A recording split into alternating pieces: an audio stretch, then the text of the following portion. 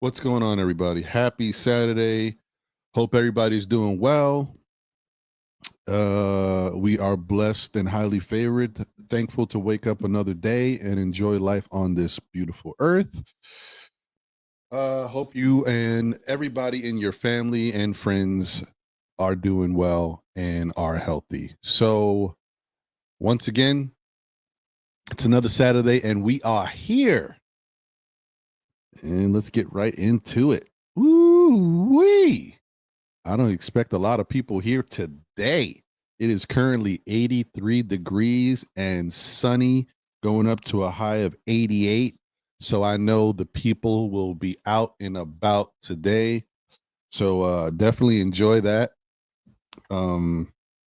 This is the beginning. I mean, it's a little glimpse into the summer, so we got to take it for what it is. Enjoy it. Tomorrow, it's going to be a high of 95 and sunny. Monday, a high of 98 and sunny. Whoa.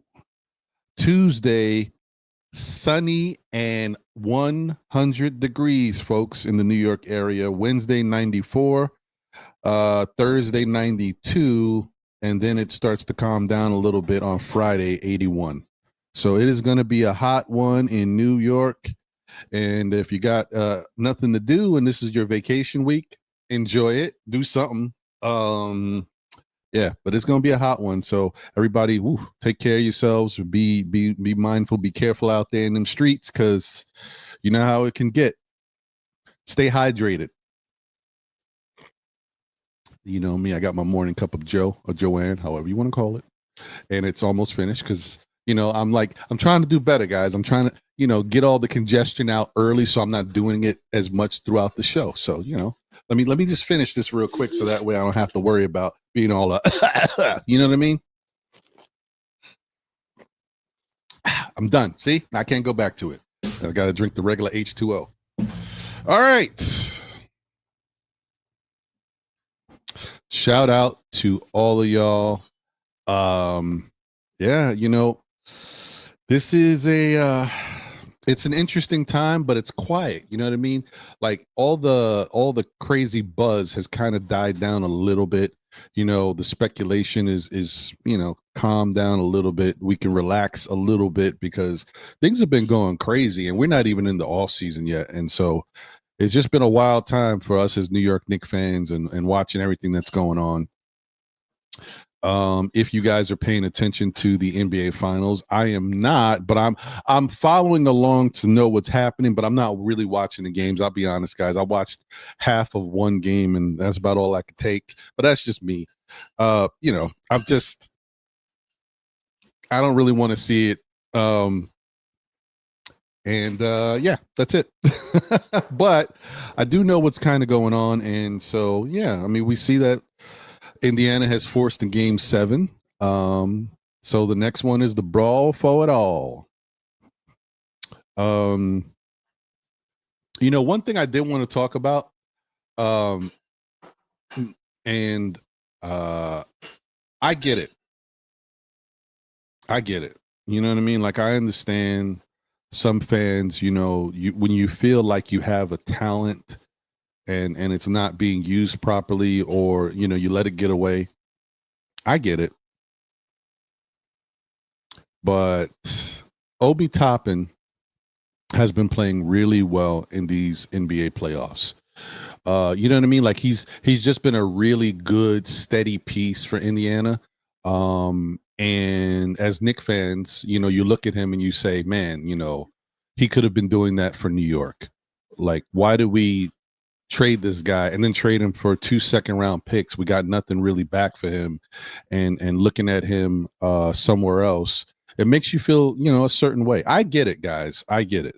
I understand. But as I was telling, shout out to my guy Craig, I was telling him on YouTube, we were going back and forth.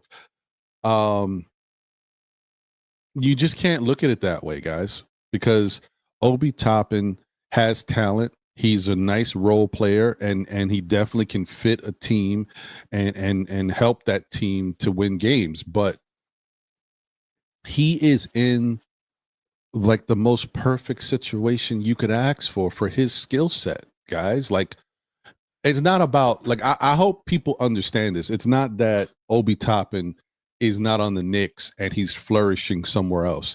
He is in the perfect system for his style of play. Like, you don't always get that. You can go to another team and they might give you a little bit more playing time or work with you a little bit, but you're not guaranteed that it's going to be a fit.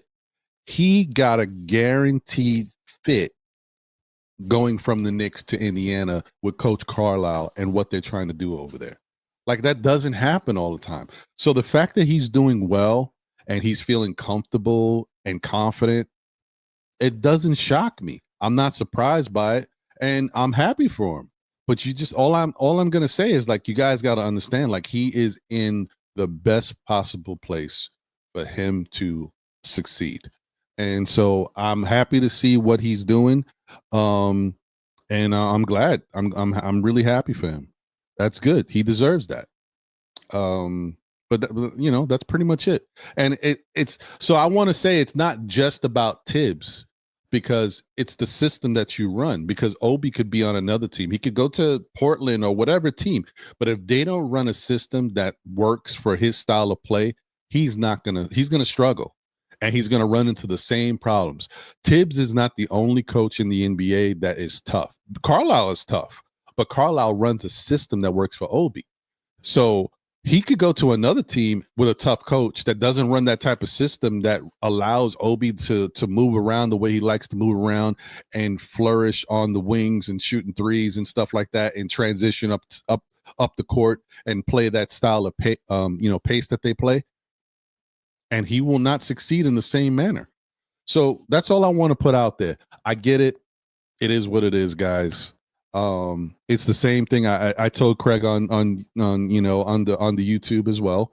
I said, you know, it's like the Saquon Barkley thing. Giant fans, you know how sick we are as Giant fans to see Saquon Barkley winning a championship and doing well with Philadelphia.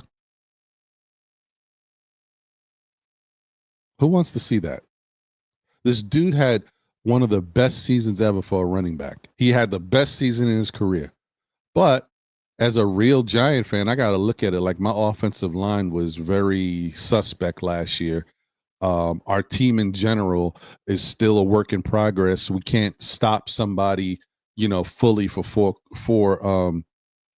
two halves, should I say. And we're not Philadelphia. Philadelphia's got a good defense and an incredible offensive line with a competent quarterback, right? And some other offensive weapons. Saquon, it was like he was taking candy from a baby. He was out there cooking. Giants couldn't provide that. Saquon will be here wasting his years with the New York Giants. So it is what it is. But going forward, I am happy with what my New York Giants are looking like. So we'll be okay. We'll be all right. Anyway, I just wanted to get that out because, like I said, I'm very happy for Obi, but I want the Knicks fans out there that are still feeling a certain way to understand this wouldn't be happening if he was with the Knicks. You know, it wouldn't be the same thing. He's just not in the same system, and he would be behind other players still. So, you know, it's the same thing. All right.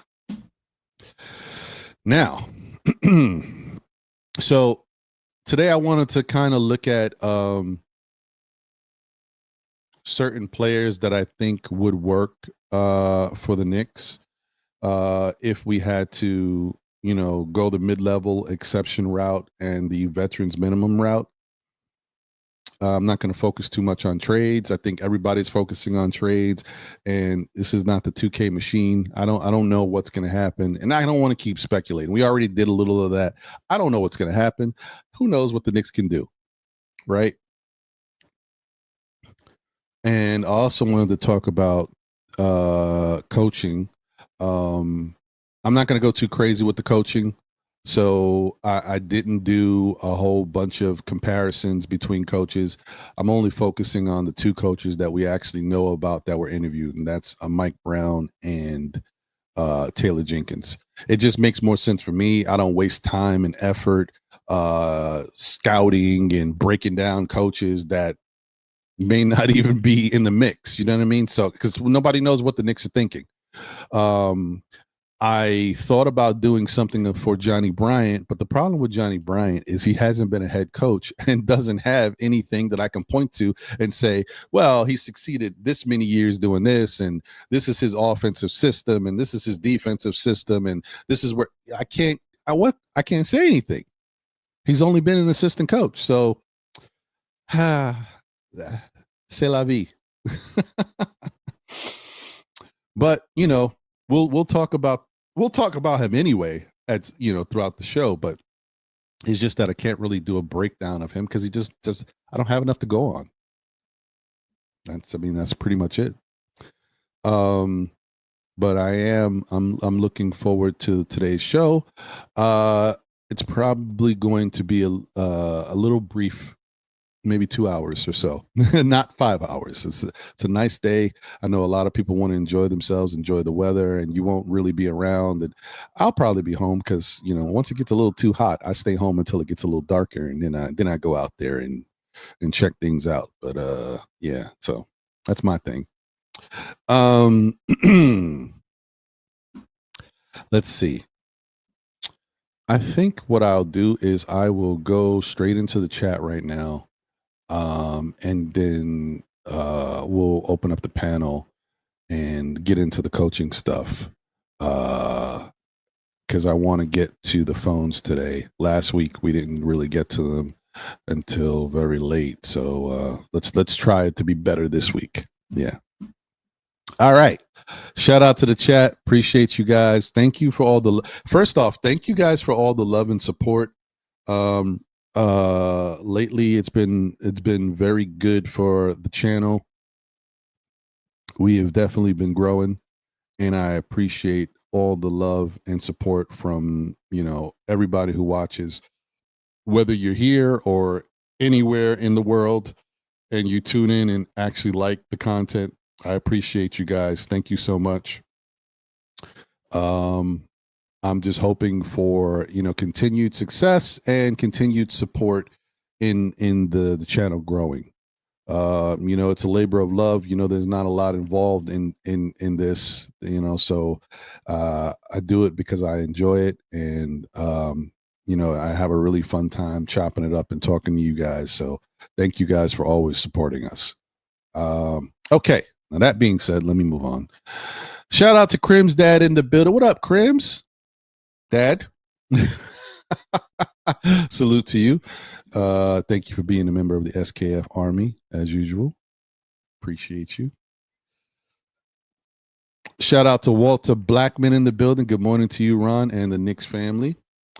Appreciate you, Walter. Good to see you. Nostalgic Nick is in the building. He said, Ron G, salute. What's going on, brother? JJ's in the building. What up, JJ? Salute, Ron. What up? I wonder if certain coaches won't want this job because of the finals or bust expectations. I mean, listen, that's something you got to deal with anywhere you go, right? I mean, it's not easy to win an NBA championship, and there's a lot of teams that make it deep in the playoffs and don't ever get that elusive championship. So, I mean, that's something you're going to deal with everywhere. I think that the good thing about the Knicks job is, one, the fans are can be brutal, but they can also love you, right? The media, they say it's so tough to be, anywhere involved in New York because of the scrutiny. But think about it like this, right? Thibs was under the microscope for everything he's done. He has a track record of being a regular season head coach and not really doing great in the playoffs. Although this year he had one of his best performances as a playoff coach. And even though a lot of fans wanted him out of here, there's still a lot of fans that liked him here and miss that he's not here right now because they're a little concerned about the direction of the team. Media, there's a lot of media professionals that like Thibs and like what he's done here. So a coach can come here and thrive and be appreciated. So I don't think the job itself is as bad as it used to be. And James Dolan, for as much as people are talking about him right now, he's been really hands off. Okay. He hasn't really gotten involved in a lot of stuff. And even the whole thing with Thibs getting fired, yeah, he may have called the meetings. He may have sat there and asked people to talk about how they really feel. But the decision was made by Leon Rose. And James Dolan just going to support it. So I think that he's an owner that you can play for and you can coach for and not feel a certain way. He just looks like a regular owner these days. So yeah, I think the job is it's not as bad as it used to be. And the other thing is, the flip side, if you can win in New York, I mean, you stamp your ticket. So we'll see, JJ. Andios NYK in the building says, Knick fans, if you're loving the content, make sure to give that like button, to click subscribe to the channel, relax, and soak in the experience. I agree. Hey, man, appreciate you guys. Thank you for the support. Smash that like button when you can. And if you don't know what it looks like, it looks a little something like this.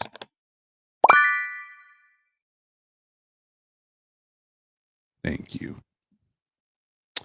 All right.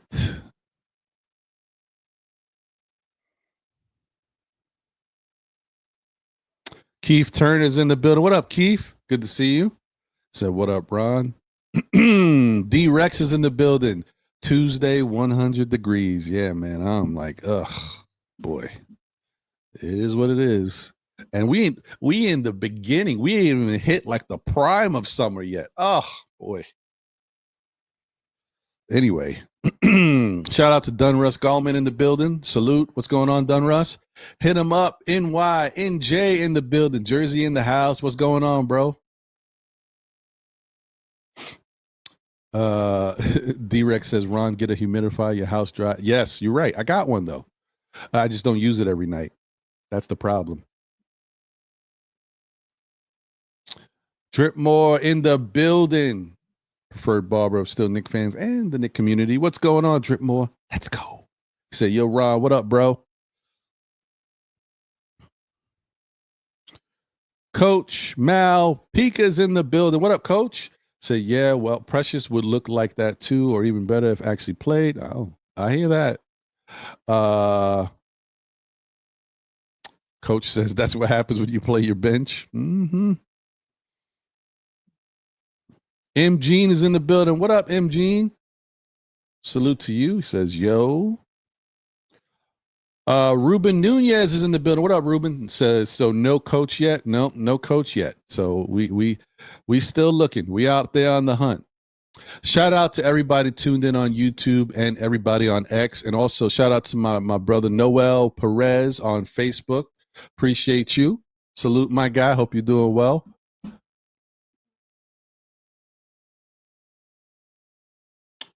Krim's dad says, anyone in the NBA, and I mean anyone who made it to the NBA, can flourish if in the right situation. And that is facts, 100%. 100%.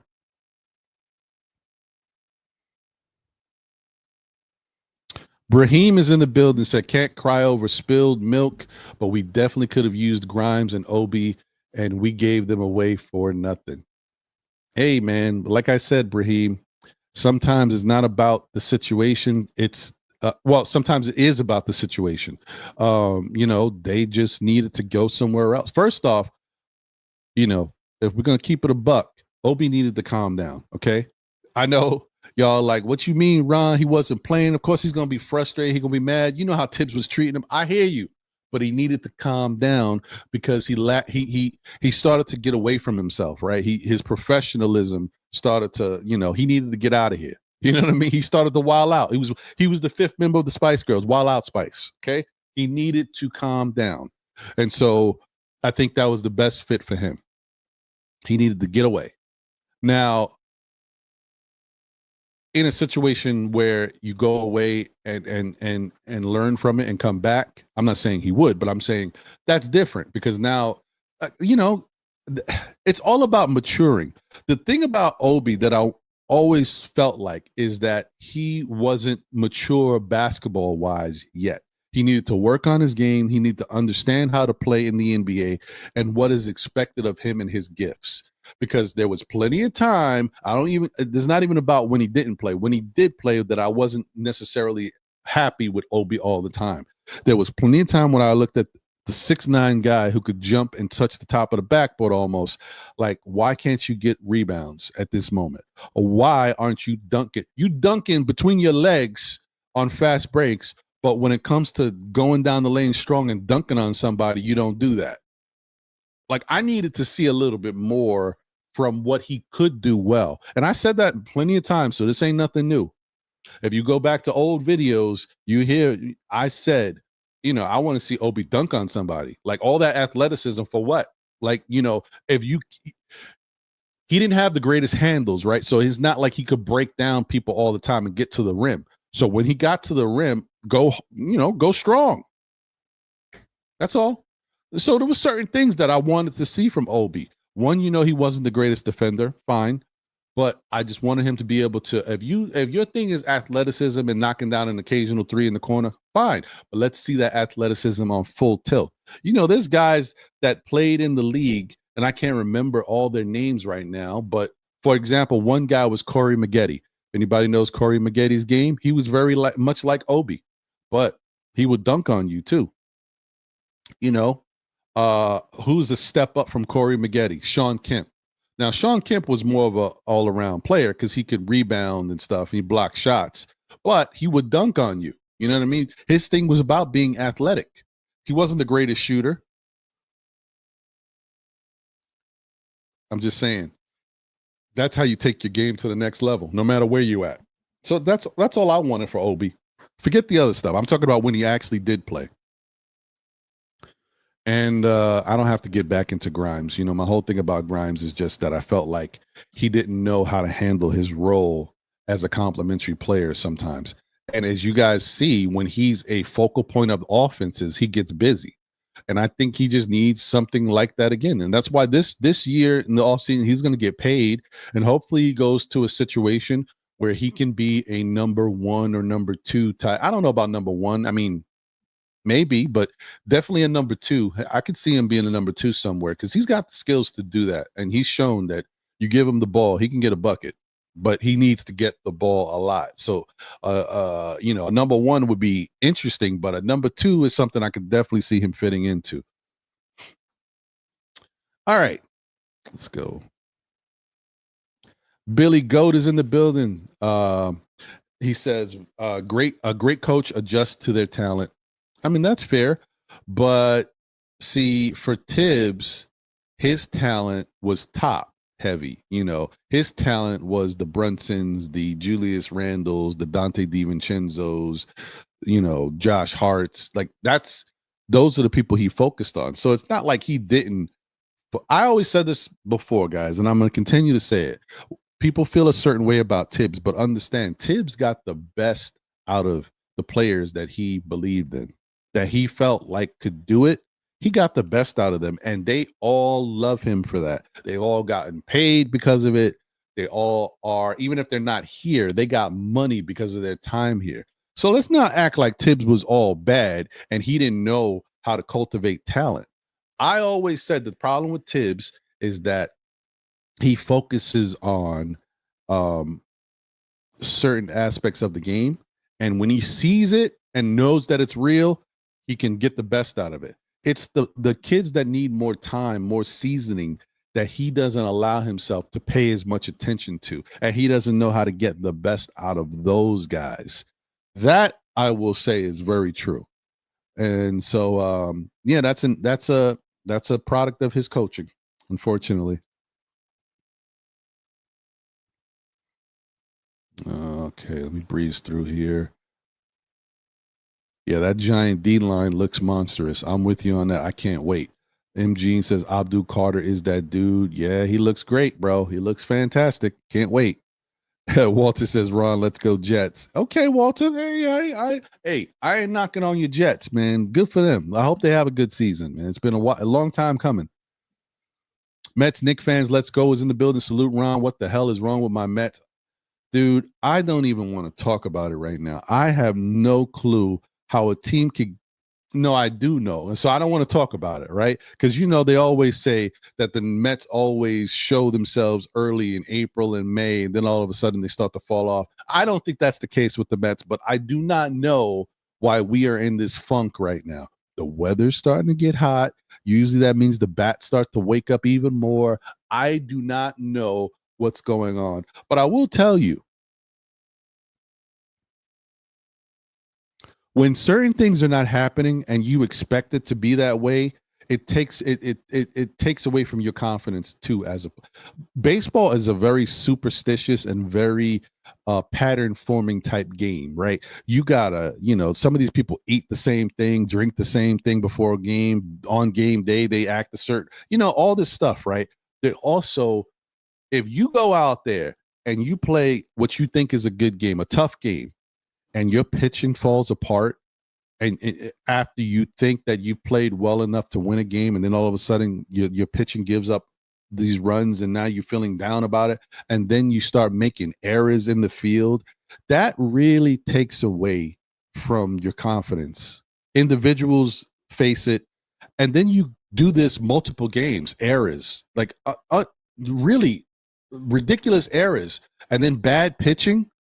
It takes away, and it subconsciously takes you out of your mindset, and that affects your hitting.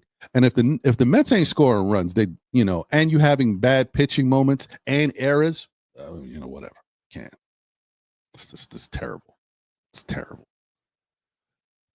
I mean, listen, I know they'll be fine, guys. They're going to rebound from this. This is just a really bad time right now that nobody wants to see. And it's not even about, see, this ain't even about the other teams, right? And so I hope Met fans understand that at least. What's going on with the Mets is not about their opponent. This is about the Mets. The Mets are struggling internally. People are blaming the manager, all this stuff. All I know is they just need to sit down, maybe do something fun together or something, and get out of this funk and start believing in one another again. And then they'll get back to winning and stop making so many stupid, unforced errors. That'll definitely help their psyche and help their confidence, because they'll be fine. But this is terrible to watch. So it is bad. All right. I am Big Buddy in the building. We need to do trades and get impact players. That may be the case. We may have to do that.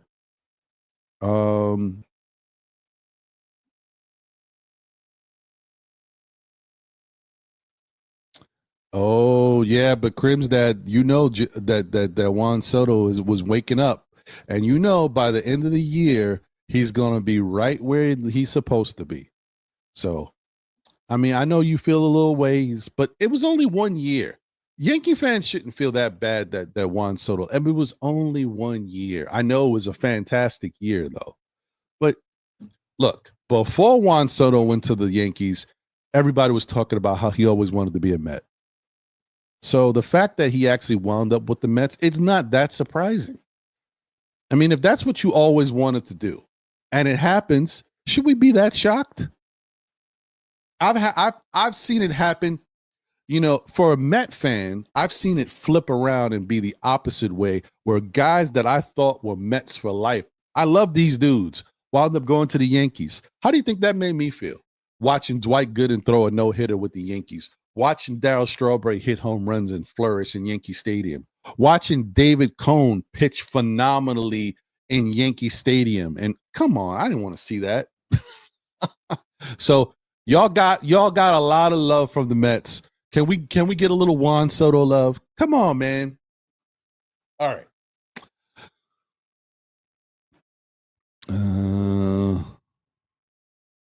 Wolverine 1986. Can't wait for the new coach. No more Thibs. Knicks basketball will be fun again. Well, we'll see. I hope so. Lonnie Meeks is in the building. It's not a mistake that both teams in the finals used 10 players off their roster. Thibs didn't trust his bench. He did not grow his bench this season. He was fired due to his stubbornness. I could see that. I could see that.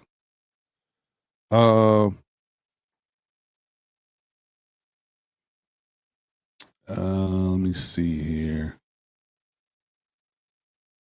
My 2 cents. Happy Saturday run. Everyone salute and peace all. What's going on, my 2 cents? Good to see you.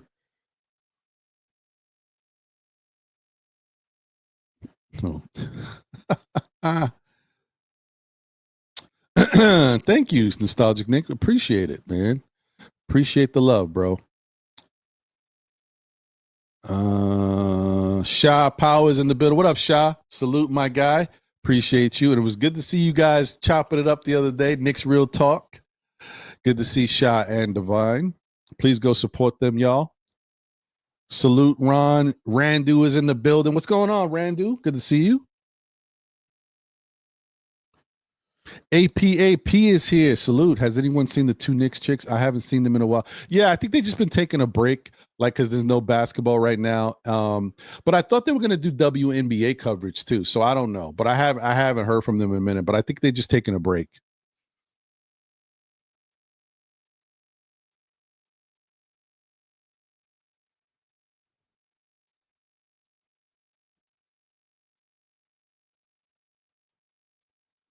Keith Turner says, just because we went to the ECF don't mean the next coach has to get us to the finals. That's unrealistic pressure to put on a coach. You're right, but it's going to happen. It's going to happen because there's certain people that are still a little upset that Thibs has got fired. You know what I mean? So it's going to happen.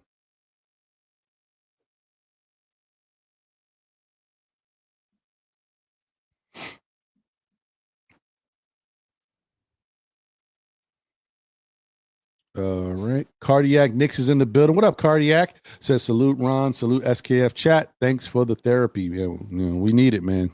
We need.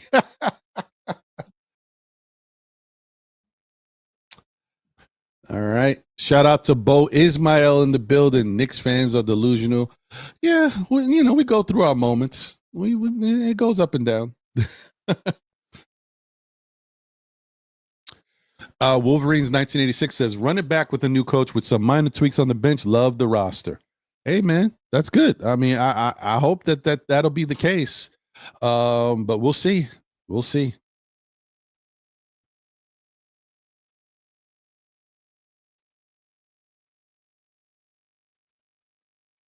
Krillians Underlow in the building. Salute, salute. Yes, I'm still a Knicks fan. Let's go, Krillians. Good to see you.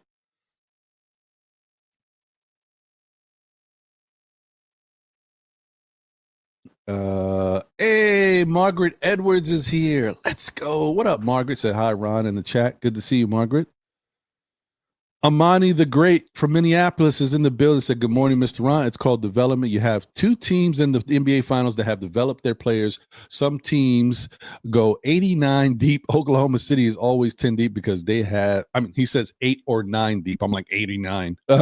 Some teams go 8 or 9 deep. Oklahoma City is always 10 deep because they have developed. That's fair. I hear you. Shout out to Double D in the building.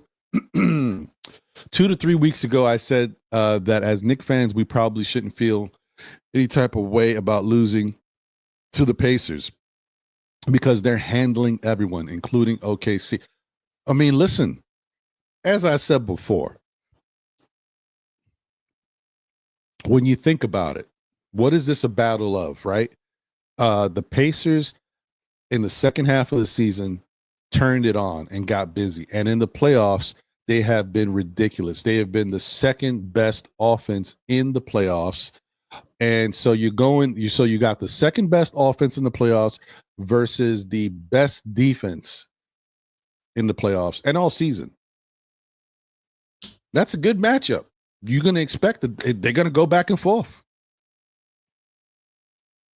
That's it. Because you know that whole thing that I said this before. I think I said it last week or the week before. Does defense win championships? Maybe it does, but it's all about the strong defense, but it's also about team play. And so Indiana doesn't have that same level of defense that OKC has, but they have one of the best offenses in the NBA, and they've got strong team play.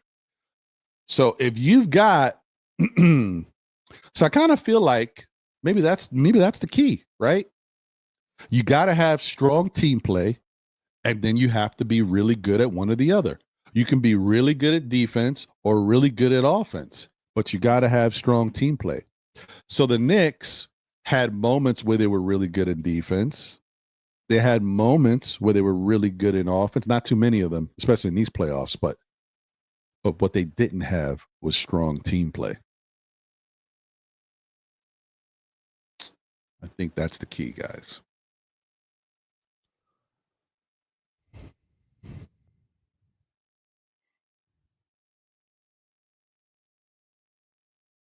All right. I'm sorry. I'm just breezing through. Shout out to Julian Blum in the building. What's going on, Julian? J Mars. He said, honestly, I would have wilded out on Thibs too. Thibs didn't want to develop young talent, especially mentally. He's Michael Jackson's father. Shut up and play. I'm not blaming none of the young players. Yeah, but I hear you, Julian. But Obi shouldn't have did that. There's a certain way to handle it, and he basically. So the reason why I say this is because he put the Knicks in a terrible situation where if Leon liked, because remember, people were saying that, excuse me, that because Leon drafted Obi over other players, that Obi was attached to Leon, right? His success was going to affect how Leon's viewed. So Leon loved Obi Toppin. Like, he was ecstatic for drafting him and really wanted him here. So I think when Obi wilded out that way in public for people to hear, and then the leaked, audio got out, he put Leon in a really bad position that he had to make a move. And at that time, Thibs didn't really warrant getting fired. So it was either him and obviously at that point Thibs is finished with Obi. So it's either Obi or Thibs, and Thibs wasn't going to go anywhere at that time. So Obi forced his hand. Now in the end, it turned out better for Obi, but it sucks as Knicks fans because maybe they could have figured out a way to make it work. And had Obi stuck around a little while longer, maybe they would have felt comfortable trading Julius Randle even sooner, and they would have kept Obi. So, but I know, I hear you.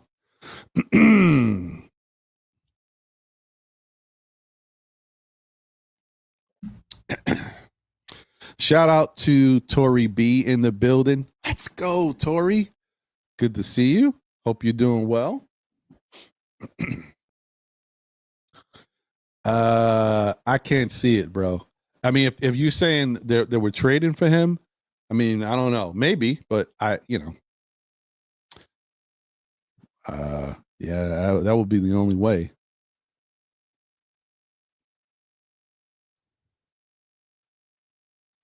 I mean, it could happen. Shout out to Lena Franklin in the building. Let's go, Lena. Say, hey guys, tomorrow I'm going to the Fanatics Fest to go see Deuce McBride to take pictures, and I will get him a present for being a dad for the first. Go, Lena. Shout out to you. Good for you, and enjoy that.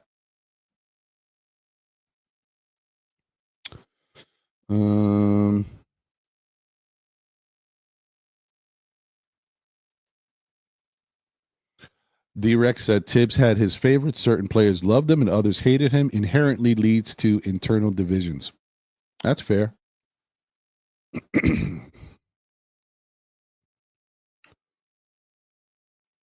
JJ47K in the building says salute Ron. What's going on, JJ? 47K. Wiz BKLA in the building. Mitch and or McCall may get traded if no extension is signed. Yeah, that's a possibility. I mean, I think McCall before Mitch, but yeah.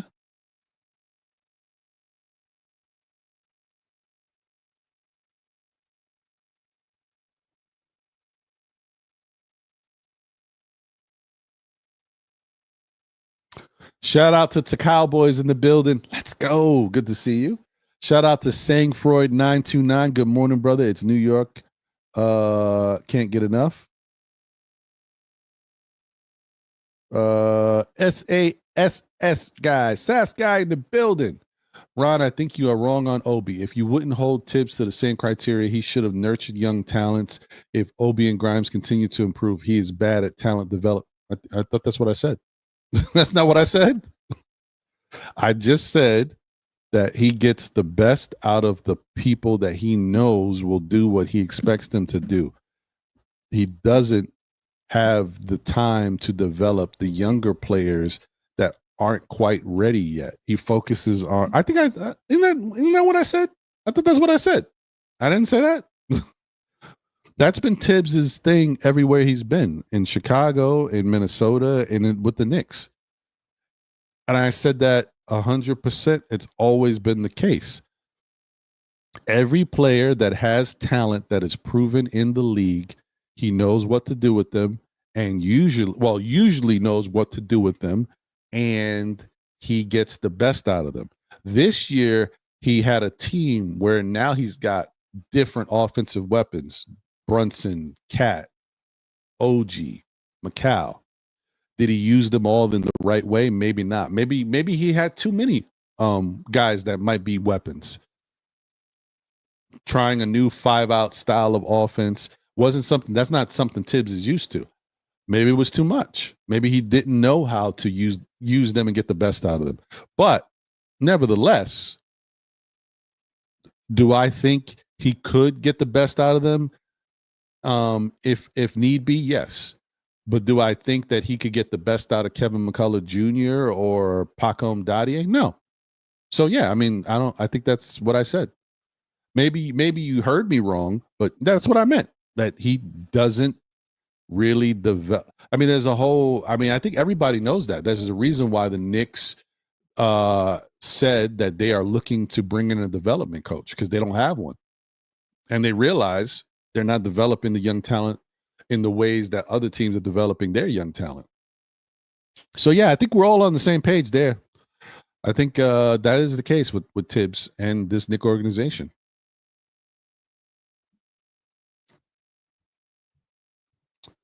Darren Hood is in the building, says salute Ron. What up, Darren? RD Barn is here. What up, RD? Says salute. What's going on? Travel Vibes is in the building. What up, Travel Vibes? Said good afternoon, family. Salute. It's the Cowboys. What's up, Ron? My Cubbies are in a funk too. The pitching is horrible. Yeah, it stinks. Baseball drives you crazy, man. I tell you that. Oh, Rokas gingivitis making Knick news. I can't even think about this guy, man. Yeah, he's never going to play. He's never going to be in a Knick uniform. It stinks, but it is what it is.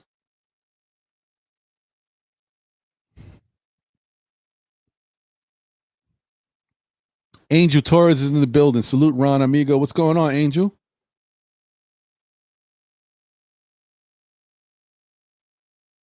All right.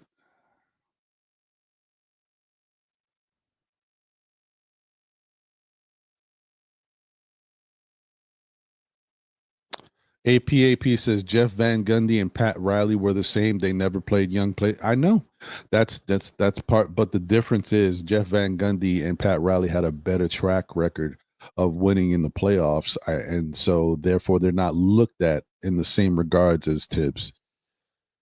So, you know.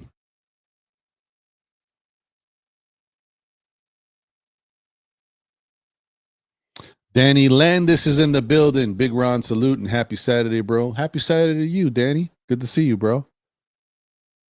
Yeah, it's horrible, APAP. Horrible.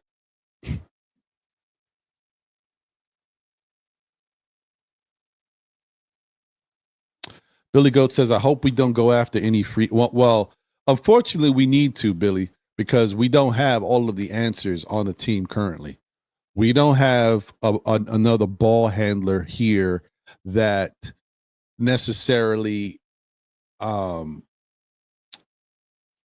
do all of the other things that we might need coming off the bench. Kolek is the ball handler. He's phenomenal at that. We know that. But can he do all the other things that we need? Don't know yet. So you got to kind of cover yourself. Like, we can't keep taking chances. And now, even if you go get somebody, does that mean you don't play Kolek? I'm not saying that. I'm just saying, like, we gotta be covered. You know what I mean? We can't waste another year and just throw a year away for nothing. We got to try. So, and the other thing too is as good as I think that, these young guys might turn out to be eventually with some seasoning, we need a bucket, okay? And McCullough can shoot. He averaged 18 points in the college. Pacom Dadier can score. He did pretty well where in his European leagues, but we need a bucket. We need a guy who can get buckets no matter who's defending him. These guys have not shown that yet. And it's good. Even if we play them, they might be okay. They might show us some flashes. We need a guy who's done it and can get buckets against anybody. So we definitely got to get at least one of those to come off the bench because the Knicks bench just hasn't shown enough with regards to that. These young guys might step up if given a chance, but it's easier if you got somebody that they know, oh, yeah, I mean, this guy is the bucket getter. He's going to draw attention and still get buckets, but we can feed off of that. And now we get open shots, coming off the bench too. So, just because the Knicks go out and get a couple pieces don't mean this ain't going to be a Thibs team, guys. So that don't mean that the other guys won't get a shot. Malik Shabazz in the bit. What up, Baz? If we use our young players, we have enough money to improve and return to the finals.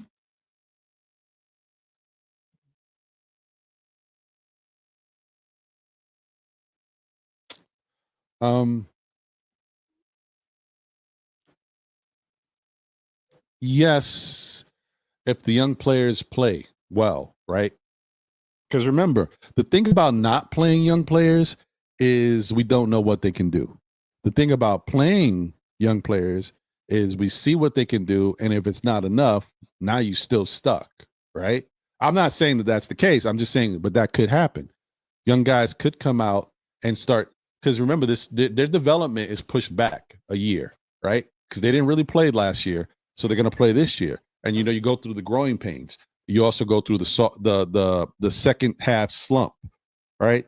So we can get some of these young players playing, and in the end, they played the season, get into the second half, start to tail off a little bit. That's the worst possible time to tail off because you need these guys in the playoffs. But it's almost like they only really have 1 year under their belt because they've been playing this year. You know what I mean? Like, if they look good, great. But if they don't look good, then what? And it doesn't mean they're going to be bad players. That just means they need a little bit more time. But the Knicks don't have a lot of time. They're trying to win now. So all I'm saying is you still need to cover your bases and still give. It's like I feel like the Knicks can go out and bring in 2 more players because remember, guys will be gone. Payne's not coming back. Most likely Precious ain't coming back. DeLon Wright may not come back. And who knows if Shamet comes back. There's a chance he could come back, but he may not. Or Wright could come back and Shamet may go.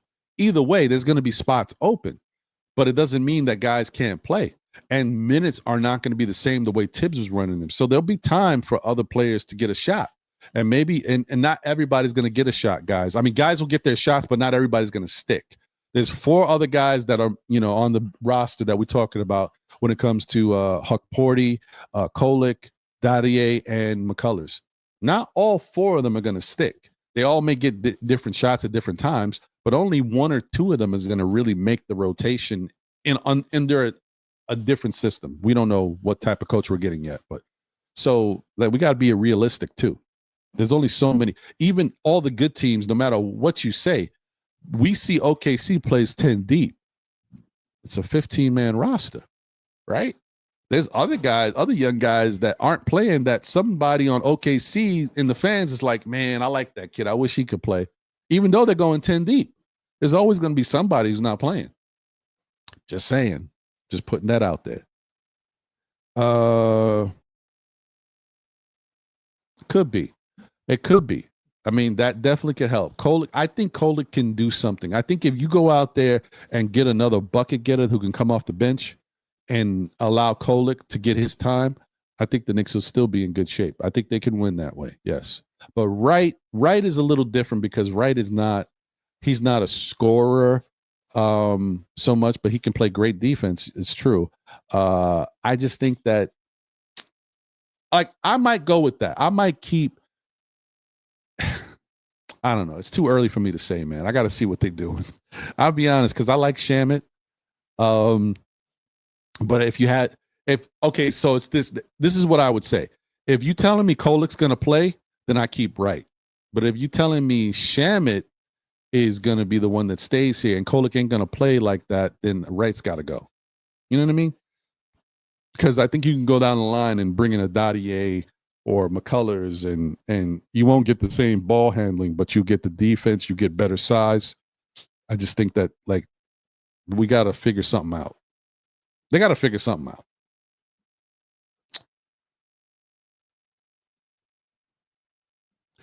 Sangfroid said, whatever happened to TJ Warren? It was just the Knicks made a choice whether they wanted to try to give TJ Warren the money and have him in a situation where he's getting paid and sitting on the bench. And if they were going to pay somebody and have him sit on the bench, they said they might as well have somebody who has the experience that would help the team, going forward. So they chose PJ Tucker. Because that's the problem. The Knicks, we're talking about Tom Thibodeau's rotation. And even though if TJ Warren would have been on this team, Thibs wasn't going to play him. You guys saw that. He wouldn't play Shamit. He wouldn't play Wright until the playoffs when he was forced to. So that was what happened. They didn't want to just bring TJ Warren in, someone who can play, and have him sit on the bench. If you're going to do that, you bring in somebody like PJ Tucker who actually could, be an influence for the guys. And that's why they chose PJ.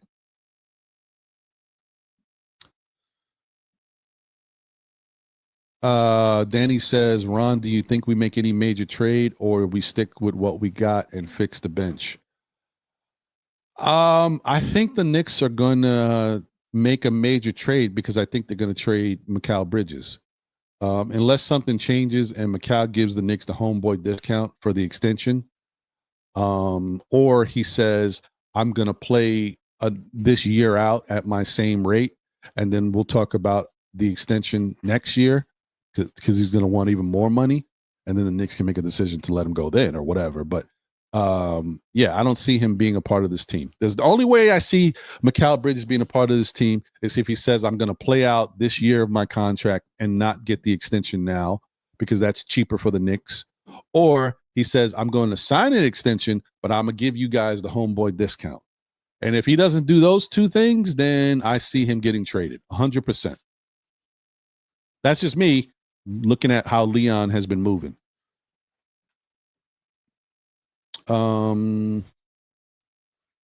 But I couldn't tell you like who they're going to trade him for because, it's open-ended. They could go anywhere. They could get anything they want. You might even be able to get two players from Macau that can help the team now. They may not be top-notch, but they could be like mid-tier or a little under mid-tier. But you'd be surprised how you add that around Brunson, OG, and Cat and Deuce, and you get some stuff that can really help the team. You'd be surprised.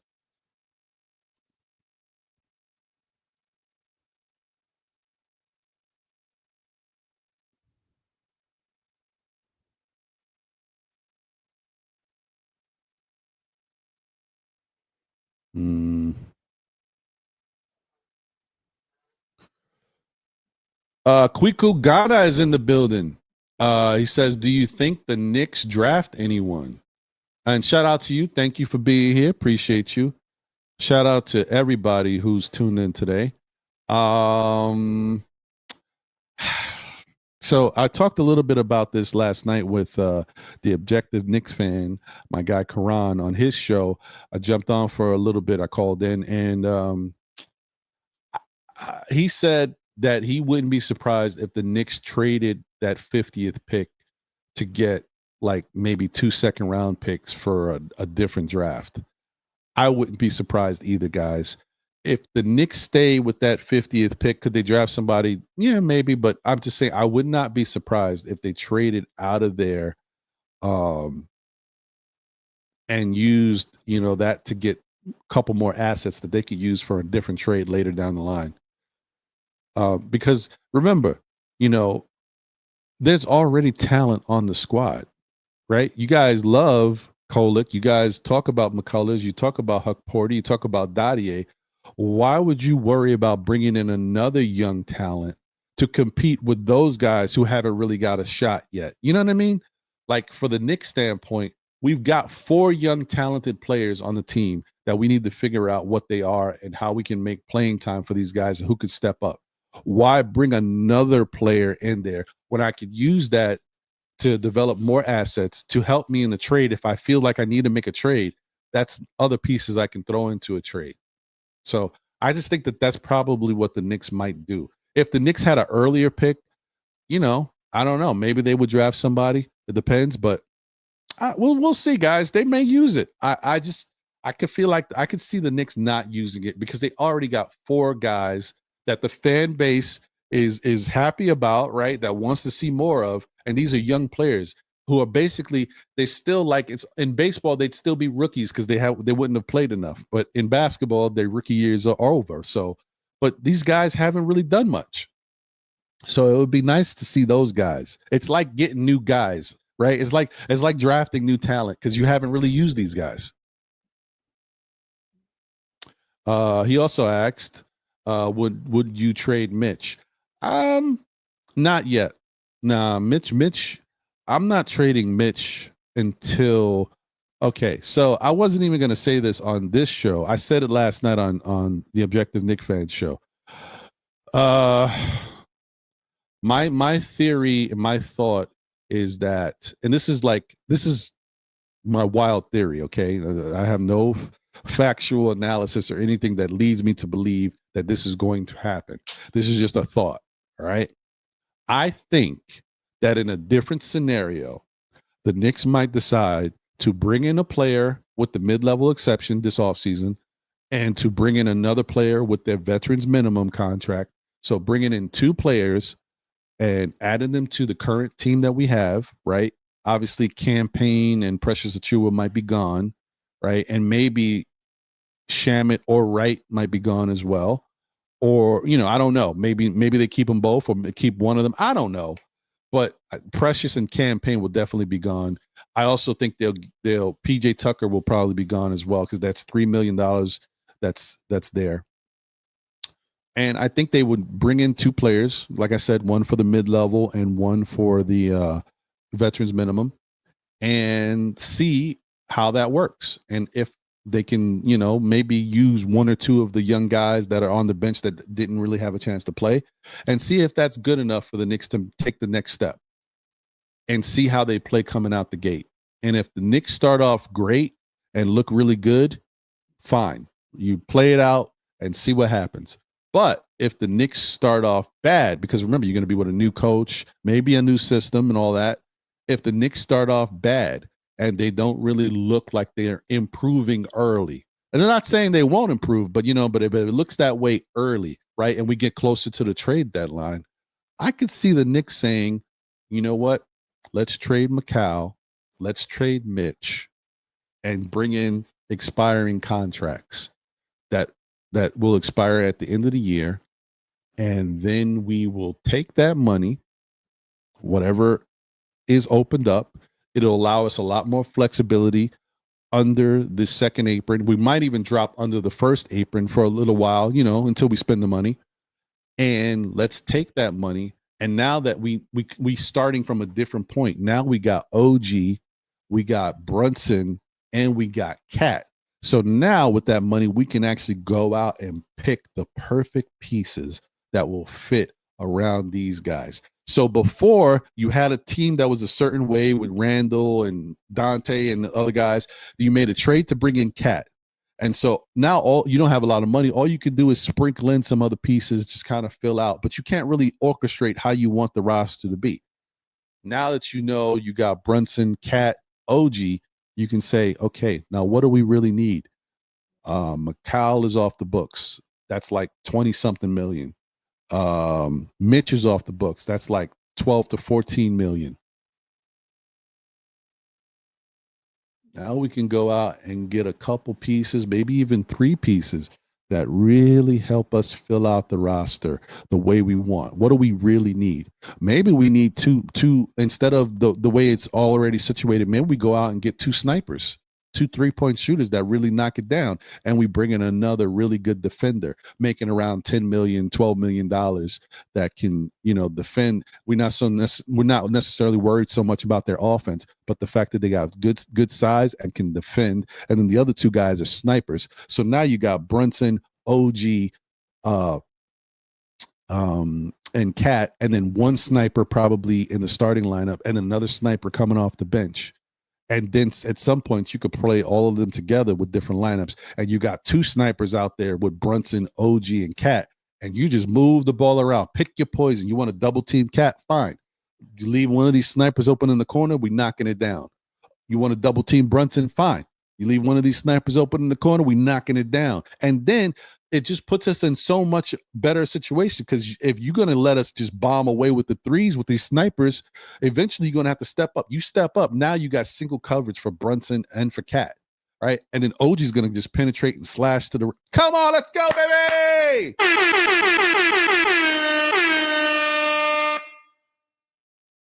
Sorry. That's my 2-year plan. That's how I envision it down the line. But anyway, I don't know. Who knows? I moved on. All right. Okay, I think let me put the invite out there. Shout out to my guy DSJ in the building. What up, Delano? He says salute to everyone in the chat. Salute to Ron Still, Knicks fans, who is new head coach of the New York Knicks. He was chosen because he knows how to manage his channel and his music career. Thank you. Thank you. Thank you so much, DSJ. You're the first one to make the announcement. I appreciate you. Crib's dad says the season might be over, but the love continues. That's a fact.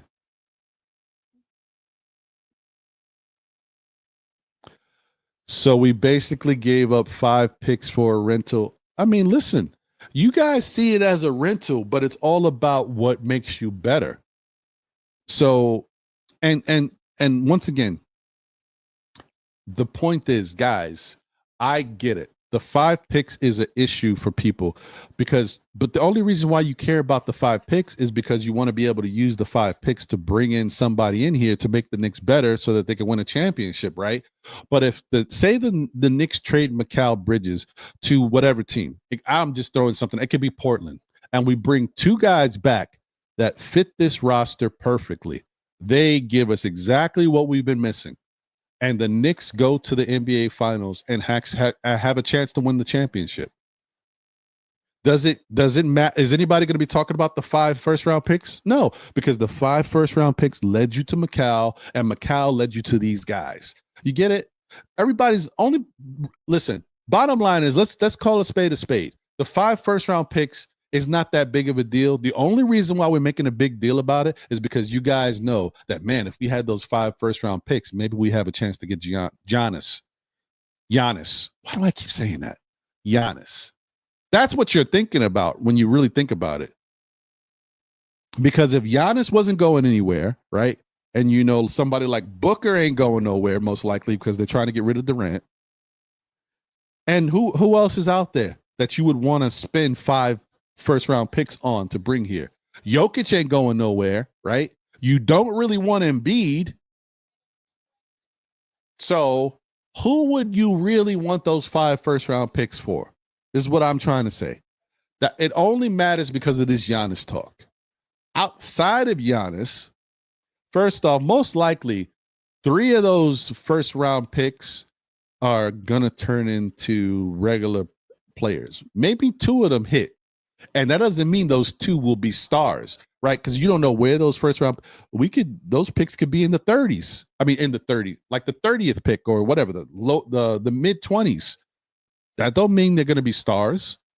We don't know nothing. And those we already talked about, those kids are in high school right now. Yeah. We don't know anything. My point is, the only reason why we care is because we want to be in the best possible position to go out and get what we want. But if we can't get what we want, does it really matter? You can have 5 first-round picks, and Giannis could say, you know what? I mean, I don't care. I want to stay with Milwaukee and win here. And then what are you doing with those 5 first-round picks now? Desmond Bane cost 4 first-round picks.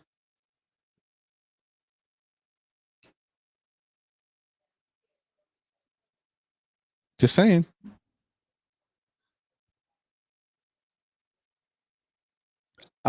I just want everybody to look at the big picture. I get it. And that when you think about it, okay, some are going to say the Knicks set the market, right, with the 5 first-round picks. But if Desmond, I've said this before. In my eyes, Mikal Bridges is worth 3 first-round picks. Listen, we may not be happy with his inconsistent play, but doesn't knock the fact that the dude is a special talent. Like on defense, he can be really good. And on offense, he has really good moments. It's just that he doesn't do it consistently. But he's worth 3 first-round picks, right? So then I say the Nets know that he's worth 3 first-round picks. The Nets know that the Knicks want him. So you know what?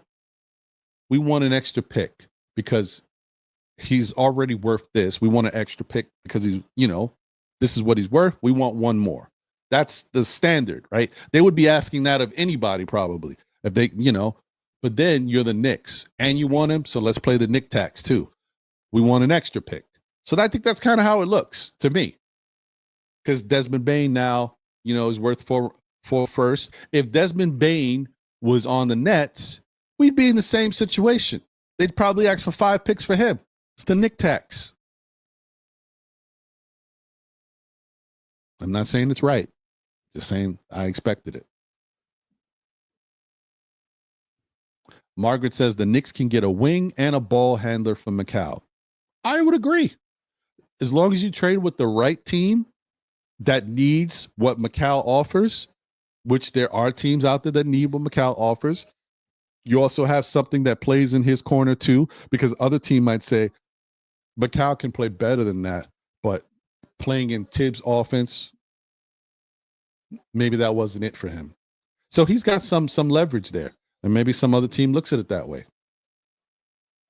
Shout out to Marlon Khan in the building. I have to agree with what Magic said. Nick got to play faster, but need another guard to control the game. Lonzo Ball or Kobe White. Yeah, I can't put my faith in Lonzo because of that health issue. He played 35 games last year and then played 35 games back in 2021. I just don't trust him. But Kobe White, I like Kobe White. Shout out to Tendrell in the building. What up, Tendrell? Good to see you. All right, let me put this link out there.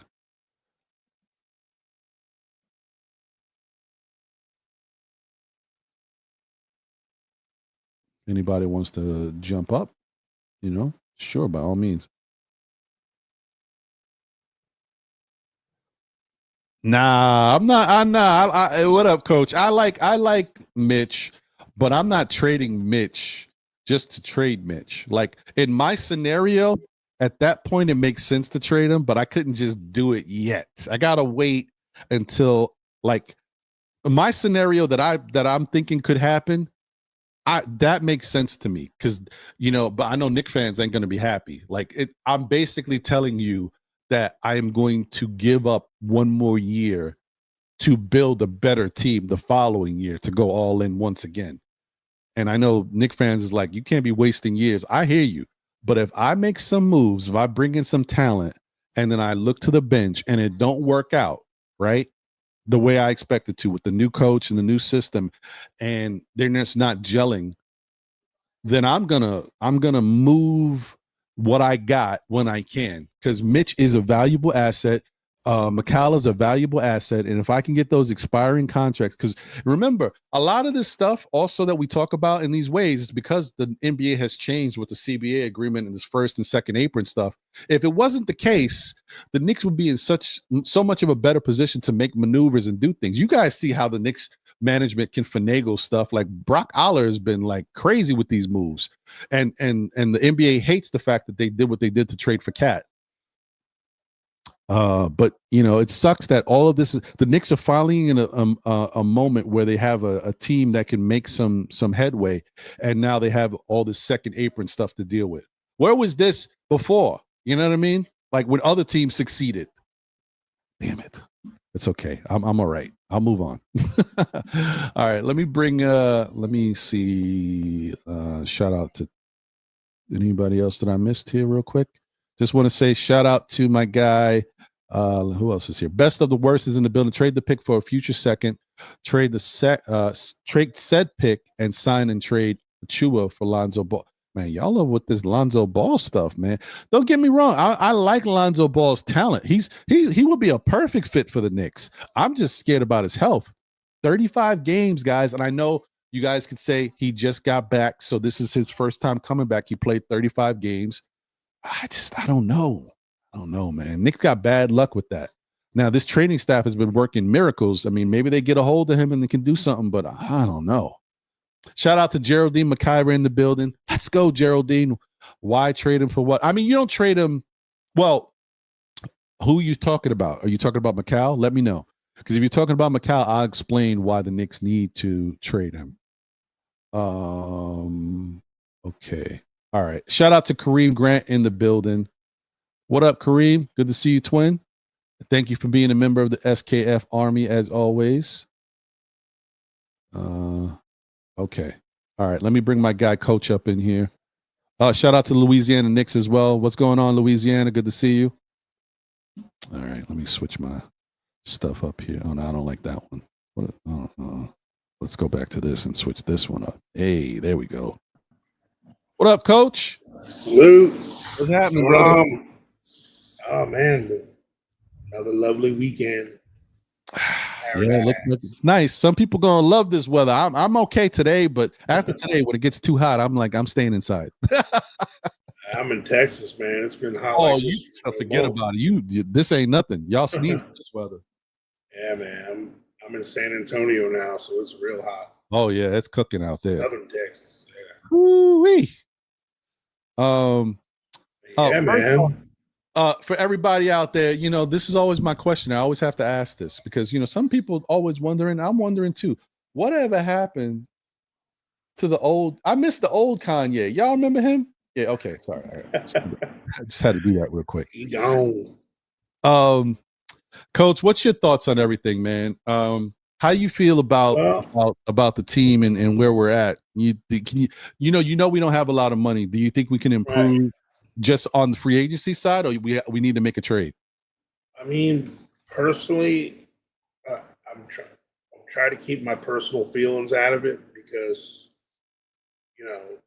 I did that last year because, to be honest with you, my three favorite Knicks last year were Randall, Dante, and Ihart. And they're all bye-bye. Yeah. And I didn't want them to go. But I look at the bigger picture, what's better in the long run, the fits and all that stuff. And that's where, I see a lot of, and I'm not trying to point it out to you. I feel like you and the other Mitch Hivers you're quick to make a separate excuse for Mitch that, he's just as injured. He hasn't shown he's not been injured. Last year we think he had this miracle year of being healthy, but he only played 11 games in the regular season, and then he stayed healthy for the playoffs, which was amazing. And I'm happy. I was happy with his production. I think he obviously has worth, but you use the other excuse that he's due for an extension as well. And if you look at all the centers that are pulling in what he's pull in, his average value worth for his next contract, it could be $20 to $24 million. Now, are we going to pay $20 to $24 million for a backup center? I don't know about that. And then we're sitting here juggling the idea of who's more of a trade bait when we got Mikal Bridges, who never misses a game with injury. He's reliable. We know he's always going to be available. And let's face it, of all the Knicks on our team, besides maybe Cat, what team is going to flourish with a more modern-minded coach more than Mikal Bridges? I'm not saying he was 100% misused by Thibs. I just think the whole system in general wasn't too imperative. Yeah, it was imperative. It didn't fit with our personnel on both sides of the ball. Mm-hmm. Now, with that being said, I personally think because of the money, and I'm trying to take my own personal love of him out of it, I think realistically, Josh Hart makes $19 million, and if you got to look at Josh Hart in two different microscopes. Is he a 6'4" undersized power forward? Because the things we counted on Josh for, at least Thibs, we counted on him to do power forward things. Rebound. We didn't count on him to shoot. And he didn't defend anybody. We saw him get driven by a lot. We saw people back cuts on him, backdoor cuts. He was bad at close it out because he was cheating in to get rebounds. But he's great at all the hustle plays. He's a assist threat. I'm not dogging Josh. I'm not. But technically, he's a shooting guard. He's a 6'4" shooting guard who rebounds really well but can't shoot and isn't a reliable ball handler. So he's this weird anomaly of a positionless person that doesn't do the things he's supposed to do good at for his body type and his position. I mean, he doesn't even shoot well for a power forward anymore because a lot of the power forwards in the league can shoot pretty well too now. So it's not even just a power forward thing. It's just the way the league has come around. So I think the guy that doesn't get mentioned much in these trade scenarios is Josh for some reason. And he's got the contract that's $19 million. I mean, we can get somebody for $19 million. The only reason why I'm not saying that Deuce should be traded is because he's actually he gets an excuse for me because he's only making $4 million. So he's still on a value.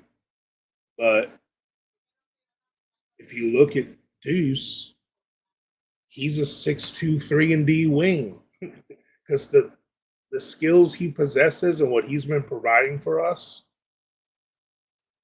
at his size and his height, we needed him to be a secondary ball handler and another playmaker. And he hasn't been that for us. Yes, he can defend well. But when he's defending guys that are 6'4" or 6'5" or taller, they just shoot over him. So you got to look at that too. I can live with those shortcomings, no pun intended, if he was a great ball handler and a playmaker as well, So the only reason why I'm not saying just kick Deuce to the curb and get an upgrade for him as well is because he is only making $4 million. Right. And I'm not dogging. It's just, and look, I know it's going to pull at everyone's heartstrings because Mitch and Deuce are the last ones left from, the original drafted Knicks, like everyone else we've brought in, So I get it. I get everyone's connection to those guys. But we have to adapt to the modern NBA. Look at all the centers and the big men on the Pacers and OKC. The only one that isn't an outside threat, but he's an offensive threat in other ways, is Ihart. But all the other big guys on the Pacers and the Thunder can all shoot, at least from the mid-range. So, yes, Mitch is amazing at defense, but there's values like we can't spend $23 million for half a player. you know, because his value on defense, a lot of people can say that about Brunson and Cat. Oh, we're paying it for them. Well, they're all NBA, and they're in the top three at their position in offense. So we deal with their defensive shortcomings, because that's how good they are on the other side of the floor. Mm-hmm. So that's what teams do. You got to run your system. That'll help. That's what a good coach is supposed to do. And I understand Mitch is only making 12 or 14 million this year, but it's the last year of his contract. Mm-hmm. He's due for a. Now, I'm willing to, and I'm okay with seeing if Mitch can stay healthy all year. And I would not give him an extension until he earned it health wise. Because tell me how bad it would look on us if we gave him an extension and then he hurts himself before the trade deadline. And then here we added a couple years on his contract. You know what I'm saying? That would be terrible. I mean, That would be and terrible. I don't want to knock on wood. I don't want to put that out there in the world, but I mean, I really do hope this training crew we have is that keeps him healthy. That'd be amazing. And I mean, but do you Yeah. think that maybe we have found something? Like maybe maybe to the point, maybe this training crew that we do have has finally figured out a way to keep Mitch healthy. I mean, I think that as well as we're not having to count on Mitch for full-time starter center minutes. Like, if we can just count on Mitch for 20 to 25 minutes a game,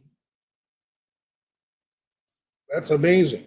Mm-hmm. And then when we have a coach that actually plays their team normal amount of minutes, even our starters will have, there's nothing wrong with using three bigs on a team.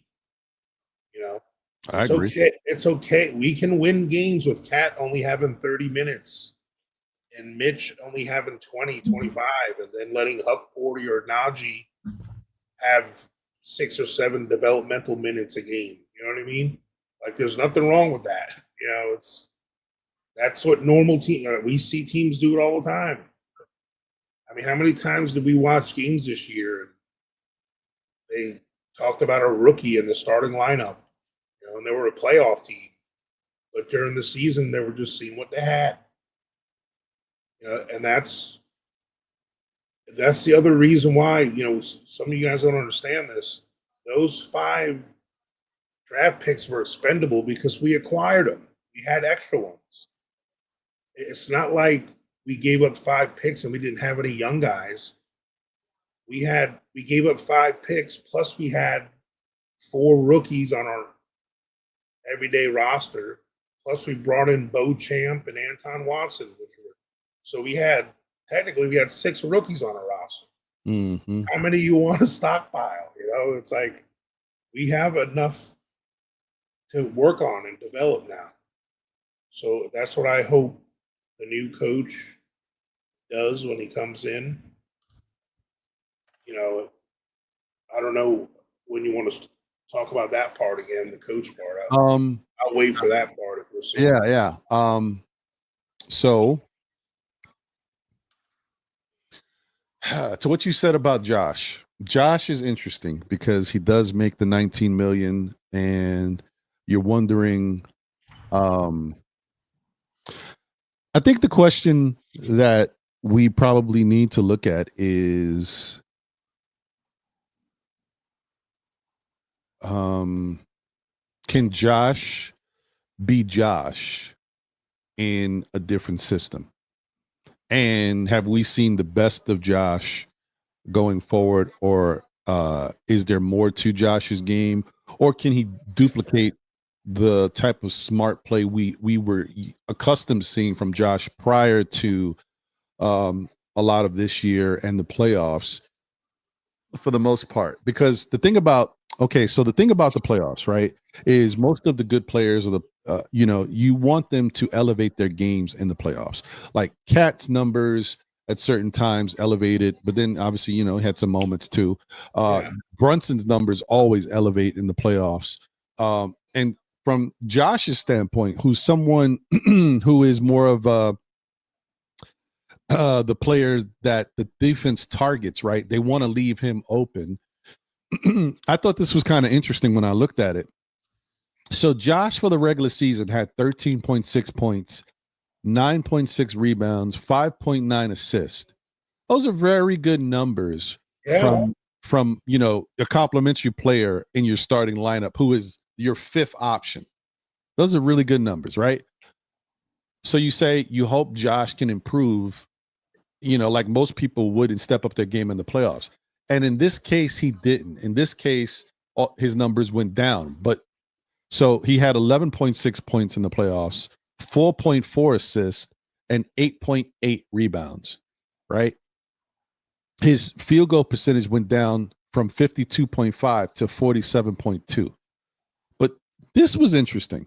His 3-point percentage was 33.3 in the regular season. It went up to 37% in the playoffs, which is kind of surprising. They left him. They did leave him open. I know. Yeah. During the season, I think they were in the flow of the defense. Like, we'll cover him. But the playoffs where coaches scheme it up, they're like, they're even doing that to McConnell. They're letting McConnell shoot. He's been making them. Yeah. True. But another thing that went up too is he averaged like 2.6 personal fouls in the regular season. That went up to 3.4 in the playoffs. So he got himself in a lot more foul trouble in the playoffs too. And another thing that's very interesting, we talked about, this just shows you, this is why I think this is very interesting. And I hear where you're going, Coach, because you're not wrong to feel this way, because I think a lot of Knicks fans are starting to question it. The only thing I question is how Josh is going to acclimate to a different coach in a different system, because his style of play really worked for Thibs, especially with the fact that we had OG and McCall here, who are not good rebounders. So he definitely filled the void in that regard. But his turnovers in the regular season was 2.1. In the playoffs, it was 1.9. So it actually went down, but his turnovers versus Indiana was 2.3, which was worse than even in the regular season. Guys, he had a terrible series versus Indiana. That was bad. So I just don't. I hear you. Yeah, I think because that Indiana series was horrible. Here's the thing about Josh's, and this doesn't mean, I'm not trying to discredit his accomplishments, the triple doubles and all that. But a lot of his stuff was volume based because of how many minutes he was in the game. If you think about it, True. This is why I talked about earlier in the season, especially, and I'm even saying it now. And this may be blasphemy to other people, but just look over the last two seasons when Precious Achiuwa started and played starter minutes for the Knicks. He actually averaged a double-double. Precious Achiuwa, we're talking about. Mm-hmm. Okay?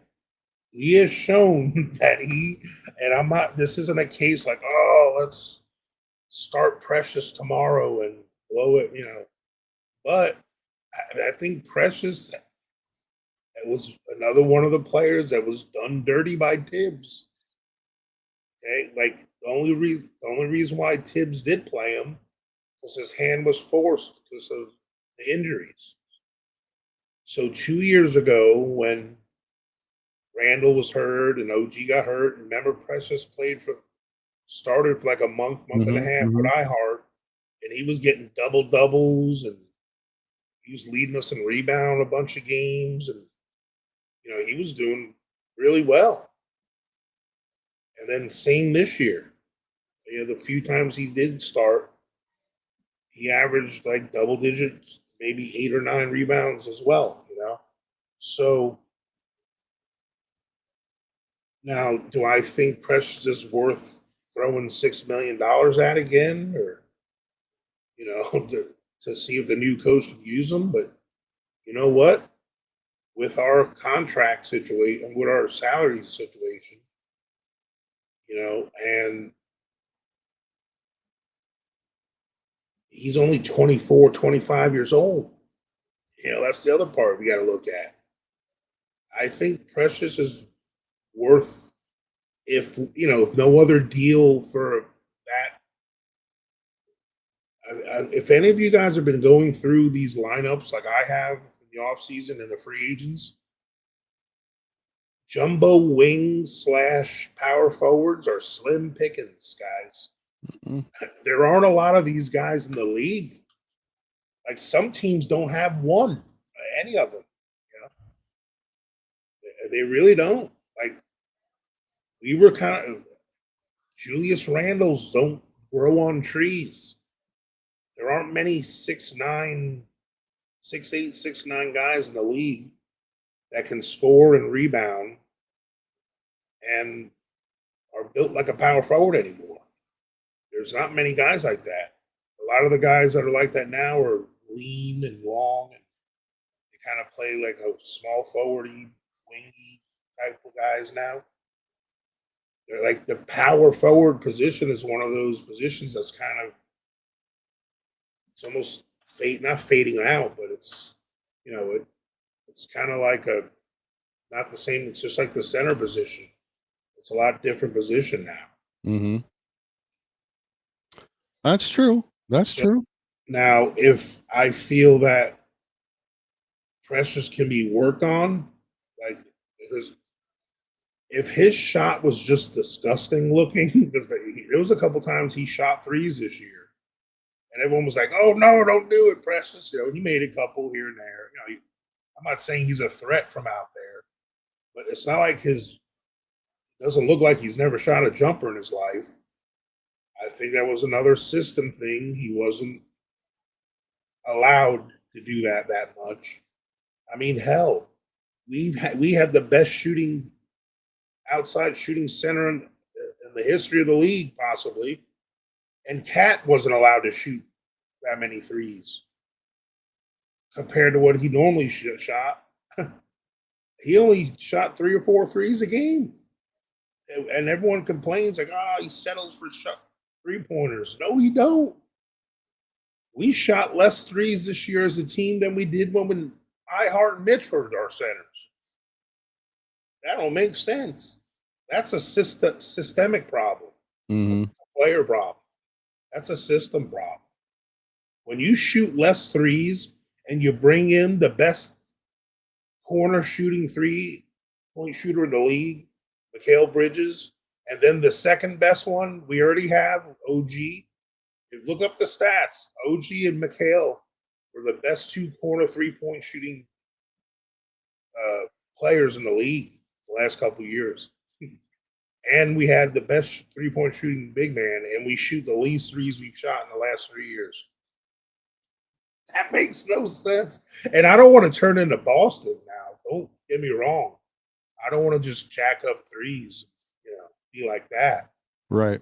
But there's a way to run your offense to have that threat, at least. Or we've shown there's some games where we've shot some volume in threes and we were successful. Now, were we inconsistent? Hell yeah. Mikal missed too many open ones. OG missed too many open ones. Yeah. We don't even know if Landry Shamet or Campaign or any of them can make it on a regular basis because they didn't play enough consistently to create any kind of rhythm or whatever that you need. So long story short, for me, I feel Mikal Bridges has earned a look from the next coach to see how he can be utilized properly. And if that's only until the trade deadline, then so be it. But I Okay. think the two guys that are due extensions on our team, Mikhail and Mitch, they both have earned to the trade deadline. Mitch has got to earn, he can stay healthy up to the trade deadline, and then we can make a decision then on him. And Mikhail's got to show that he's worth $35 million. You know, Well, that's if Mikel wants $35 million, because it yeah, sounds like he wants $39 million. right. Well, that's where we got to hope that him and Brunson are better friends. Brunson has more influence on him than we hope. You know, Okay. Okay. so that's where I'm thinking. You know, and my threat, and I don't want to just give up a Hart and or Mitch for a washing machine. You know what I'm saying? It's got to be worth doing. You know, Hmm. so it's not like I'm dangling these guys out there for nothing. You know what I mean? Like that's the only way for me. And they're the only two guys that have a contract worthy of getting someone worth trading for. Right. That's just Well, true, that's true. That's true too. you know. So and obviously Bridges' contract's worth trading, but I don't see where Mikhail, like, you don't bring him in for 1 year and then dangle the idea of possibly trading him, because I don't, especially when you feel like your season wasn't successful because of your coach, because that's what they're telling us with the decision they made. Because obviously Leon Rose believed in the players he brought in here. Okay, they the murmurings that I heard about about Thibs was they brought Thibs in and told him to change it up, and he did it too late. Mm. You know, and so that's something that, and then Mikhail Bridges, who's the one that said something, the one guy who's the Iron Man of the NBA, he actually said something, who's never been a guy to be outspoken in the media. He found a way to let it slip up that he feels like, and really the way Mikhail said it, he wasn't complaining that he felt he was playing too much. He said he felt the bench was good enough to play. Hmm. Like that's the angle, you know. So, and I'm not trying to make this back about Thibs again and all that. He's gone. Yeah.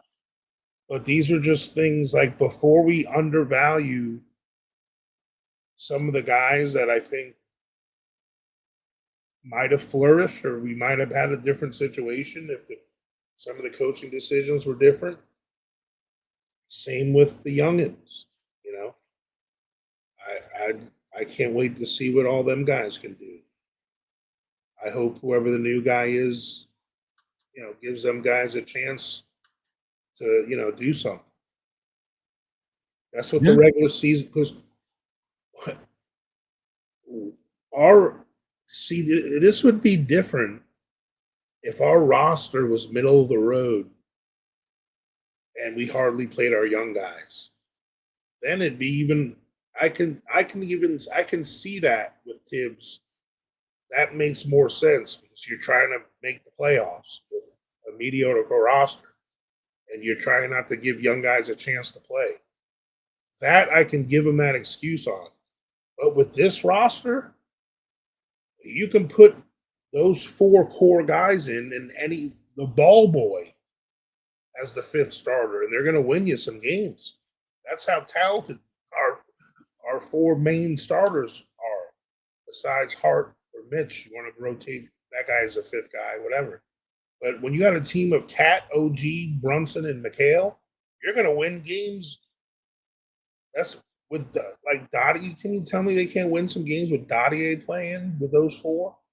or McCullough sometimes, or Huck Porty, like, or Deuce.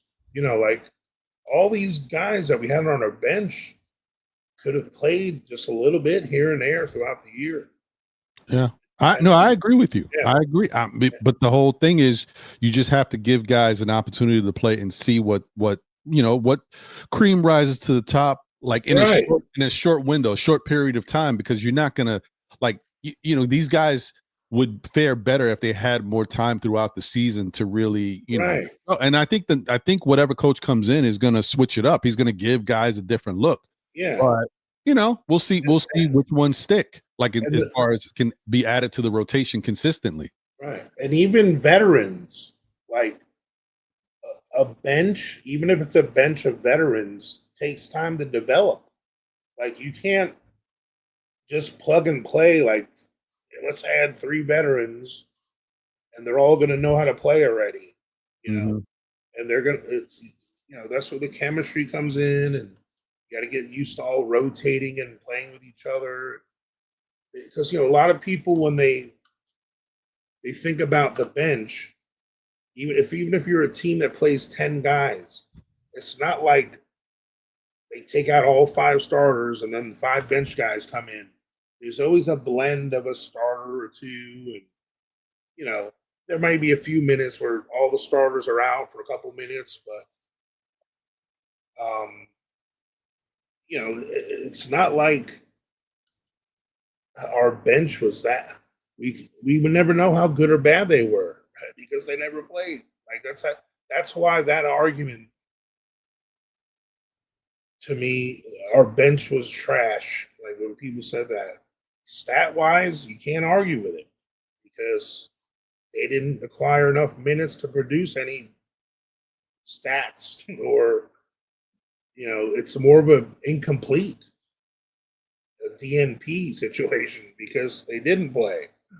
Like you can't assess how good a group is unless you, like, what if for some weird reason we get Mikal Bridges and then Thibs decided, or whatever the coach was, stop playing him at all? Didn't, like, they did the whole Evan Fournier thing to him or something, like he didn't just stop playing, went from a starter to not even playing. Yeah. Like you can't complain like that Mikal had a bad year because he didn't play. That's fair. It's the same mentality with the bench. Like let me do this real quick because Geraldine had asked why I feel like Mikal is going to get traded. So, and once again, I'm only saying if everything is true the way they're reporting, then yes, I feel like he's going to get traded 100%. But if, like I said, if Mikal comes in, and we were under the impression, remember the whole thing about Jalen Brunson taking less money and all this stuff to help the Knicks be able to do more and blah, blah, blah. And the rumor was Mikal was going to give us the homeboy discount as well in some sort of way.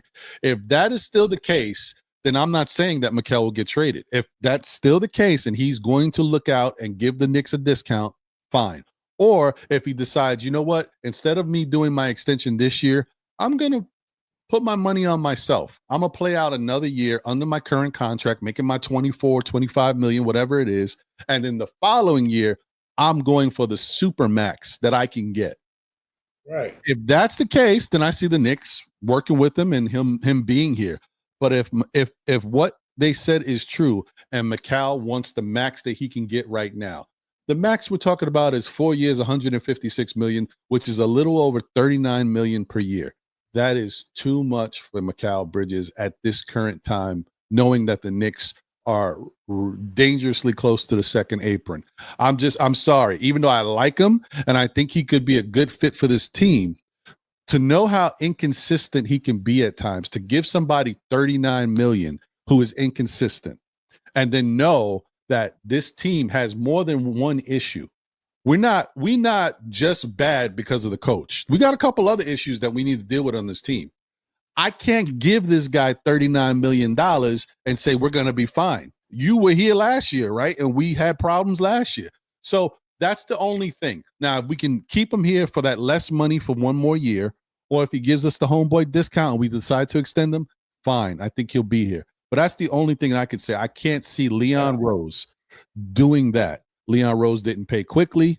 He didn't pay Obi. He didn't pay Randall. I cannot see him paying Macau knowing that there's some question marks there. Now, could Macau flourish under a new coach and a new system? Yes, he could. These are all chances the Knicks have to take. And if you make the wrong call, it's not like, okay, you make the wrong call. All right, he's still an asset. You trade him later, no problem. Don't forget, once the Knicks hit the second apron, everything becomes a little bit more difficult. It's not like you just trade somebody, just move. Now you're under different stipulations. Everything now your draft picks are under scrutiny. Everything is different. So the Knicks are trying to avoid getting there. And if you make that call, you better be ready. Boston is running into that problem right now. That they weren't expecting Jason Tatum to go down with that horrific injury. Now he may be out for the year. Now they've got money tied up in these guys, and maybe 2 or 3 of them aren't coming back because they can't afford them. So just stuff like that is what I wanted to bring up. But and also to the point with Geraldine, the other thing with Mikal Bridges too is I feel like Mikal Bridges, his game would be better suited coming off the bench. The problem is Mikal Bridges is a starter in this league now. He makes starter type money, and he's used to being a starter in the league. The way he plays, Mikal would be much better suited coming off the bench and running that second unit.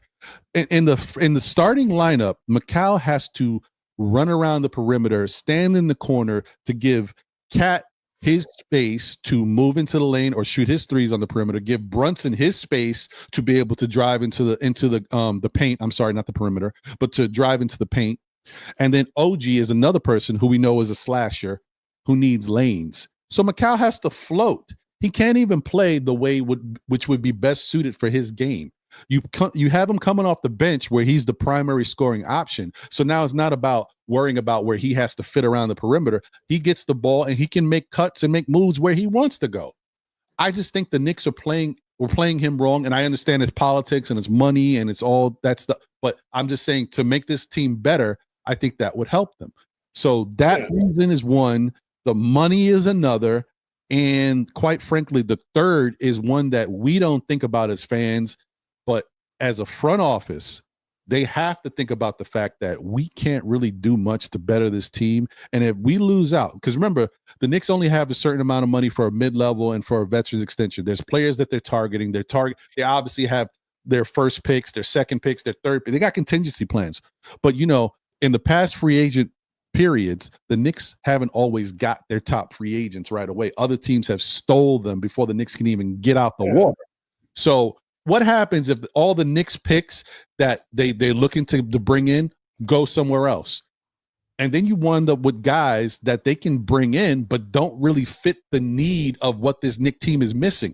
But then you're right back with Landry Shamet and DeLon Wright. Yeah, I understand that, but we have to find value. Here's the problem. How many All-Stars do we want? What do you don't know? You don't need all-stars. You know what I'm saying? Like you can't get all-stars when you have 5.6 million, 5.7, and a 3. You know who else has two? You know who has two All NBA teams players on their team? There's only two other teams: the Thunder and the Cavs, and they have the two best records in the league. Mm-hmm. Okay, you know what? Another third team that had two All NBA guys, the New York Knicks. Okay. So we have those two guys, the most disrespected by their fan base, too, mind you. I see blasphemy up and down chat rooms of every podcast and show on YouTube. Everyone littering the chat, getting rid of and complaining about these two guys. They're both all NBA, too. They did the same thing with Randall when he was all NBA. I'm tired of seeing it. And we got two other guys who are probably the two best two-way players in the league almost. If you really think about it, wing-wise. Who plays defense? Dude, what like team OG Anunoby right now? What team wouldn't want him on their team? I know. What two wing players in the NBA right now are playing defense like McHale and OG do, and average 17 points a game each. They're the second, they're the third and fourth option, and then we don't have enough. It's coaches, man. It's coaching. I'm sorry. We won and got this far despite the system. I'm just being real. And if that coach would have just played them a normal amount of minutes that starters were supposed to play and let our bench give them a break, it doesn't even, our bench don't even have to be that good. It just has to Can give I those guys weigh a into break. this? Because this is really a sticking point for me. Yeah. Kyle Bridges for the Pacers series was a minus 35. DeLon Wright in some games was a plus 4. Okay, some of you are going to say plus 4 is not so impressive. Plus 4 is amazingly better than minus 35. I know, but who were the four guys on the floor? They don't have to come in and win the game, win the series by themselves to be a net positive impact for the team. If a guy comes in, we see it happening against the Knicks all the time. Some random guy comes in you're not anticipating for, starts hitting a three. What do? They have to change our game plan. What do we do? This guy we didn't accommodate for starts hitting threes. What do we do? It puts them in an awkward position. Every game against the Knicks, it happens. Yeah, no, I the thing is that plus minus thing, it's a game by game thing. Do I think that McHale was the reason for that? But can I just clarify why I made the point? There's a certain game. This is where Thibs was at fault with his. He had his little notepad, that he had. If you ever saw it, he literally wrote things still. In a time where everyone's using tablets, this guy had his little notepad.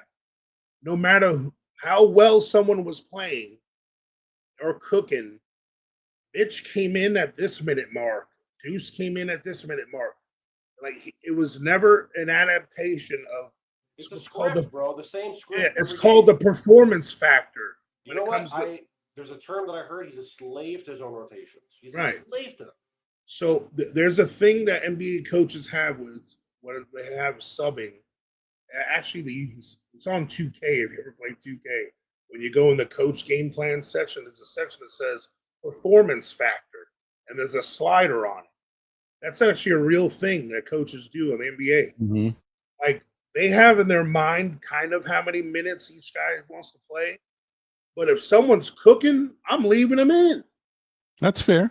Do you remember the ultimate example of his game? I don't remember what it was. There was one game where Campaign came in like 3 minutes. He had 20 points. And he took him out. It was the fourth. Yeah. Well, but sometimes that happened when he was forced to do it, because that one game where Brunson had to go to the locker room was in the Detroit series, and Campaign came in and led that run. Oh no, it was the Boston series. I'm talking in the regular season. This was not. Yeah, I remember that too. But it happened this year all the time. The first quarter, Cat was cooking, and it happened this year in the playoffs. He had 8 points in 4 minutes, and he took him out of the game and didn't shoot a shot in the second half. And everyone talks about how bad Cat played that game. But Cat can't pass to himself, and he doesn't dribble it up the court. So that was a problem with the system. Miles Turner doesn't create his own shots. He's not expected to. Right. It's not his point in the team. So what I'm saying all this stuff for is this. That goes down the line with everyone, with Mikal Bridges as well. You said it yourself. That wasn't part of his game. It's up to the next coach that comes in to maximize each one of our guys' game. That's what good coaches do. You look at your personnel, you see what you have, and you maximize what they do best. And you create your offense accordingly. And vice versa just like on defense. We have two great man defenders in Mikal Bridges and OG. They both are also great at playing passing lanes. So we need to but we have two guys that have to play, Cat and Brunson, that have shortcomings on defense. But they're not cones. We both have seen them have the success. Like Brunson actually doesn't do bad when he's really forced to play just like a one-on-one defense with someone. When Cat and Brunson get into trouble, it's all this switching crap, and then there's these rules that you're supposed to switch on a screen, even if it's a ghost screen and there isn't even a screen. They're switching off, and then they get into mismatches. All right, but coach, here's the thing, bro. Here's the thing, and I understand what you're saying. Yeah. I get it, but my whole thing is just let's think about it in just in terms of actual roster construction and playability and how, because you're talking about maximizing talent. Yeah. But how easy is it to maximize Mikal Bridges, OG Anunoby, Karl Anthony Towns, Jalen Brunson on the same floor together? So when we talk about how Indiana plays 10 guys, OKC plays 10 guys, how many of those guys do they have to maximize at the same time on the court, right? When you look at Indiana, for example, it's Halliburton, it's Siakam, and maybe someone else steps up, but it's Halliburton and Siakam. When you look at OKC, when you look at OKC, it's SGA, and then maybe sometimes it's what's his face? Was it Williams? I think of his last name. I forget. I don't know. You know what guy I'm talking about, the small forward who's nice. And it's him. And then once in a blue, you might see the power forward do his thing. The skinny dude. Why am I forgetting these guys' names? Probably because I'm not watching. All we need, the fifth person needs to be a threat. That's it. It doesn't matter if it's a power forward type that can shoot, or a shooting guard type, or another wing that can shoot. It's got to be someone that's a threat that you can't just throw a center on. Okay, like, because OKC showed the blueprint in that game in the regular season in January. Mm-hmm. They put a center on Josh Hart, and we went from the number 2 offense in the history of the NBA, which we were at that time. We were number 2 to Cleveland, actually. We were the top 2 deep offenses in NBA history as far as efficiency up until that point. And all of a sudden, they put a center on Josh Hart. That game exposed us. And exposed us to the whole league. They were able to defend Cat with a smaller guy and hand him off to the big that's playing off of Josh. And people are complaining, why isn't Cat taking it to the rim? Well, because he's technically getting defended by 1.5 to 2 people every time he goes inside the 3-point line. If you see, every time he backs down, the guy that's defending Josh drops back and covers the rim.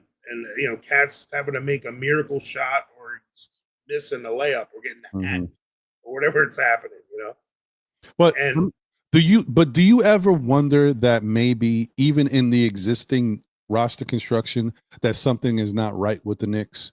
Because OG Anunoby is a small forward. Mikal Bridges is a small forward. So maybe if we could play these guys at their regular positions, they would be able, because as good as OG Anunoby was this year defensively, and you guys know how we're Knicks fans. We saw him. We saw how good he was at times, and but when it came to banging down low with the power forwards, like, he's at a disadvantage, right? And he's not a good rebounder. Did he have moments where he stepped up? I would say OG did some good jobs at stepping up this year compared to how he's been in his career. But that's not his game. You know what I mean? We forced him to be in a situation that made us look like a better 5-man unit out there. But what's best for getting the most out of OG? But how we play OG, though, defensively, he's not put in a position to rebound, because he's defending the best offensive player on the other team 99% of the time, right? And how often does the best offensive player on the other team take it all the way to the rim where he can defend the shot and then get that rebound as well. Think about it. That's a good point. Yeah. So OG Anunoby, if he becomes that defender for us, we can't expect him to rebound at a regular, clip as most power forwards do. But can I also jump in here, because people forget that rebounding is actually hard in the NBA. Not everybody could do it. Not everybody's good at it for a reason. And there's a reason that when Josh Hart's, as we pointed out on the show, I think Ron pointed out, when Josh Hart's rebounding efficiency, I hear you, D-Rex, but I have headphones, so I don't know if everybody else can hear you that well. You sound a little low. Am I better now? Hey, there you go. There you go. Yeah, now I hear you. Yeah, there you go. No, I was just saying we had a conversation on the show earlier that I remember when we pointed out that Josh Hart's rebounding increase came at the expense of his defensive decrease. That he was positioning himself to get rebounds, maybe cheating off a defender, and as a result, he was not defending as well. So people are like, oh, well, he's doing all this other stuff like, scoring and defending. How much harder is it to just grab a rebound, as far as OG? It actually is a lot harder. It's also wasteful energy. Why do you want OG using his limited energy grabbing rebounds? He's not good at it. He's a million times better at anything else he can be doing on the floor. We love rebounds, sure, but the game isn't about getting rebounds. You know what I mean? I feel like this stuff we have to de-Thibsify our mindset, because he was so rebound focused. There were plenty of games in the playoffs where we killed him in the rebounds and we lost. We would get a rebound, toss it to somebody, have a wasteful possession. This guy tries to find a shot. That guy tries to find a shot. Turnover, okay, wasted possession. You could get a million rebounds and still lose the game. It's not the only way to win basketball. Right. We have to think about these things differently now. Right. And then, I see a lot of people talk about OG got smoked by Siakam. Okay. First of all, do yourself a favor. There's a thing on the NBA.com called Advanced Stats. You can look up all the times that OG Anunoby actually defended Siakam and actually stayed on him the whole time. That's what a lot of people don't understand. And while you're doing that, do that for Precious Achiuwa too. Yeah. A lot of times what happened, yes, OG started on Siakam, but because of Thibs' switching system, they would come do a ghost screen, not even touch OG half the time. And because where I would, as a coach, because OG's athletic enough to do it and strong enough to do it, let OG fight through this. He's the one that should have that rule to fight through and go around a screen to stay on Siakam. But no, because of our system, even on a ghost screen, when he's not screened, OG kept switching off of Siakam, and then all of a sudden, Bridges or Cat or Brunson or Hart would get stuck defending him on the rest of the possession. But no, it looks like OG got, worked by Siakam. Now, did Siakam beat him one-on-one a couple times? Of course. They're professionals. That happens.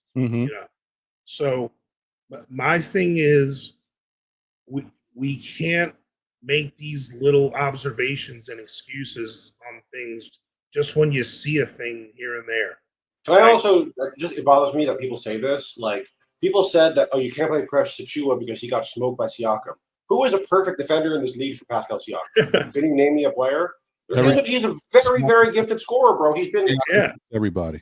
He's been an MVP in 2 championship playoff series at this point. You can't keep doubting this guy because he's not the star name favorite player. All I'll say is that for Precious Achiuwa getting smoked, he never dropped more than 25 in the series on him. And now we're talking these are things that drive me crazy because we scoff at the people on our bench. But if you actually just look at the numbers, Precious Achiuwa was the number 4 pick and roll defender in the entire playoffs last season. He was above some very, very elite defenders. And he was by default the best defender against Pascal because OG was injured and Hartenstein was not defending him much better either. Right. So the guy actually did a good job on him. And we're scoffing. He can't play more than 6 minutes in the series. This stuff drives me crazy. Yeah. And if you look at him athletically and size-wise. And he's his former teammate. He and his ex-teammate, too. He matches up. We've seen it a lot. Let me tell you guys something. Let me say something real quick. That drives me crazy, Ron. No, you're fine. Let me tell you something that's interesting, and I don't know if you agree with me, but I'm saying this for a reason. First off, shout out to L Dammit in the building. I know I got some other super chat stuff that I got to get to. I will definitely acknowledge that in a minute. So bear with me. But shout out to L Dammit in the building.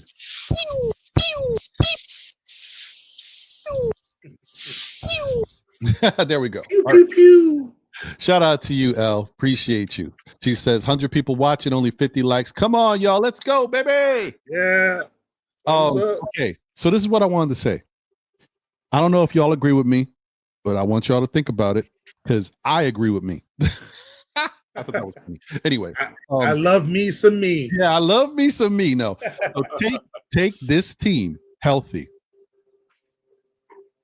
and put it up against last year's team healthy. Who wins? I think this team wins because the spacing is better on offense, man. It's just.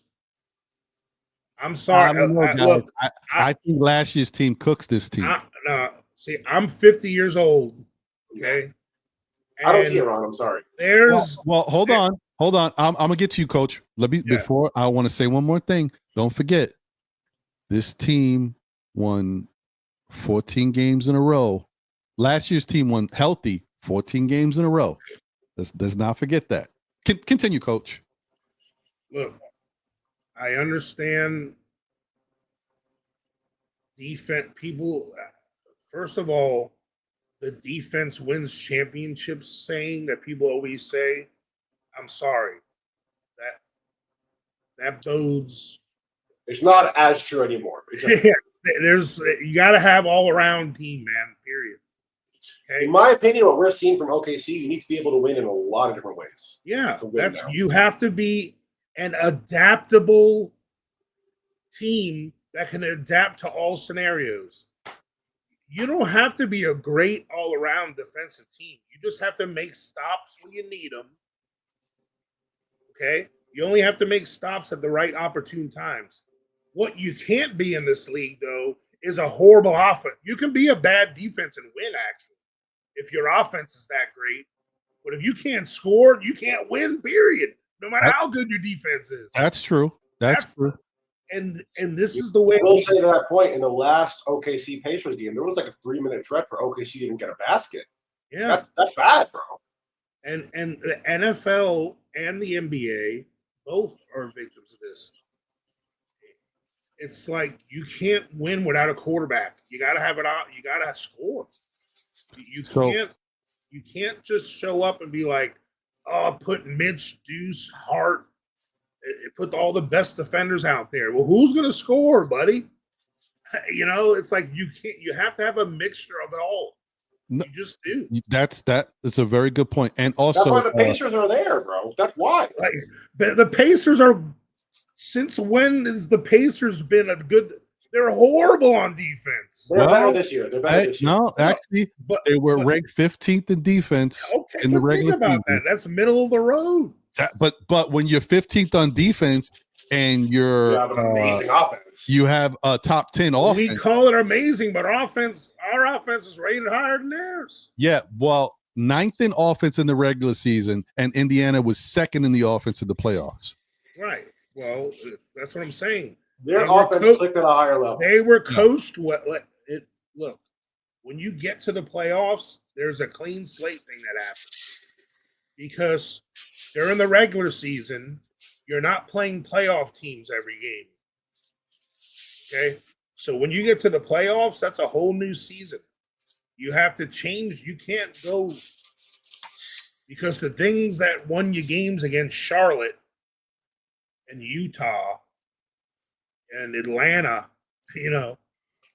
those things ain't going to work anymore, like in the playoffs. Mm-hmm. Like everyone's good in the playoffs, even the 8th seed. You can't just show up and win. Also, another aspect is the players themselves aren't showing up to a playoff basketball game like it's a regular season game. I always use this example. Alec Burks, a bum in the regular season, was one of our best players in the playoffs because he knows, I'm getting called up to play in the freaking playoffs, bro. I have to show up. This is important. Every player knows that. Right. Like, and here's the thing.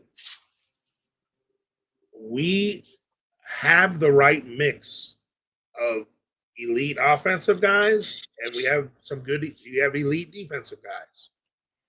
So what you have to do around that is surround them with a bunch of guys that are flexible. They can do like you got to have 2 or 3 guys on your roster that if you're in a shootout and you got guys that need to make buckets, then those 2 or 3 guys need to be playing more of that game. If you're in a game where we need some defensive stops, and you got 2 or 3 guys that are a little bit better in defense, then those 2 or 3 guys are going to be in the rotation more. That's what complete teams do. We also already have some of the most hard to find pieces, which other teams would die for JB or Cat. Literally, they could change any team, bro. These are hard pieces to come by in the NBA. A 7-foot guy that can shoot like that, a 6'1" guy that can mix you up, that can score on anybody. This is not something every team has. That's why, like Coach said, which to me is offensive, when you say, "Oh, this team is not good enough." Top to bottom, 1 through 15, this team is like. Tony Bradley and Thomas Bryant are getting finals minutes. Finals minutes. They are not. To me, it's ludicrous, insulting to imply that Tony Bradley and Thomas Bryant are 100 times better basketball players than RL 40. That's not possible. It's not possible in my mind. It doesn't make basketball sense. We have the same skill, really. We do. Right. So that's where for me, I'm not saying I'm okay if we're going to keep Mitch and we're going to keep Josh and we're going to keep Deuce, then all the mid-level, the mid-level exemption guy we get and the vet mitts we get better all be offensive guys, because that's what those other three I mentioned aren't that. Like Mitch isn't giving you offense, but he's giving us elite defense. Mm-hmm. Deuce is a little inconsistent. We don't, and I think he got more consistent throughout the playoffs. He had a rough series or two, but yeah. So, but as far as we have 2 elite offensive guys that need help on defense. We have 2 elite defensive guys that aren't consistent on offense. And we're undersized in a few people. But also, Mikal Bridges and OG Anunoby would be the second scorer on 10 to 15 teams in this league. If you think about it. That's the number 1 scorer in Orlando. So that's a fair point. I still haven't made my case because I haven't broke it down. But I got to break it down because then what will be the point of me saying this? Ron, I got in late. What are the main themes for today? What do you want us to focus on? Well, we're right now we're in a little bit. We're about to get into the coaches, the 2 coaches that were interviewed this week, and we'll talk about it. I'll put it up on the screen. We'll talk about them, and then we could talk about other coaches that you guys think might be, comfortable for the team that will work. But I want to get into that. But before I do that, I made the statement, and I gotta say it so that you guys see where I'm going. Last year's team, I'm not gonna throw. I said healthy, but I'm not gonna throw Mitch versus Mitch. I'm gonna put iHeart versus Mitch. Right? Last year's team had iHeart as the starting center. I would take iHeart in that matchup. I agree with you there. Just because he's gonna score. He is going to, and his numbers are very, I mean, we looked at this. I had a comparison before. Yeah, I don't have it now. Even though OKC lost, he was their best player pretty much. Very, very similar to what Mitch can give you. Very similar.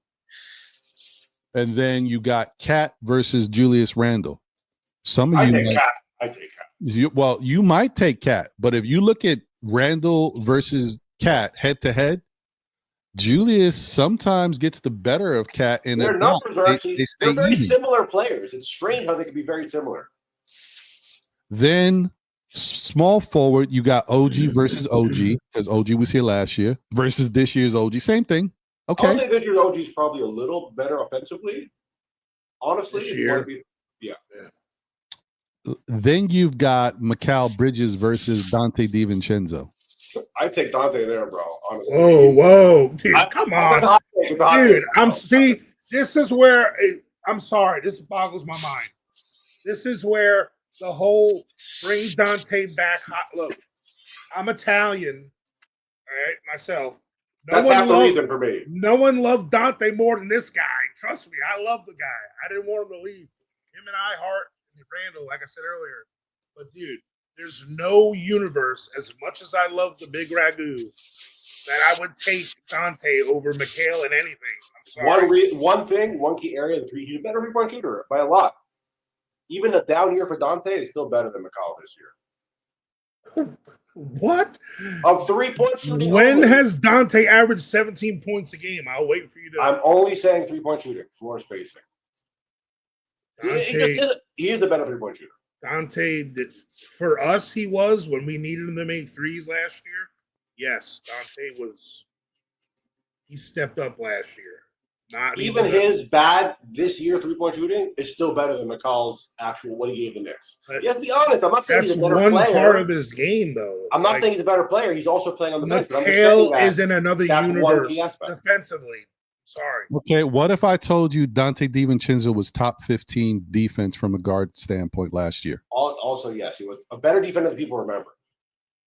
Yes, but McCall, I would say McCall is taller. But McHale helps. He's athletic. Is Dante DiVincenzo blocking Vucevic's shot at the rim? No. You got to give McHale his. I'm saying he's a better defender. He's taller. I'm just saying, you got to see. What I love is playoffs. Now, I would love Dante to be here to help with some ball handling and playmaking for sure. That's the part that he's better than him. I'll tell you one that's undeniable. Dante's a lot tougher than McCall. I hate to be the guy to make it that aspect, but he just is. He's a better McCall avoided contact the whole season. That's definitely something like a different between how they play. Dante McCall is probably a better overall player. McHale is definitely a more finesse player for sure. Yeah. I said he plays like a clean freak. And that thing when I said, that actually happened in the game. Remember when McHale blocked Vucevic's shot? No, he had a lot of nice. We won the game. Yeah, he had a lot of clutch plays this season. Yeah. He did, honestly. But McHale, like you said, we have to get away from this too. The whole old school mindset of point guard, shooting guard, small forward, power forward, center. And the way the league is now, it's usually like this. Point guard, the big, and 3 wings. That's the league now. There's not many teams that have a defined shooting guard, small forward, power forward. The Pacers, it's a different guy every night. That's why it's hard. Technically, in some lineups, in some ways, Siakam's really just a jumbo wing. He's not a old school power forward. Him and Precious and he's more of a power forward than OG is, probably. Well, hold on. I know this is spurring an interesting conversation, but we get off. I gotta finish it before we can go further. So I said Dante versus Macau. You didn't agree with that. The thing I wanted to say to you is, last year, Dante averaged 15 points per game for the season. But in March, he averaged 21.7 points. In April, he averaged 19 points. In what is that? I'm sorry. Wait, hold on. February, it was 21.7. March 19, and then April was 20.6. And then in the playoffs versus Indiana, why did he average that though? No, obviously because of injuries, because we were hurt. Because he was, but was McHale the second scorer on this team, or the first? No. But even if he was, is McHale a consistent scorer? No. Even if you give him the opportunities, McHale has showed you he's very inconsistent. I'm not questioning his talent. I'm questioning his consistency. He's consistent when he has a defined role. He didn't have a defined role yet. I think we could all agree that McCall will have probably a better year. When he knew he was the number 2 guy. Mm-hmm. But he'll probably be better next year. Not $39 million better, but better, yes. When he was at Brooklyn and Phoenix, he knew his role. He knew what was expected of him offensively, and he was more consistent offensively because you knew every night, Mikhail, we need 20 out of you. That's what we need. There's some nights we didn't know, but we needed Mikhail to be to score 20 or be the defensive stopper this day, or maybe score 12, or like we didn't know what the hell we needed him for, because sometimes OG stepped up this year and was our third scorer. Sometimes he was the first scorer. Well, when Brunson was out, OG was our leading scorer for like six games in a row. Remember that run? He had like 25-point games over and over again. Mm-hmm. Yeah. Like, honestly, as far as the regular season, it was the most up and down regular season you could ever think of. I think it's about like such high highs and so low lows. Right. But no, I think the teams match up because, and if you want to get technical, I actually our bench yes. was better. If you really want to be honest, even the guys we scoffed at playing this year, they were better than the people you scoffed at not playing last year. You objectively had a better bench this year than last year. What? Are you serious? Yes. You're saying fully, even fully healthy, I would actually make an argument. But think about why our bench was better last year, because he had to play them because they were injured. But we might have never known. You had like Shake Milton, Mamadi Diakite. You had like what's his name? George Washington Jr. What's his name? No. I said healthy. Forget those guys. We had Alec Burks. That's the actual bench. Bogdanovich. They were Bogdan is really good. I'll give you that. Alec Burks was good too, but he was hurt. Alec Burks was good in the playoffs. Yeah, he did. But he was healthy in the playoffs. Yeah. But last year's bench was better. I still give or take. But Thibs wasn't even playing them. Thank you, exactly. Until they got hurt, until we had injuries. No. He was playing them, but see, remember, we didn't know that Alec Burks came over here hurt. We saw, dude, he shot 18% from the free throw line. I even like Mamadi Diakite. He's a good player, but those guys are good. But like, okay, they're not like super athletic to keep up with the Pacers. Bogdan is a slow, player. He's not really going to be that much different than Mitch or Cat against the Pacers. Ultimately, I'm just saying, like, I genuinely feel like if you actually go 1 through 15, all 15, this year's whole team is better than last year's whole team, the whole roster. I disagree with you guys, and if you want me to do a deep dive on it, I will. I can't do it this show, but I'll do it because I want to prove the point. It's gonna be tough because I'm gonna have to take bench numbers out of sequence, but whatever. It'll still add up. Whoever he played, I won't cheat it. I'm not going to say I'm just going to take the numbers when they were healthy and these guys were good. I'm going to take the season's numbers. I'm going to look at the offensive production of the starters compared to look, which this is also an argument that came up earlier on the show I wanted to address. We were talking about the bench ratings and stuff. This year's bench played the least minutes of any NBA bench in 19 seasons. 19 years. Which is quite an achievement. So in terms of the sample size that we had, they did what he said. DNP was 100% accurate. To go and look at the ratings and act like it's a serious rating of the skill of these players is ludicrous. We all know that. Statistically, don't forget our bench was rated 29th or 30th most of the year. Of course, but it's chicken and the egg is what I'm saying. I mean, we say chicken and the egg. Maybe Thibs is out there in practice and he's seen the bench sucks. But we also went through this in the regular season because they said, they don't really practice that hard, so it's not. I hear you. But it also could be that the Knicks developed this roster and made it so top heavy that they make the bench look really bad.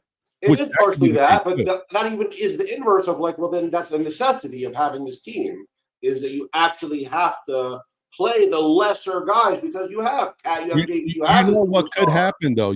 There's a chance that next year's team. Right, the offense could be different, and the coach could decide to play Pacom Dadier more, play Huck Porty more, and I'm not saying this is going to happen. These guys could get cooked, and if they get so let them get cooked. But if they get cooked, who does that make look good? I'm not saying it will. No, it doesn't because you know what? It'll still always fall on this season was the season they were supposed to get cooked. This season. But now we We wasted had a a whole 3 seed year. left for a month, the whole month. Why not try a couple games? But notice that when we indict Thibs on his non-use of the bench, but who did he play? He didn't play Pac Home. He didn't play Huck Gordy. He played the guy. I mean, we had DeLon Wright, who's a professional basketball player. We had NBA players. They should have been playing. I agree. I will say that the first game after JB got injured and you had DeLon Wright start, people was like all hurt about it. I didn't say he shouldn't have started, but he started DeLon Wright over Tyler Kolek, and DeLon Wright had a fantastic first quarter, and he scored really well in that first quarter. Yeah, like 12 points in that game. I remember, yeah. But I will say, like, things like that bother me because, like, just give the kid his first start, bro. I guarantee you, if Tyler Kolek his first NBA start, his numbers will be astronomical compared to what the stat sheet says. His first NBA start is gonna fight for every ball, of course. He's gonna go crazy. These are things that like drive me nuts. Like, I look, you preach it to the choir. Me, I'm not even playing devil's advocate here. I agree. I think these guys should have had opportunities. And Huck 40 played, and by the way, another point is the game that Huck 40 started, unfortunately, where he got injured, he played fantastic that game. We're all still talking about him. He played. And the thing is, hold on. Why did Huck 40 play in Cleveland? Also because of injury. Huck 40. You know that one, right? You remember it. But Okay. You know it happened. I'm just saying it happened. He wasn't injured at the beginning of the year, Huck 40 would have never played. Who we fooling? Yeah. But also, Huck 40 played well. Like against OKC, he had a big block on like Chet and stuff. He actually ended up being a net positive. And a lot, like I'll tell you, for me, when it really started to be a problem, how early it was. Game 6 of the regular season, we played against the Houston Rockets, and you see that they're that type of physical team that like they rush you, they beat you up, they knock you around. They're tough. That young athletic team that's the finals we struggled against all year. And I said, look, you have a guy on this bench that looks like a football player. He's massive. He's very athletic. He's freakishly athletic for a 6'11" guy. Throw him out there against these young guys. You think Jalen Brunson is going to knock Steven Adams around? Like these are things that just drive me crazy. You know. I hear you. Look, and guys, understand this. We're going back and forth with different perspectives, but I'm only making points for one side as opposed to the other side. I don't necessarily agree with what Thibs was doing. You guys already know how I feel about Thibs. Yeah. And I got really mad when he started to do stuff that didn't make sense to me. I'm giving different perspectives. And they say he likes size, but then sometimes he plays, the guy's younger, but his size doesn't matter now. Like, what is it? The fact that we can have this conversation and it still be,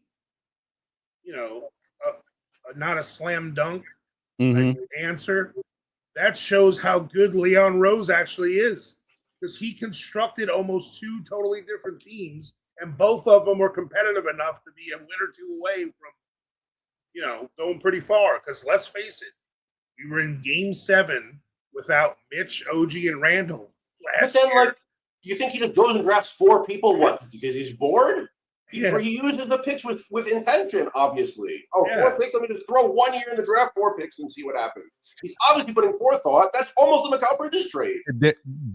I thought that the team from top to bottom was an interesting team. I understood why we drafted who we drafted, and I thought that put us in a position where if we had holes, if we had some issues, that these guys could step up and cover. Right. Like if Mikal got hurt or OG got hurt, you had a Pacom Dadier or you had a McCullough once he got healthy that could help fill in. And people said McCullough, everyone who sees him play, he looks like Josh Hart. He does. He does. But he's better because he had a little bit more 6'7", 6'8" Josh Hart, which we wish he was younger without running knee or runner speed. Yeah. But see, here's the thing about comparing the two.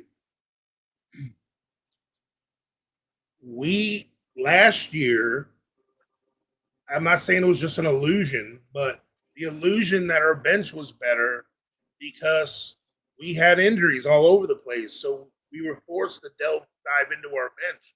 Yeah. Thibs was forced to play him. But this season, we really didn't have big injuries. If we did, it was like one at a time here and there. Can I just say it's also the worst possible strategy? It's almost like he's setting them up to fail because it's like, okay, you don't prepare them for this whole year. They go in, they bounce the ball wrong one time in 2 minutes, you yank them out of the game. Then someone gets injured, you throw them into the hellfire.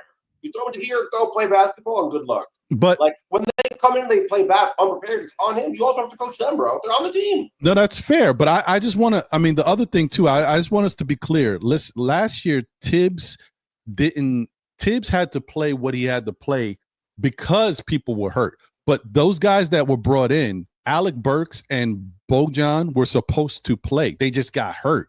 Like Bojan got hurt early, right? And then he had to get himself together, and then he started to play. And Alec Burks, we didn't know was hurt because that's why he was out there. He was unproductive until the playoffs when he was healthy and we started to see it. I didn't know something was wrong with him, but I knew like his free throw shooting was bad. He shot 90% from the free throw line with Detroit. And I apologize. I said 18%. I was tripping. He shot 61% as a Knick from the free throw line in the regular season when he was over here. So I knew something was wrong with this guy. But those guys were brought here to play. These aren't like rookie bench guys that Thibs is not going to play. Alec Burks is Thibs's guy, and Bojan is a professional basketball player who was going to play. So it's not, what happened was, remember, we went to like a 7-man rotation, and freaking Dante was playing all types of minutes, which elevated his points. I get it. So it's not like we weren't playing the bench. We didn't have any bench to really play. He did it when he's forced to, but then it's even a manifold problem of that. They're not prepared. They have no chemistry. The other bench guy has no chemistry. Like, it's like, you know how they say like preventive healthcare, you treat a cold before it becomes pneumonia. Right. Much, much cheaper in the end, you know? Then just I have a cold, whatever. Wait, oh, my lungs, like, you know. yeah. No, that is different. Let me do this because I got a bunch of stuff here waiting to get to. I want to get to this coaches thing, but I got these super chat coaches. I want to acknowledge these guys real quick. First off, shout out to Randu. Oh, wait, hold on. Let me switch up. Hold on. Shout out to Randu. Thank you for being a YouTube member once again. Appreciate you for reing up. Thank you, my guy. Appreciate you, and thanks for the love. Shout out to Stream Elements for letting me know that Randu did that. Appreciate you. Shout out to Eddie Barron. Thank you for being a member of the SKF Army. Salute to you. Appreciate you. Shout out to my guy, Corey Lee. Lee in the house. And salute. Queens get the money. My favorite off-season soap opera drama, All My Knicks. Cue the music. Nice. Thank you. Appreciate you, my guy. Shout out to my guy, Crim's dad, for gifting 5 Still Knick fans memberships. Appreciate you, Crims. Thank you, my guy. Crim's dad, I should say. I always say that. Shout out to Coach Sire. You are a new member of SKF Army. Pistol P, you are a new member of the SKF Army. Rooney Tunes in the building. The Rooney Tunes. Jordan Smith, you as well. And American Man. You guys are all members of the SKF Army now. Shout out to Crim's dad for doing that for y'all. Oh, but Crim's dad didn't stop there. He did it again, folks. Shout out to you once again, my guy. Thank you so much for enabling other people to be sponsors of the show. Hopefully you guys continue to run with it, but it's up to you. Shout out to Lou Boogie. You are a new member of the SKF Army. Tendrell, you are a member, I think, again. Somebody gifted you a membership before. I think you're back again as a member. Shout out to my guy, Pierre Moise, a member of the SKF Army. Antisocial as well. And Brooklyn Cardio. You guys are all new members of the SKF Army. Thank you. Shout out to Crim's dad once again. Appreciate you, my guy. Shout out to Mr. Parrish Dougie. He says, was that our eventual super sub winning game 6? Man, if we just kept DiVincenzo and kept developing Obi and Sims, Grimes with their athleticism, wow. Well, I can understand the Obi and Grimes, and obviously keeping DiVincenzo would have been fantastic. But Sims, I don't ever know if Sims was ever going to do much for this New York Knicks team, or if he's ever going to do much. Let's not do that. DeLon Wright was not pretty. What? No, but Sims can't shoot. Sims, he can't do it. That's not. Yeah. So I don't know about Sims, but Grimes, Obi, DiVincenzo, of course. I would agree with you on that. And who knows? Maybe under different circumstances, maybe one of them will come back and rejoin the Knicks in the future. Well, I'm going to say, to their point, though, we definitely are badly lacking in athleticism on this team. We definitely do not have a lot of athleticism anymore. It's gone. Every pickup cannot be like old or like You're bad. right. You're right. 100%. That is true. Shout out to Corey Lee once again. He says, we need to turn the page. Who's going to be the next coach? That's a good question. Well, man, we'll talk about two of them. And obviously, anybody else you want to bring up. Shout out to Parrish Duggan. No one is a consistent scorer over 40 minutes in 82 games. Well, ask Brooklyn Net fans. When he was with Brooklyn, he wasn't consistent either, according to Brooklyn Net fans who watched him and he was on their team. I'm just putting it out there. I didn't even know this. When we got him, that's what Brooklyn Nets fans kept saying. Oh, be careful what you wish for. You wanted him, now you got him. So I didn't know what that meant. And then I talked to a couple Brooklyn Nets fans. I even went on a Brooklyn Nets podcast, and they were going in. So I'm like, all right, hey, we'll see. And we saw. So, I mean, he's just inconsistent. Very talented. Definitely is special. Like Mikal Bridges is a game changer when he wants to be, or whenever everything lines up. It's just that he's inconsistent. So, I mean, we just got to figure out how to put other pieces around the team, one or two other pieces that can consistently make up for what he might lack on a consistent basis. Somebody who can knock down the three, when we need threes. Somebody who can be a better ball handler. If we're not talking about Tyler Kolek, fine. If Tyler Kolek's playing, you don't need the ball handler. Maybe you need a better defender coming off the bench. Whatever it may be, I don't know. We need to find that in a taller capacity, maybe somebody who's a 6'7", 6'8" defender, another wing defender that has good height, because that seems to be our issue. Height seems to continuously affect the Knicks, especially with regards to our perimeter guards. Look, our main player is short. Josh Hart's short for his position. You can't have short, bad athletes also when you get new people on the team. That's what we're lacking, obviously. That's an issue. I just see, especially looking at the finals, it's such an athletic finals. We're running up and down the court, the whole team, 10, 20. It's like a track meet. People say that about how the Pacers play. Like, you need people that can keep up with that. You're right. You're not wrong. You're not wrong. No, you're not wrong. You're not wrong. I agree with you. Can the Knicks answer all of these questions in one offseason with no money? Probably not. Do they have to make a trade? They might have to. Well, we'll see. Shout out to Parrish Duggan once again. Amazingly, he says, if Carlisle was our coach, we might be champions. That might be, there might be truth there. There might be truth. Yeah. I actually know there's not might be. If Carlisle was coaching the same team and giving us that same offensive movement that paces, we would, I think we would win. Yeah, we would be cooking. We would be smoking games. Yes, sir. Yeah, I could agree with that. All right, so let me do this. Let me put this coaching stuff up. And we can talk about this.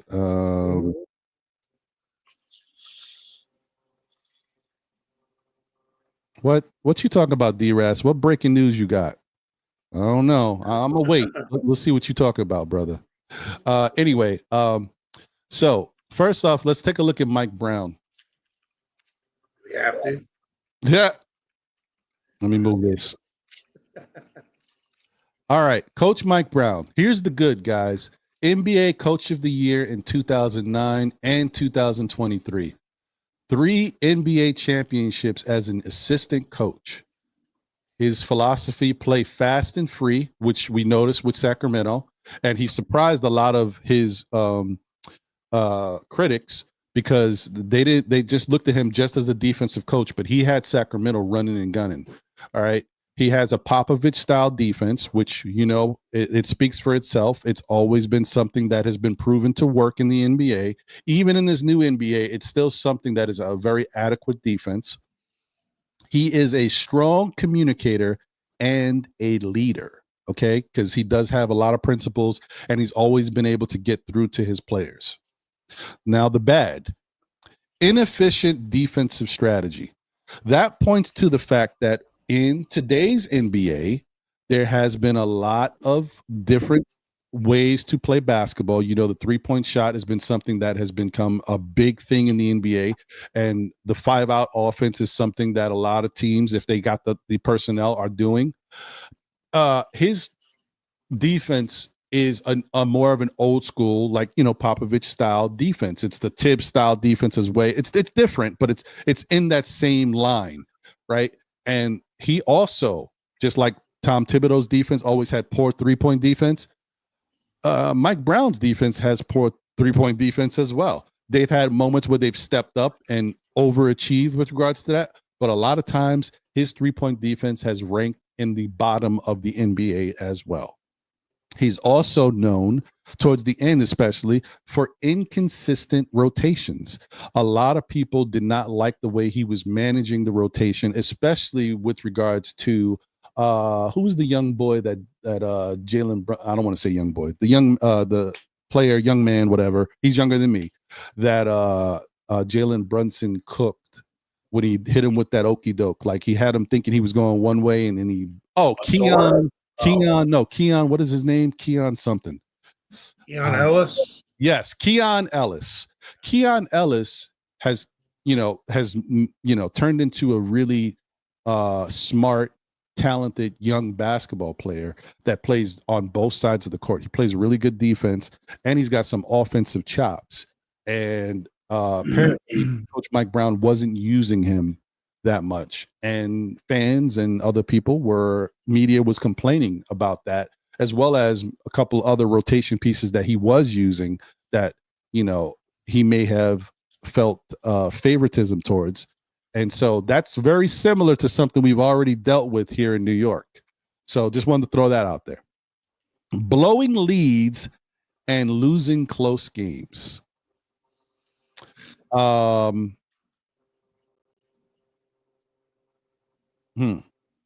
He also got fired from every one of those teams he was coach of the year on. Yeah, on that last one, I'm good, Ron. We got enough of that. And calling out players in press conferences.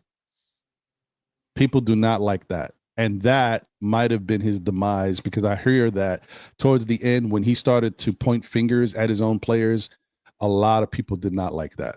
The media didn't like it. His own players didn't like it, obviously, and the fans didn't like it either.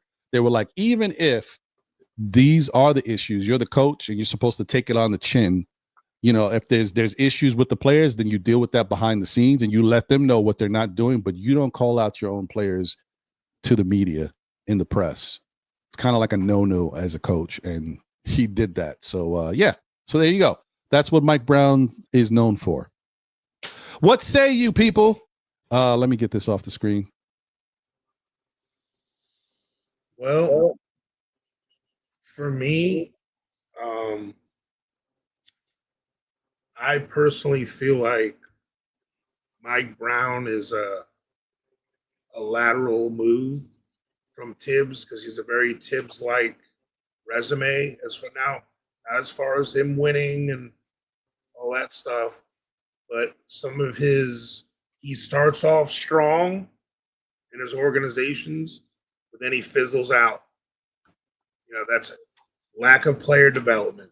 Like, you got to think about where he's been successful, right? Now, you know what? Before I knock him down, I'm going to give him his just due first. So, you know, we're hearing Mike Brown's name thrown around a lot. He is a proven coach. All the accolades you said, the 2-time coach of the year. He's got championship rings as an assistant. You know, when we talk about the Knicks, though, I have an argument to a better choice. But I give you that on the defensive prowess. He's coached teams that's had veteran experience with Cleveland's and the Lakers. He's used to handling superstars with Kobe and LeBron and all them guys. You know, when he won the Coach of the Year a couple of years ago, you know, ending their playoff drought, you know, I was impressed by that. But the things that I personally have a problem with, like, a lot of Mike Brown's teams have historically been known for their defensive foundation, and their offenses are sometimes like not too dynamic or innovative. Any of the offensive success he's had, let's face it, he's had LeBron and Kobe. It's hard to gauge an offense when those are your guys running the offense. Rockets. Mm. I mean, Yeah. but that Sacramento year, that they technically he was coach of the year on. They were still only 17th in offensive rating. No, I'm sorry. No, they would. I think they would.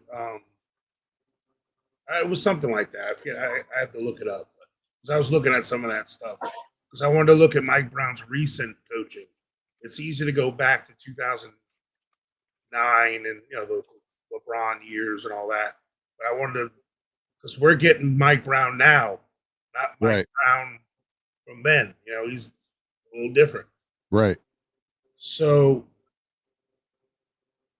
to me, because of this team and because we have Brunson, Towns, Bridges, like it demands a coach who can unlock like complex offensive actions and maximize their varied skill sets, which I don't think is Mike Brown's strength. The other part is his player development track record. Mm-hmm. Like Brown has coached great players.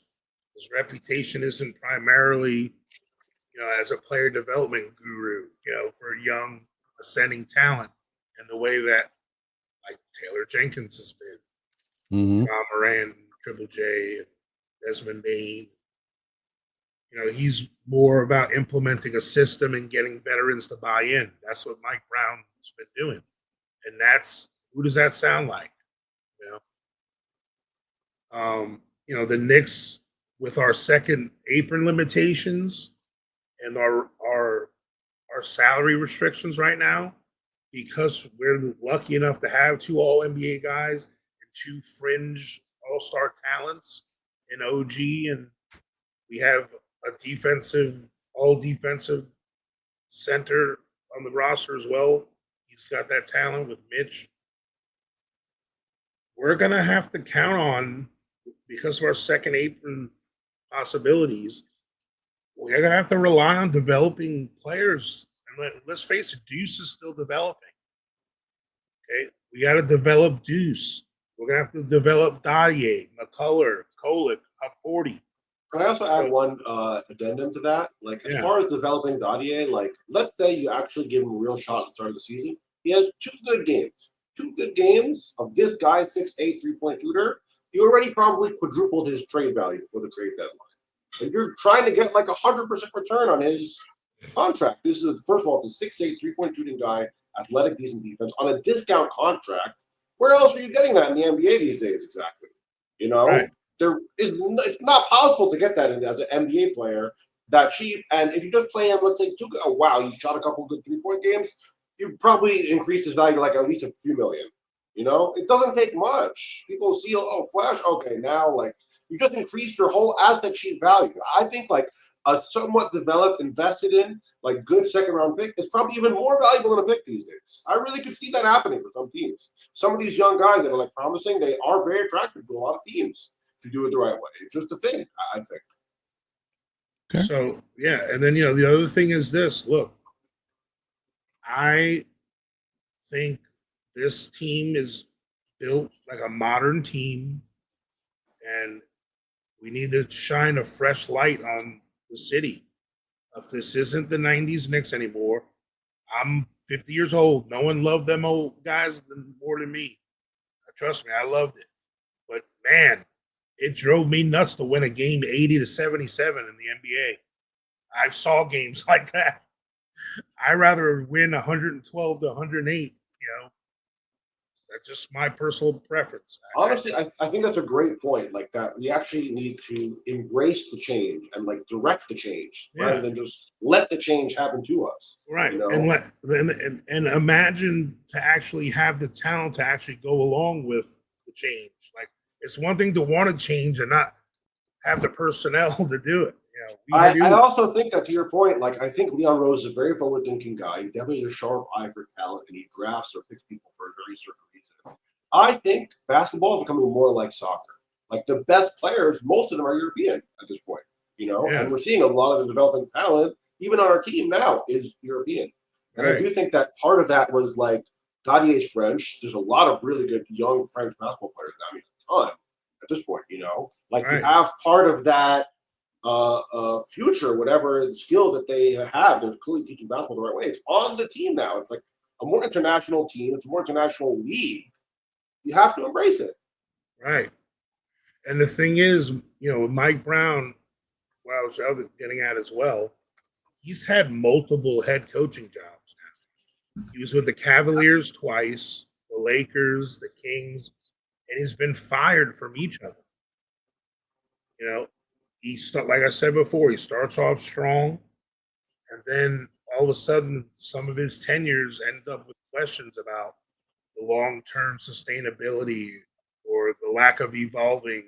It brings a slight element of known quantity that might not offer the higher. We can't be doing all that. He's another one of those, like, he's a high floor, but we want a high ceiling guy at this point. Because I feel our floor, we're at our floor, like, with this talent. Like, I'm not saying this is the worst we are. I don't mean that kind of floor, but we got this far because our talent was that good. That's just my opinion. Like, I don't think you're wrong. I think both of you have good opinions about it. I think the thing though is, one is that no coach is perfect, right? Every coach is going to have slam dunk. There's no slam dunk coach at all. Every coach is going to have their ups and downs. And then the interesting thing is, and I'm like that too. I want the Knicks to get somebody young, new, innovative. But of course, getting somebody young, new, and innovative, we don't know what they're going to be bad at yet, right? We don't know what tendencies they're going to develop that are negative going forward. We know what fresh ideas and the aura about them coming in with new eyes and new style can be, and that definitely might energize the Knicks. But we don't know what the other negatives are. With these, with these established coaches, you already know what their negatives are. Now, does their positives outweigh the negatives, and are their negatives something you can deal with? I'm not saying Mike Brown's the answer. I'm just saying this is something you got to look at with all established coaches, right? But see, with that, Ron, then you got to swing. You can't hit a home run unless you swing hard. True. True. Otherwise, we're just gonna be hitting singles and being happy with it. We're gonna be the Jazz or whatever team was always a bridesmaid. You're always playing a conservative, always never taking a chance and playing the safe route. And that's where, for me, the track record of, because there's a lot of people that are saying, "Oh, we need an elite coach." It's here we go with the clout name chasing stuff again. It doesn't have to be a big name. If you would have told NBA fans that the coach of the G League Oklahoma team 5 years ago was going to be on the cusp of winning an NBA Finals, they would have sent you off to the loony bin. Yeah, Mark Dagnall, people don't even know who he was. Never heard of this guy until this year. True, and that's G League Oklahoma coach. That's what he is. Yeah, and the point I'm getting at is not even a good G League team. I don't think. I mentioned this on Orange Tears like a week or two ago about the last 11 championships in the NBA. Were by coaches that was their first run with that team. Like Steve Kerr had 4 of them, but before Steve Kerr got there, before Steve Kerr was Steve Kerr, he never had a coaching job before. He wasn't even an assistant yet. And he went in to Golden State, and now he became a championship coach. Look at what do you call, Nick Nurse. He wasn't a household name, and he won with Toronto. I mean, look at Mazzulla. He wasn't a household name. He was a first-time coach with Boston. He had them win. Mm-hmm. Even the finals also before their first year. Yeah. Tyronn Lue became the coach at mid-season, and they won a championship. And not to championship. cut you off, Coach, but you guys know how phenomenal thing. This is how this is how things change in life. When Tyronn Lue first became a coach, do you know how many people were looking at Tyronn Lue like this is a joke, right? Like, are you serious? And the first couple years he was coaching, nobody even gave Tyronn Lue credit because they were like, LeBron's coaching this team. You know, you guys know all that.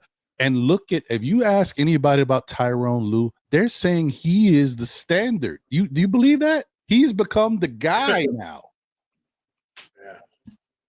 I mean, and the thing is, like, even Frank Vogel and Budenholzer and Malone, they weren't on the pantheon of they were early in their tenure with those teams when they won championships. So for us to be like, oh, it's got to be this or that, that's why I'm not opposed to it being an assistant that's gotten his first job, like a Johnny Bryan or whoever else, or Quinn from Miami, or I think there's something about it when you give a guy a chance and you say you really believe in him. It just does something, you know. It's a young, exciting guy. I think also a minority. I think, let's be real, basketball in New York, because we're a lot of black fans of the young black coach is different than a 67-year-old white coach. Right. You know? And now, but Taylor Jenkins to me represents. He's the type of guy, like, he don't take crap. Well, you know what? Well, we're not talking about him yet. My bad. Yeah. No. But I want you to, go ahead, continue, Coach. No, because I want you to give your opinion about Taylor Jenkins unbiased before I put up the slides. Yeah. Continue. So my thing about Jenkins, where to me, it's not that I think Taylor Jenkins is a better coach than Mike Brown. It's not even about that. It's about fit. It's about what's the best fit for the New York Knicks. And to me, I really think that, you know, for a lot of people to say, you know, oh, we don't have a coach yet, we didn't have a plan, you know, all this stuff, like, this is ludicrous. Like, this is a big decision. We can't rush this. We have to exhaust all our options. You know, this is like a marriage. We're going into a relationship with somebody. You know, we don't just go on a first date. It's like, oh, will you marry me? You know, I guess there's love at first sight if it's out there. I don't know. But, you know, my thing is, with our particular situation, our financial flexibility right now is extremely limited. So we're essentially going to be stuck with minimum contracts. And we're going to, if we do a trade, it's going to be highly constrained. Like, the money's got to be perfect. It's got to match, you know, and our core is set.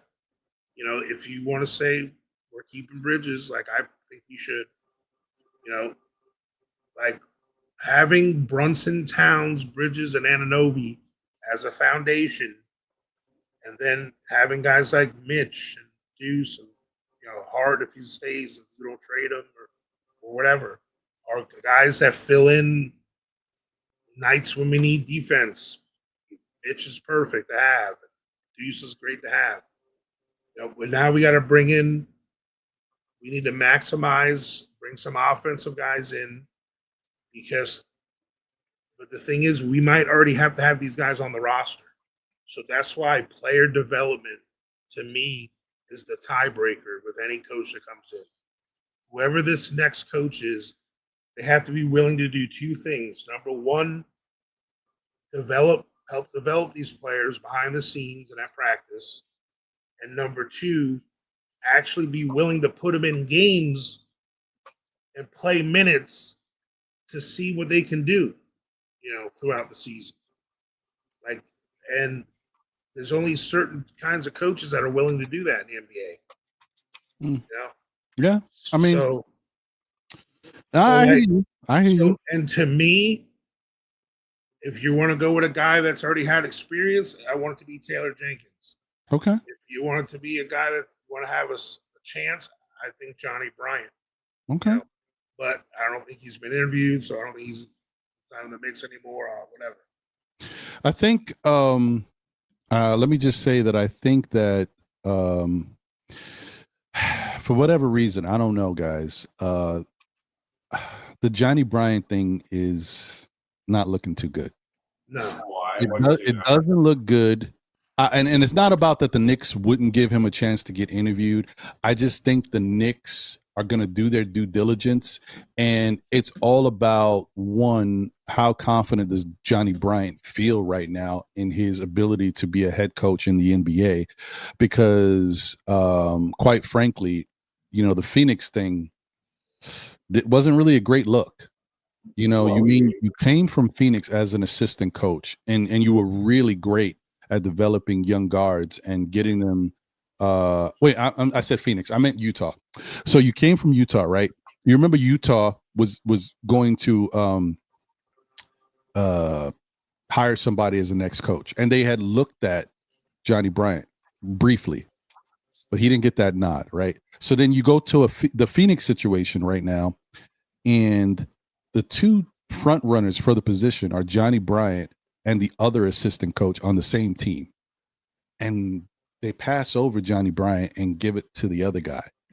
Doesn't make Johnny Bryant look that great. Another job that was put in front of him that he doesn't get a chance to get, right? And then so the Knicks look at that. I'm sure the Knicks looked at that and said, "Oh, that's interesting." I mean, especially when you're fighting for a job from two coaches from the same team, right? Yeah. And so that didn't look good. So then the other thing is, part of the reason why that guy got the job, I think his name is Ott. His last name is Ott.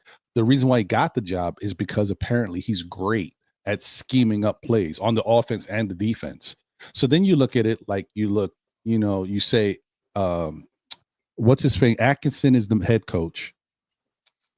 And he's got his own principles and stuff he's running. Johnny Bryant's the main assistant coach. And then the other guy who just got the job in Phoenix is the guy who's really scheming up a lot of the offensive, defensive plays. So what is Johnny Bryant really bringing to the table? And how does that show you that he can be a head coach of a team like the New York Knicks, who is trying to win a championship, already has personalities on this team and a lot of expectations for winning?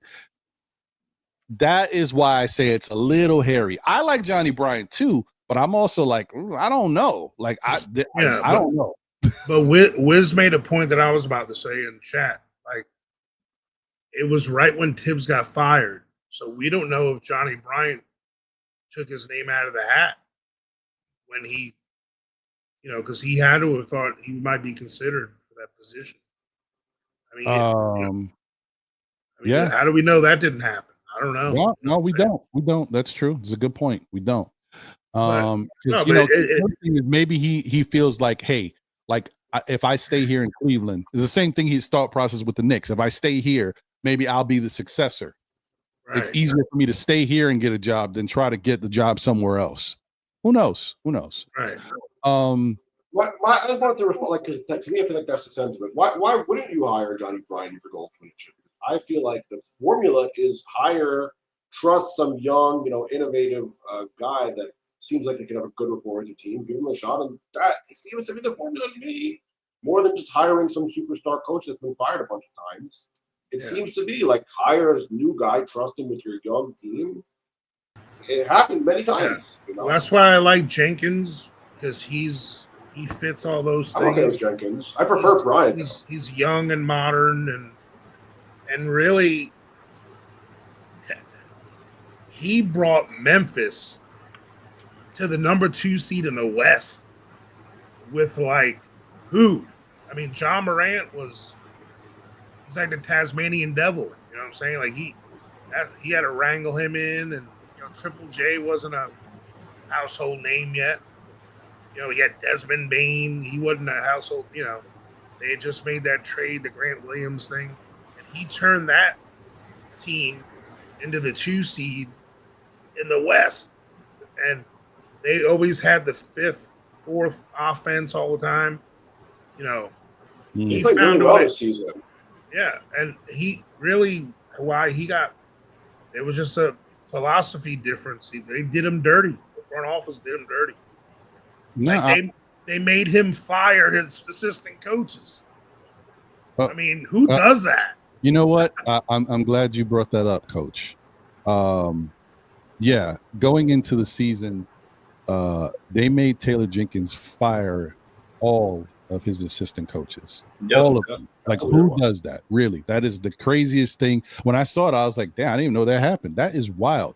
Like, they were definitely setting Taylor Jenkins up for a little failure here. I don't know what was happening there behind the scenes. Right. I don't know. There's some other stuff going on over there. When I read that, I thought that was crazy. And they were mad that he used too much of his bench and was trying too many different things. And this is stuff we're begging for. Yeah, he was the opposite of Thibs. It's extreme opposite. So let's do this before I. What's up, Jay? How you doing, my guy? What's up, Jay? Hey, what's up, everybody? Blessings. Hope that you're staying cool. I just came from out there, and wow, yeah, hot. Yeah, it's hot. Yeah, and I came from physical therapy, so I was like broken and I couldn't move. It was horrible. Broken and sweating and. But hey, the heat is good for your joints. At least there's that. They told me that on the way out, and I said, air conditioning's good for my life. But yeah, you're right. Yeah. All right, so let me do this. Let me put up Taylor Jenkins. Well, hold on. I got a stupid chat real quick before I do. Parrish always dropping flames in the chat. Like, would you trade OG for Randall? Very tempting for me. No, I wouldn't do it. Imagine having a team with Jalen Brunson, Julius Randle, and Cat on defense. Come on, man. What are we doing here? What are we doing? Don't get me wrong. He have the same flaws as Cat. Yeah, like, I mean, Randle is a better defender than Cat. I will say that. When it comes to effort and doing things out there, Randle moves a little better. And when he wants to lock in, he can. He usually defends his position very well. It's the help defense that we may run into problems with. But I can't trade a guy like OG who makes other people better on defense. Not only is he a good defender, but he makes others better. I can't trade him for another guy who's going to come in, and even his offensive value may be good, but I don't know. I can't see that right now. I can't do it. I mean, he only averaged a point more than OG this year. Yeah, especially OG is taking steps. Now he rebounds better, obviously. Yeah, but there's a little. I got some. I like Randall. You guys know that I defended Randall a bunch of times when he was here. But I will say I've noticed the difference in Randall's rebounding when he's not under Coach Thibs and around Mitch or Ihart. Yeah, he doesn't get all those loose rebounds anymore. So when Ihart and Mitch are boxing everyone else out. Yeah. There's something to that. I didn't look at it before, but as he's been away from us, and I'm looking at how he rebounds with Minnesota, you start to see something like, hey, maybe he benefited from being over here. And to be honest, I really believe. Sorry, Coach. I really believe the game that we're watching Randall play right now, or was playing, was more true to who he was than the game he was playing here, because of the help of Mitch, because of the help side, because of Mitch blocking it out, giving him the opportunities for more inside rebounds. I will say that Randall, and I defended him as well, did not have any fear of mixing it up, was underneath the basket to get the rebound, was fighting for the rebound on a regular basis, but his opportunities were helped out in a lot of ways. And I think that we're seeing the more true Randall now than we were seeing then. I agree. Now, what were you going to say, Coach, real quick before I put up this Taylor Jenkins slide? No, I was just going to say, like, and that's one of the things I see about Josh Hart this year too. Like, I watch every minute of pretty much every game, and there's at least 2 rebounds a game that Josh gets, and I'm talking about every game. This is an exaggeration, where he actually physically steals a rebound from Cat. Like, and Cat goes like this. Yeah, he lets him have it. Like Josh does that a lot. Like there's like a bunch of like Cat probably would have averaged like 14 rebounds this year if he was more aggressive about it. But he just let Josh take it. You know, like a lot of those things, add up. I mean, Josh is still an elite rebounder for his position and all that. But there's a lot of times Josh was getting rebounds that, he got it because a lot of them were hustle rebounds, but a lot of them got it because of that, Well, I mean, yeah. I mean, but Cat or Mitch was, boxing people out. That's how it's going to be for a 6'4" player. So whatever Josh does, we give him a pass because, I mean, there's only so much the 6'4" guy can do. He's definitely going to get those cheapies. So I hear you. I hear you. All right, let's put up this Taylor. Some people are just good at ram. I'm sorry. You want to get rid of this? I'll let it go. No, cool. I was just going to say some people are just good at rebounding. Look at Randolph. Randolph didn't dunk. He was 6'10", but he just knew where the ball was going. You could. He had a good eye on where the ball was hitting the rim, and he'd be able to get there. And he wasn't a guy who had leaps at all. He couldn't. He had no hops. Right. So just like that. Well, that's what's such a weird anomaly about Cat, because usually you consider rebounding, it's a hustle stat.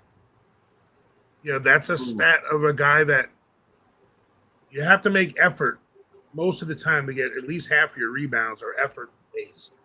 And Cat is considered an elite. He's been an elite rebounder his whole career. He's been. He's the number 2 rebounder in the league this year. Okay.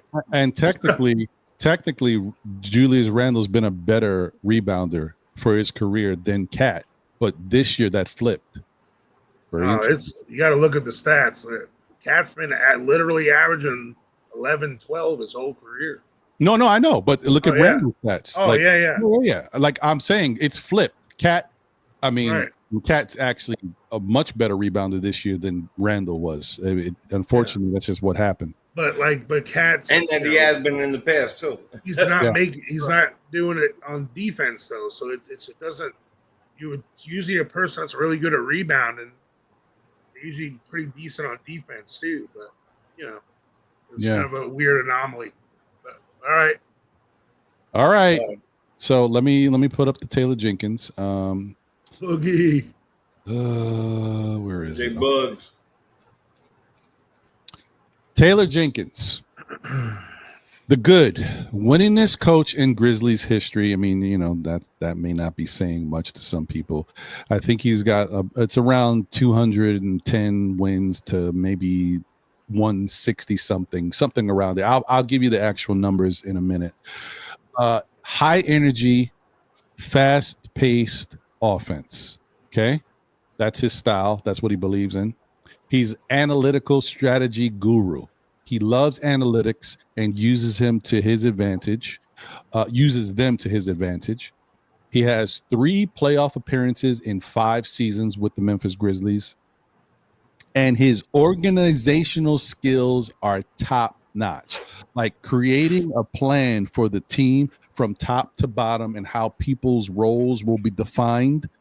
And also the outside stuff that has to happen around the team. He's great at that. Apparently, he's one of the best at it. How that might dictate and influence another team, I don't know. But we do know that apparently the players in our Knicks team said they had issues with defined roles. No one knew exactly what their defined role was for the people who complained.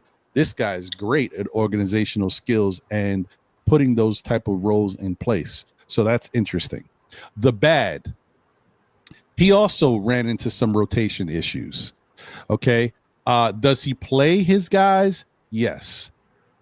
People felt that maybe he played the wrong guys. I try to find the good and the bad. So I had to do some reading in Memphis articles and I had to listen to a Memphis podcaster, and I'm just going by what people have been saying and what I was reading. I don't know. But doing that homework. Yeah, I try. That's another reason why you're only getting 2 of these, because that takes some time, and I'm not going to just do it for all these other coaches, and I have no idea when the Knicks might interview them. I'm not doing it for no reason. I'm going to wait till I know officially Knicks are going to interview these people. So that was one of the things. Here's another thing that you guys might find familiar: not holding players accountable. Oof, that's a no-no. That's one of those we don't love over here, and especially in Nickland when we've seen a lot of that before. Minute distribution, playing starters late in games. So you guys might say, well, Ray, Ron, he plays his rotation. He does play guys. Yeah, but there was also a question about late in games, playing guys, putting guys in with 4 minutes left when the game is decided already and they don't need to be playing. He would do that at times too. I don't know if he's trying to bless his players. Like if it's all-star time, he's trying to get these guys in there so they can put up their stats. I don't know. I'm just telling you that was happening. And that was one of those things people didn't like. Focusing. Now, mind you guys, we brought Kat here to help space the floor. And we also wanted to dib and dabble in running like a 5-out offense. We started doing that the first month or two of the season. We had a really dynamic offense. We were scoring a lot of points, but then we ran into problems and we kind of got away from the 5-out offense. For Taylor Jenkins, focusing on a 5-out offense and not using pick and rolls. If you guys know, one of the issues I had with Tom Thibodeau is that he went away from using the pick and rolls. If you got a dynamic scorer like Jalen Brunson, who can not only score easily and efficiently in the paint, but he also can knock it down from three. Then you got Kat, who not only can drive to the rim and score on anybody, but he could also knock it down from three. And you're not using pick and rolls. Why? I don't know. You got guys like Mikal Bridges, who is probably one of the best mid-range shooter. No, well, Jalen might be the best mid-range shooter, but Mikal's like a close second in mid-range shots. But he doesn't get to use that enough in this game because everybody's so focused on the three. Wouldn't he also be a really good pick and roll threat? You know, pick and pop right off the pick. Something we don't use that often. Just saying.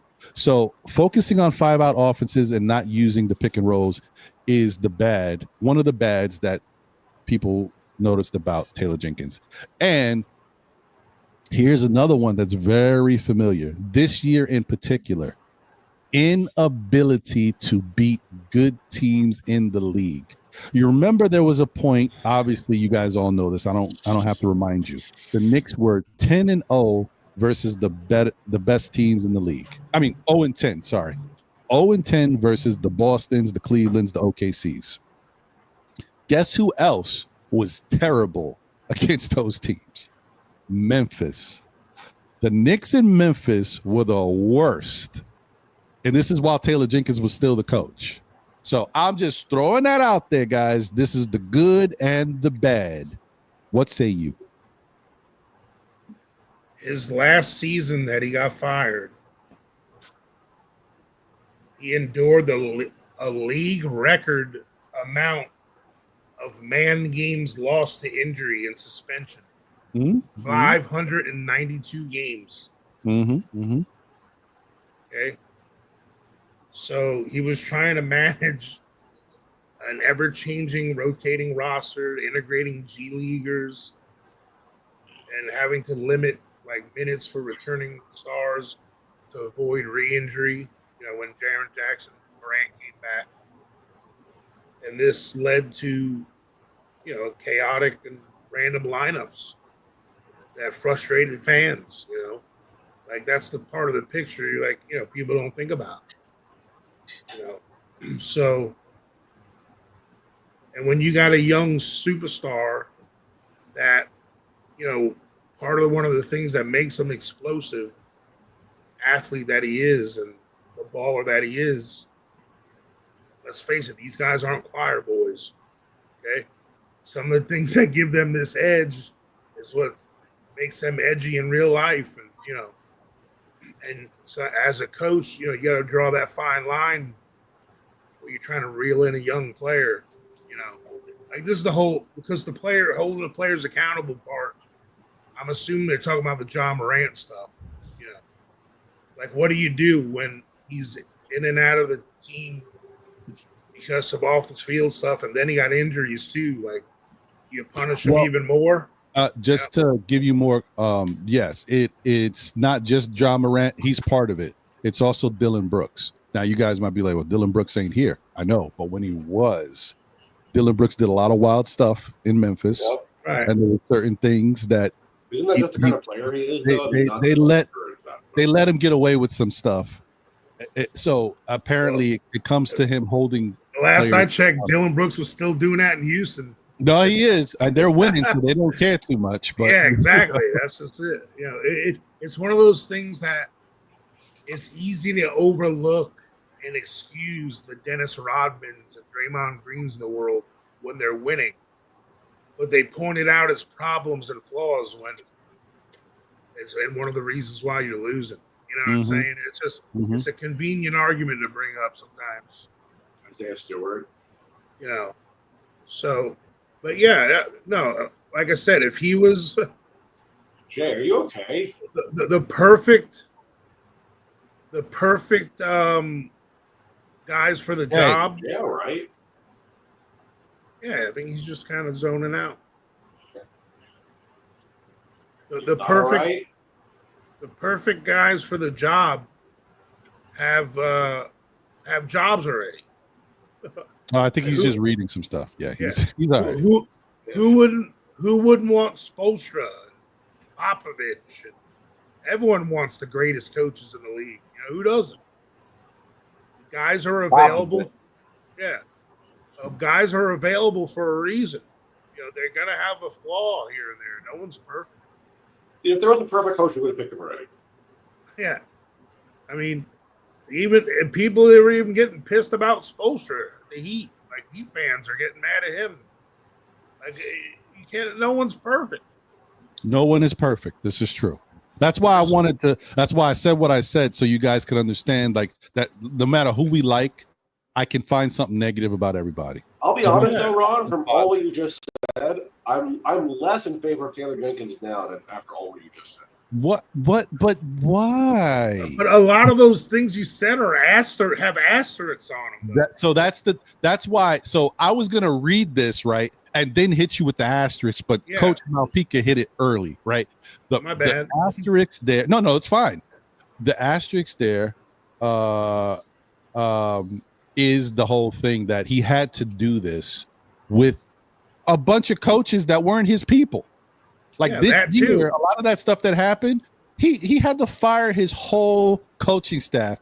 And so you got guys like, if there's different, imagine me having success, right? I'm the winningest coach in Memphis history, which is not saying much, but still, it is what it is. Just the number 2 seed. Right. And then I got my guys. They know what I like. They know what I'm looking for. And if there's something happening that I don't see that I'm doing wrong or that we need to address, those are my guys. And then you tell me I got to fire all of these guys. And then the following year, all of a sudden, I have all these other issues that are creeping up, and I'm not doing as good of a job managing this stuff. Coincidence that you let me get rid of all my guys and now I'm working with all these other guys. I think that is an indictment. They brought in the hotshot Euro coach. That was his replacement. They made him hire him as one of his assistants. This was the writing on the wall prior to it happening. They definitely were already transitioning Taylor Jenkins out of here. Now, why? I don't know, because I think Memphis had a lot of good success considering everything they had to deal with Ja Morant and that whole circus. Imagine have a young player who could be the face of the NBA, who has that type of talent, and you got to deal with him being hurt. He did get injured for a while, then getting suspended for this other stuff, 25 games. Like, you're dealing with all this circus of stuff. And then not only does he get put in the spotlight because of his bad decision-making outside of the court, he does it again. Like, and he's your best player. Like, this is the type of stuff that Taylor Jenkins had to deal with, and they still were successful. As you guys know, I mentioned this before. One of the reasons why, and I didn't mean to go off here and take away from you guys, because I want to hear what you have to say, but I'm just going to say it real quick so I can say it while I remember it. Part of the reason why I like Taylor Jenkins is because Memphis, in some cases, played better when Ja Morant wasn't even there. Like, they were winning and looking just as good, if not better, when he wasn't on the court. So that is a really good, something in favor of the coach. That tells me, hey, without my best player, not only did I play, and this is not just like against bum teams, against anybody who they played, they were still playing well. So that's just a good shout out now. And also, but once again, that wasn't necessarily this year. That was last year with his assistant coaches with him. So I want to put that out there too. So I just wanted to put that out there that, maybe he got a bad rap. So the information that I'm showing you, a lot of it is from this year. Some of it is from last year as far as the accountability stuff. Maybe you should look at that with a grain of salt, and maybe Jenkins is better than what it looks like on paper. Just want to put that out there. Coach, I don't know if you finished what you were saying about Jenkins. Yeah, no, and I was saying that I think people are giving credit. Look, I'm not discrediting how much influence assistant coaches have. Okay, but we're giving Mike Brown credit for championships that he had no part of. Like, he wasn't the head coach for any of them. He was the head coach for LeBron and didn't win. And people have the gall to say you didn't make the finals with John Morant, you need to be fired. Well, you didn't win the championship and you had LeBron James, you should be fired. You know what I'm saying? So, like, yeah, he won he was an assistant with Golden State once he won, right? Like, yeah. So what resume does Mike Brown have? Like, people talk about, he's just been around longer. Like, he reminds me of Herb Williams. Yeah, we bring in a player that's 32, that's bounced around the league, and we're waiting for him to have some success. Like, what success? Like Mike Brown, yeah, he won Coach of the Year, but then he got fired. A year later. And the same thing just happened, I guess, didn't that happen to Taylor Jenkins technically? Did he win Coach of the Year and then he got fired?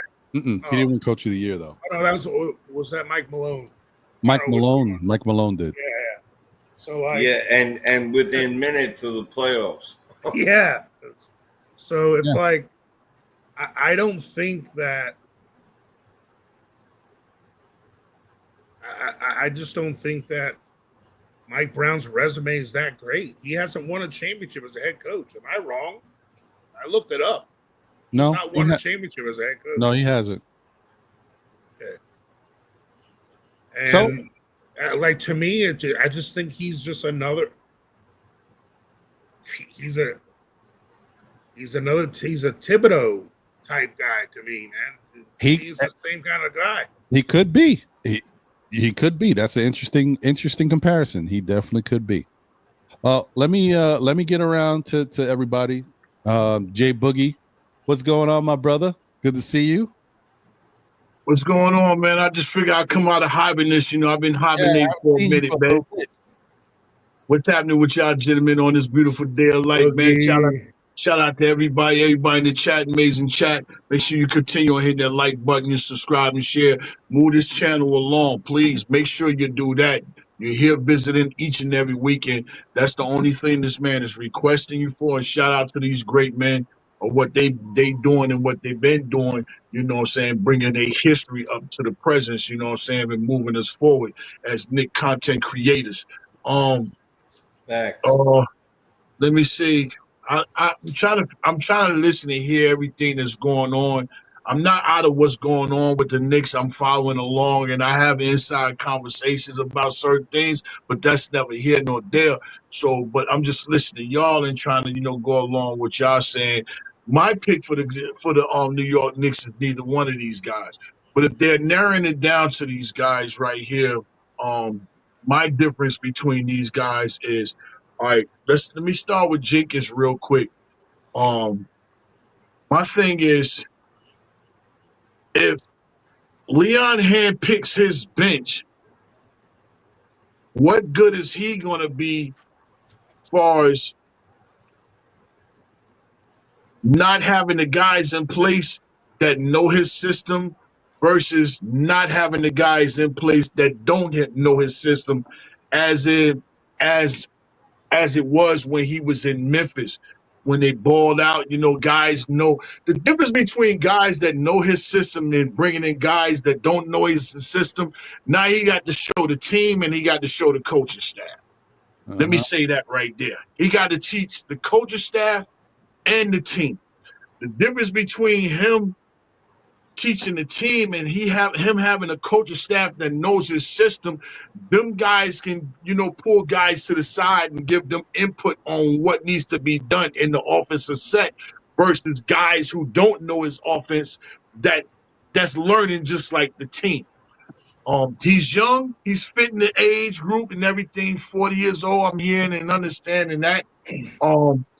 He has a lot of goods and he has some, bads, which that go for all coaches.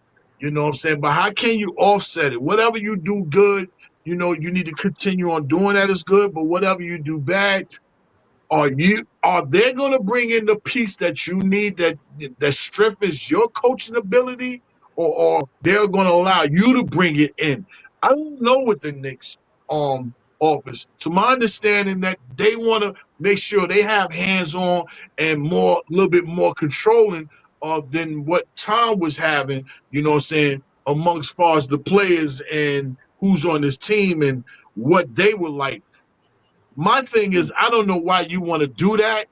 I always felt like it's always best to bring somebody in to go amongst the coach, what fits him instead of fitting you. These guys is not here to get in the office. These guys are here to go in arenas and play basketball.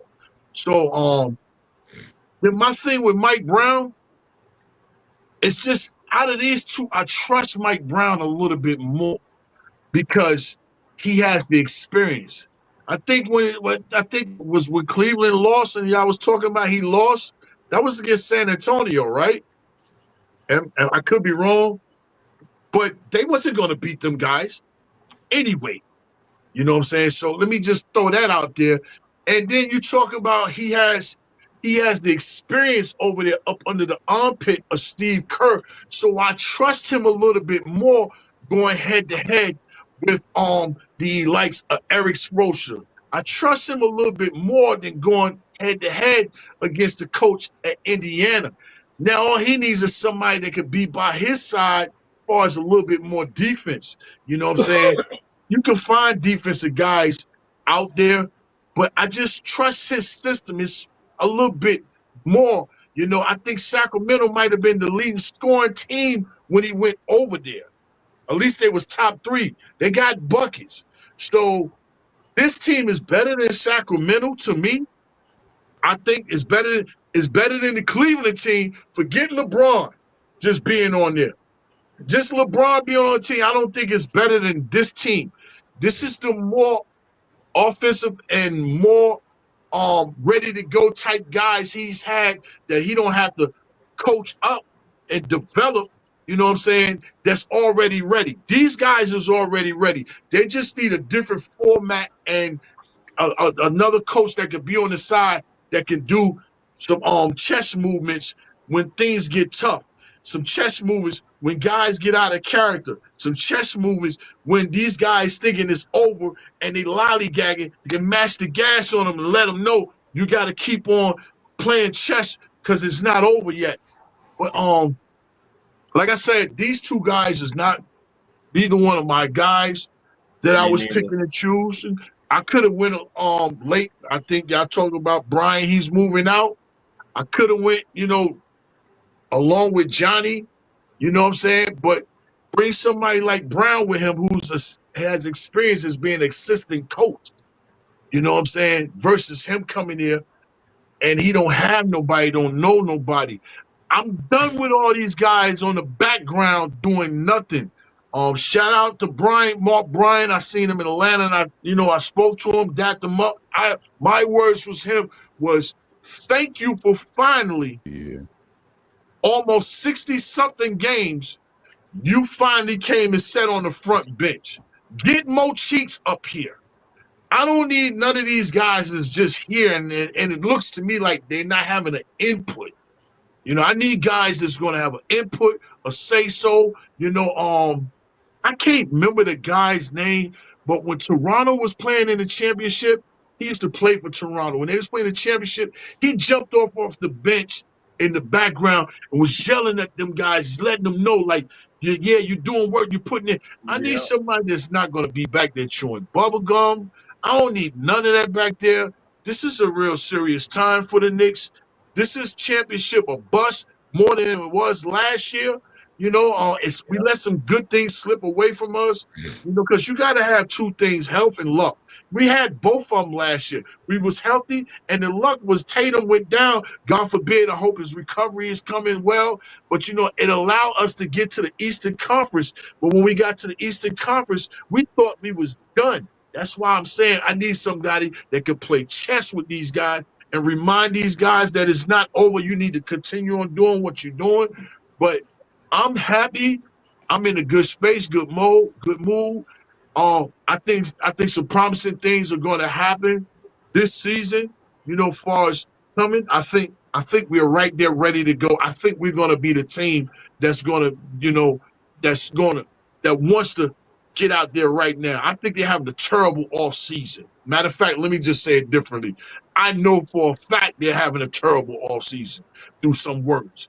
They're not enjoying their off season because they feel like they could have went further, and they let themselves down, they let the organization down, and they let the city down by not being in here. And I'm sitting here not just watching OKC and the Indiana Pacers.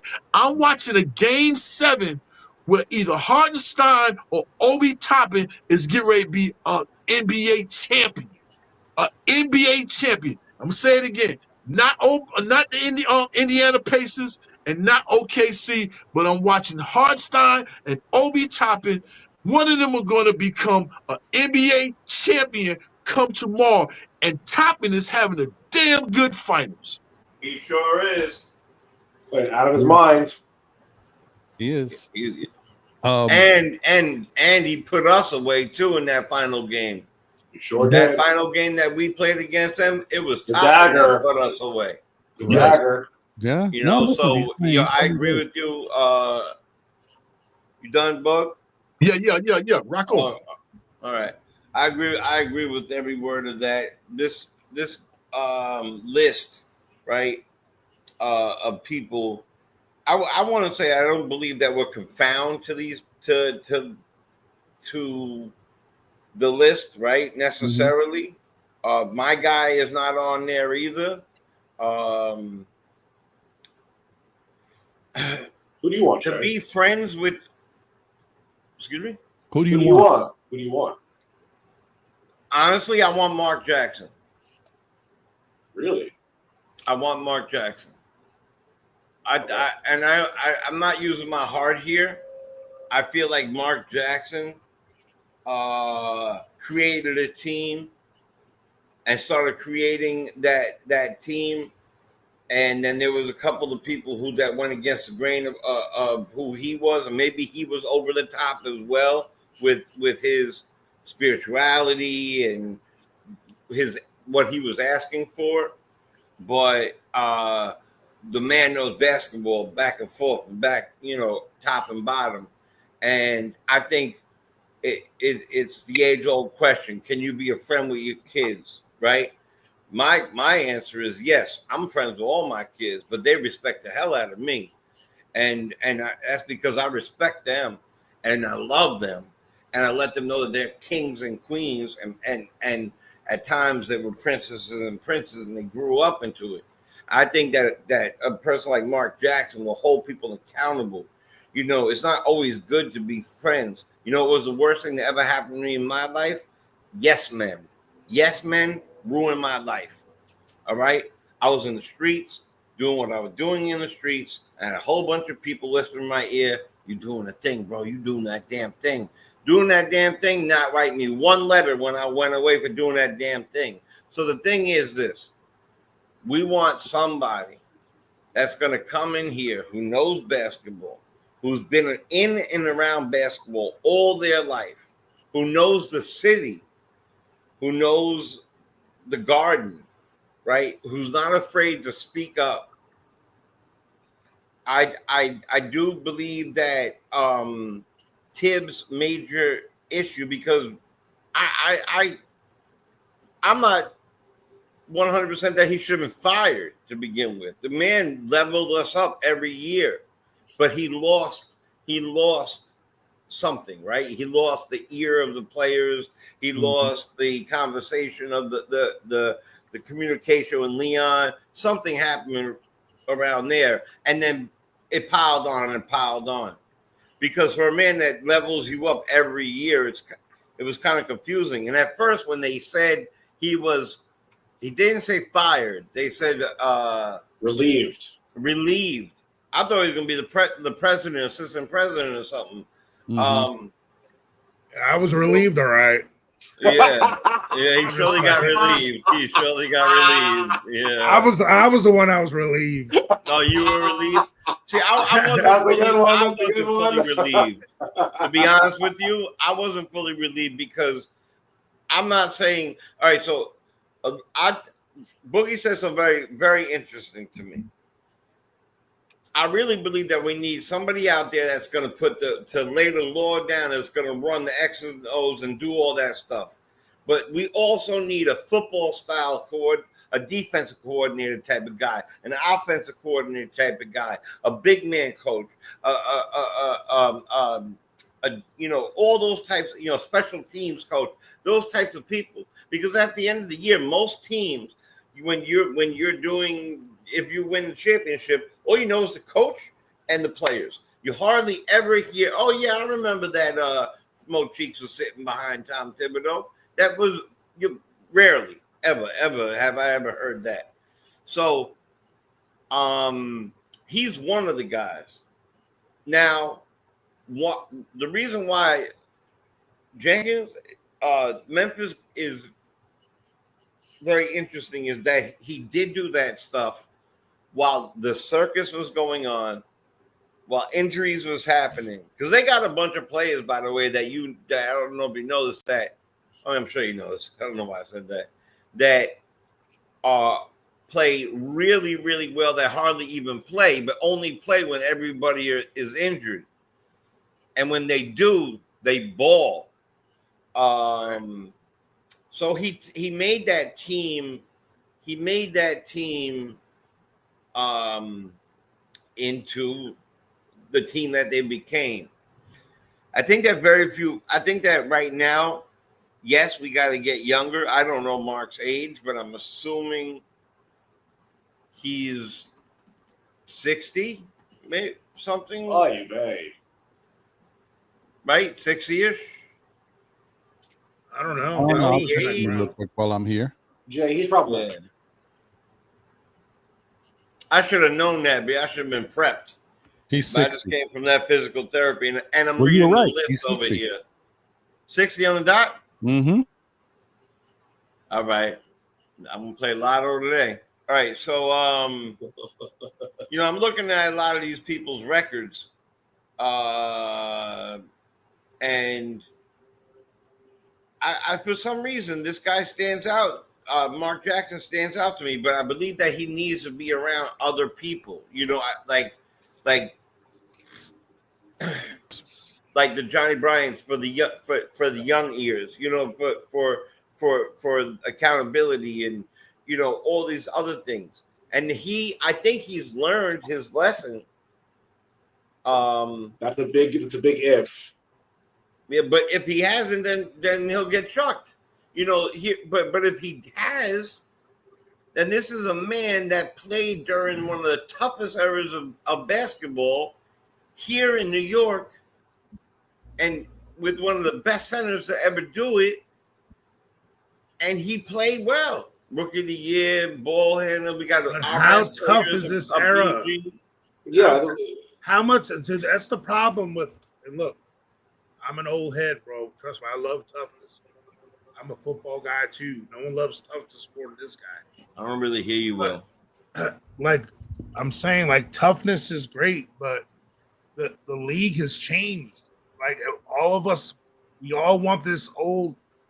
It's like this fairy tale like ending we want. We want a team It's an aesthetic. The team. Yeah, you but want a team, I you want didn't a say team that, Coach, and that's not what I'm saying at all. I'm not saying that at all. I'm not finished. We want a team that represents this toughness thing that isn't needed in the NBA anymore. I'm not saying we got to be pushovers, pussies. That's my French. But I don't want to be soft. But at the same time, looking for this toughness edge thing, like it just doesn't work today's teams anymore. We beat the Pistons. They're probably Look covering at us. the two teams in the conference finals right now. You think those are the two toughest teams in the league? No, they're both very finesse, both of them. I'm just being real on that part. But I understand the thing that to me, like with the Mark Jackson part, was like he does a lot of things that I felt like Thibs does. Like he's good at building a team to a certain level. Like he had the same exact roster. Like Steve Kerr took that same roster. Like Mark Jackson was running ISO heavy stuff with Steph and Clay, and then Kerr comes in and changes the whole offense around, and they're the number 2 offense in the league. Turn it to the Warriors like offense like that. That's it's too big of a risk, bro. And I hear you, Coach. But the fact is, and let me just finish my thing, and I'm gonna pass it over to Rex or whoever you want me to pass it to. The only thing that I'm saying is this: he built that team.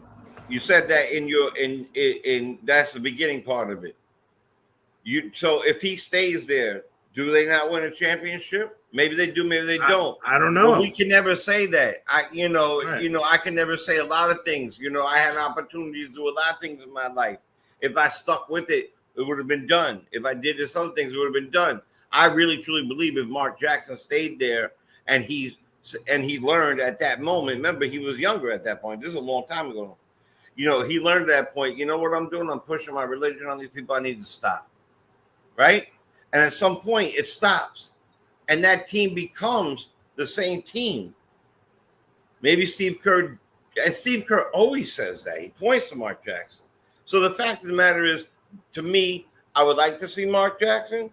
I would be okay with this Memphis dude. Right? I don't want him like a Malone. I think Malone is way more like Thibs than anybody on this list.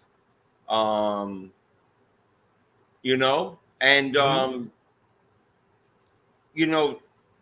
Spoelstra, everybody thinks Spoelstra's a fantastic coach. You think he's a fantastic coach?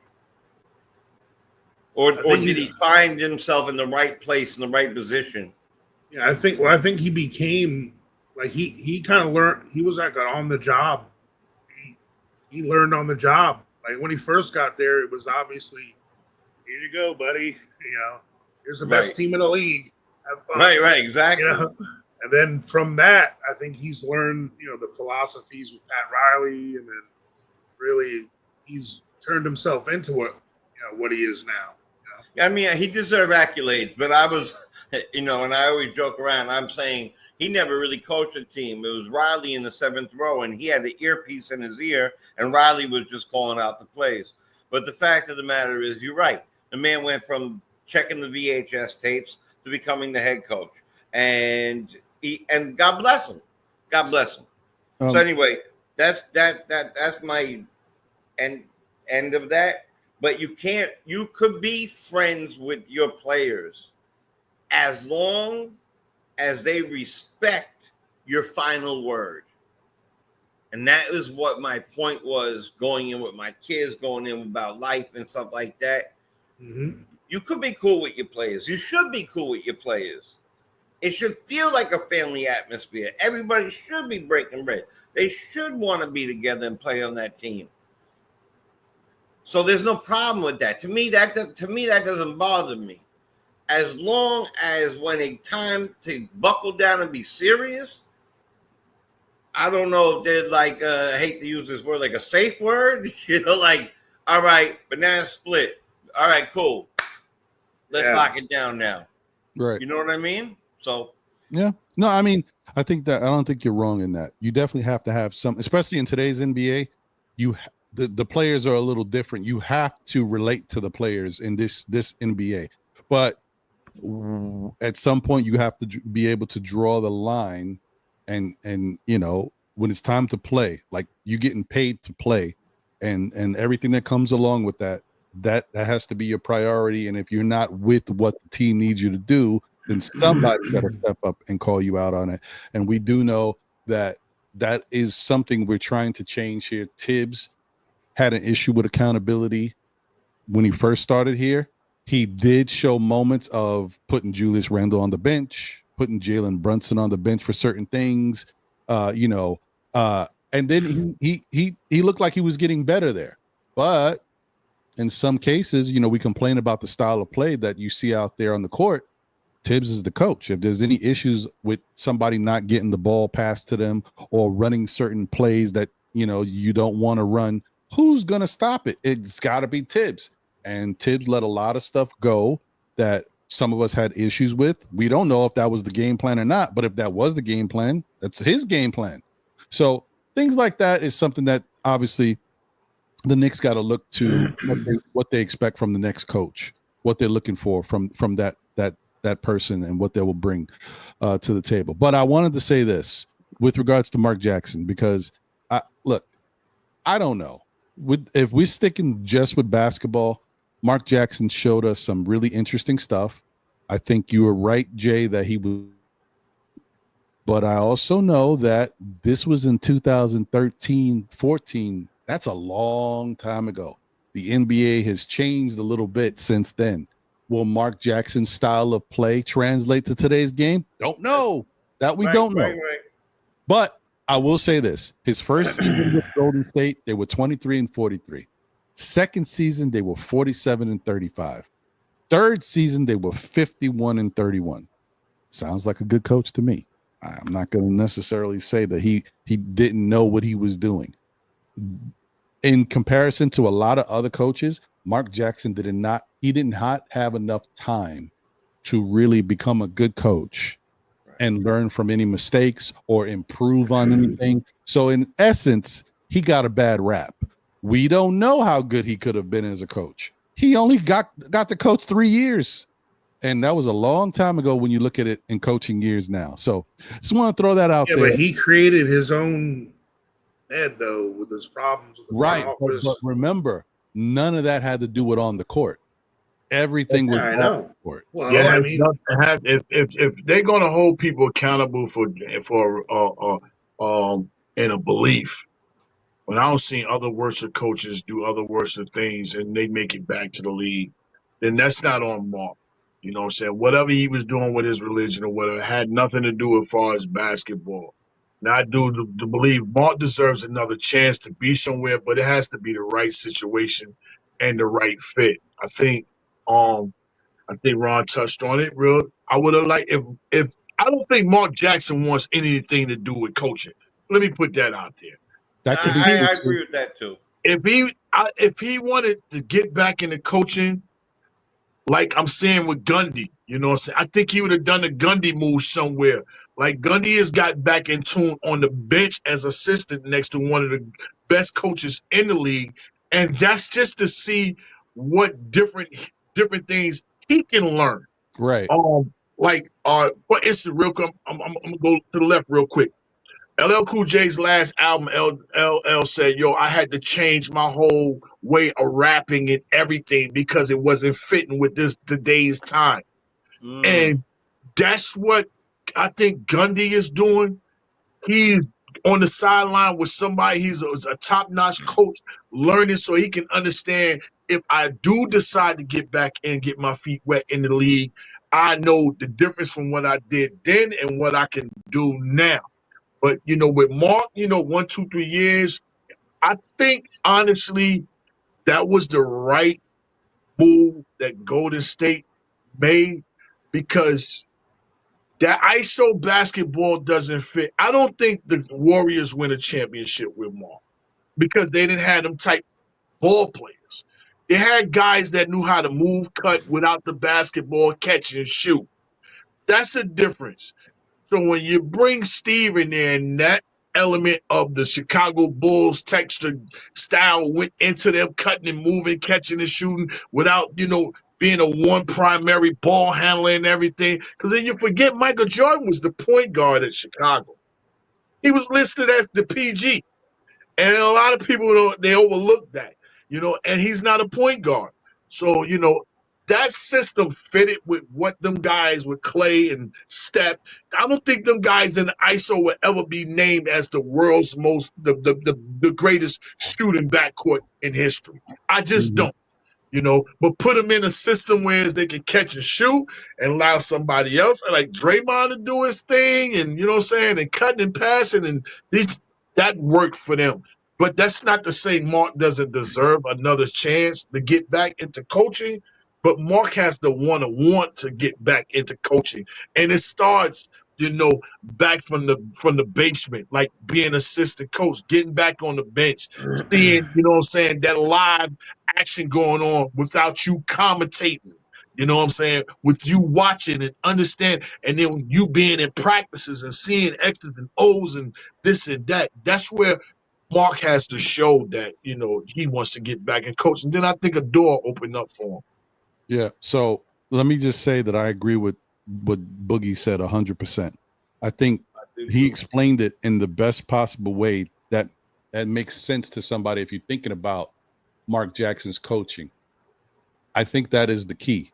First off, if Mark Jackson wants to coach an NBA team, then I think he would make that effort, like what he said what Van Gundy has done and what other coaches have done to try to get a job. They try to be an assistant somewhere so that they can get back on the radar. And also, if you go into these interviews, what are you going to say that shows that your coaching strategy can relate to today's game?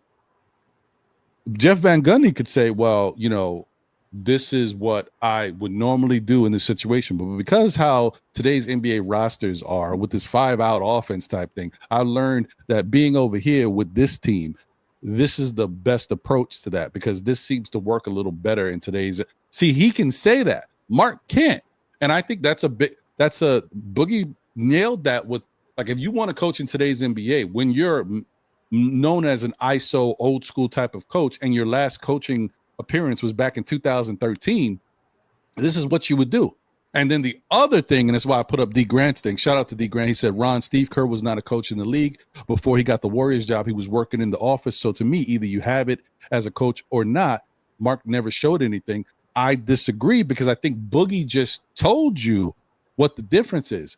Mark Jackson's team that he did help put together, but that team, if you look at their strengths and how Steve Kerr brought that out of them, you see what they're good at: shooting, slashing, movement. Mark Jackson's ISO ball doesn't really fit those players. He might have put the team together, but he put a talented team together. Doesn't mean they're the best team to fit his style of play. Could they win under him? Yes. But could they take their game to the next level? Maybe not. He would have. See, that's the thing. He's in a coaching situation where most coaches that have tenure, okay, you go out there, you put a team together, you get 3 years. Okay, we're winning, but we're not getting to. So he would be afforded like what most coaches get. Okay, after this 3-year mark, we need to change up some players because they don't really fit your style of play and what you're trying to do. He didn't get that opportunity. So if he coached a team that actually fit his style or what he was doing, we don't know how good they could have been. But he had some players that fit a little different style. And so they didn't even give Mark a chance to change up and bring in a Mark Jackson type guy, like a Thibs type guy. He didn't even get a chance to do that. He was out of there. That's his fault. We know that. And his beliefs, but also his approach to his beliefs. Because Mark Jackson was very outspoken. And if you're going to be very outspoken, you got to deal with the consequences. So it is what it is. And not only that, I mean, he went against the ownership, and muted, Rex. He also went against the lettered community, and he did. Yeah, I mean, we know all of that. I mean, I hear all that. Can I just jump in on this? Sorry, bro, you can't have a coach that's publicly anti-gay, unrepentant as the coach of the New York Knicks in 2026. 2026 New York City, especially when Dolan is your owner. The hip, young, cool New York City team, and then what? During Pride Week, here comes Coach. Yeah, I mean, I hear you. I don't really want to get into that. That was 12 years ago. If the man came out and said something dope, it would change. What you do 12 years ago? Yeah, I mean, I get you it. were 12 years ago. We don't have. He said evidence that. of That's based on his religious beliefs, though. Yeah, okay, but are you the same person you were 12 years ago? If he did not get up on a podium right now and said, you know what, I made a ridiculous remark. I'm sorry that I made that remark. That was foolish of me to do so. The day he does forgive that, me it's a different for story. it. He would be hailed as a king for doing so. But The day he does that, it's a different story. This is first He'd off. be a good Christian if he did that. For the sure. conversation, Right, he'd be a good Christian if he did that the too. conversation is something I don't want to get into. Okay? Yeah, I mean, I just want to focus on basketball, the New York Knicks, and their coaching candidates right now. Basketball reasons, it's a bad fit. Also, there's one other thing I want to say. I'm sorry. Look, we're looking at these people based on their resume. It's foolhardy to look at someone. Oh, he got to the championship 3 times, therefore he can replicate his success with the Knicks. That's not really the question we should be asking. The question we should be asking is this the right guy to maximize most of the roster we have with some fringe additions to take us to a chip? Or is he the guy that the players will believe in? He has strategic depth and he's in touch enough with what the NBA is to take us there. That a guy, he could have won every finals of the last 10 years. Doesn't mean he's going to take this team to the finals. You understand what I'm saying? Like, you can't replicate that. You're right. You're right that we have to look at it as fit. But it's all like, you know, sometimes you got to throw caution to the wind and take a chance because nobody knows. Ime Udoka was incredible with Boston, but nobody knew that he was going to be that good of a coach with Boston. Now, after having that season, you say, well, man, Ime Udoka has some good principles, and maybe he can be a good coach. He got let go because of an off-the-season thing. Exactly. Once again, not basketball. Yeah. But then you bring in the coach that replaced him. What does he do?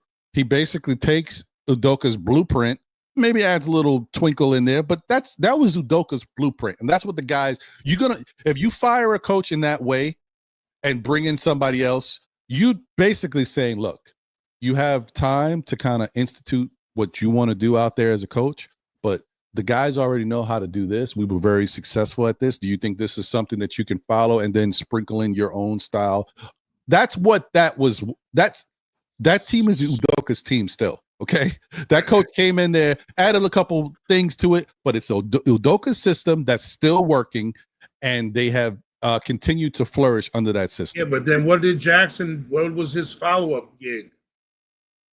Well, no, I mean, I don't know about Jackson's follow-up gig. I mean, we know that Jackson did. The problem with Mark Jackson, I don't know enough, but I think he failed with the Clippers, right, or something. No, Jackson didn't coach again.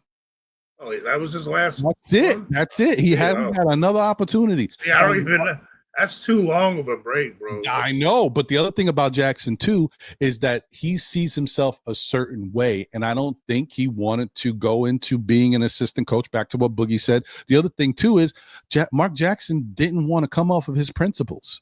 Okay, maybe Mark Jackson is the type that his bedside manner is strong. Okay, and listen, you may not agree with me. Maybe I didn't approach it the right way, but this is how I feel. You know, there's people out there that have that stance. This is we've been on the Mark Jackson thing a while. I'm not going to be the next coach. I'm sorry. Like we should just move on. So, yeah, I can't say about Udoka. Matter of fact, I need you to send some of that money over here that Leon got you a new contract for messing with you. Just send that money over here. Yeah, Leon, man, owe you some money, Leon. Thank you, Leon, once again. Always getting people paid. Always. My thing is, and I just want a fresh, new face, man. I want someone with a modern outlook that's adaptable. Like, it's okay to have traditions and toughness and you know, a certain way to, you know, style and all this stuff. I get all that, but I'm tired of a lot of those guys nowadays in the league. They're dinosaurs. They're just table setters. Like, I've rooted for too many teams and organizations that I had coaches that were just setting the table, and then it happened to me as a Bucks fan. You know, I was going through the thing with Dungy, and we couldn't get over the hump. And then all of a sudden we get Gruden, and he gives us some offense, and we win the next season. You know, can I just be true to my name here for a second? So you guys know T-Rex and Stegosaurus, right? We live closer in time to the T-Rex than to the Stegosaurus, than the T-Rex and the Stegosaurus. So like replacing a dinosaur with a younger dinosaur is not an upgrade. Right. Well, that's what I feel like Mike Brown and Mark Jackson represent. They're like a little bit younger versions of what we just left. Like even if they do a couple of things better, or their like resume, quote unquote, like all because they did something longer. And even beyond that, bro, doesn't mean it's better. Like I gave you guys the example earlier. There's been more first-year head coaches and first-team head coaches win championships this last decade than the guys with experience.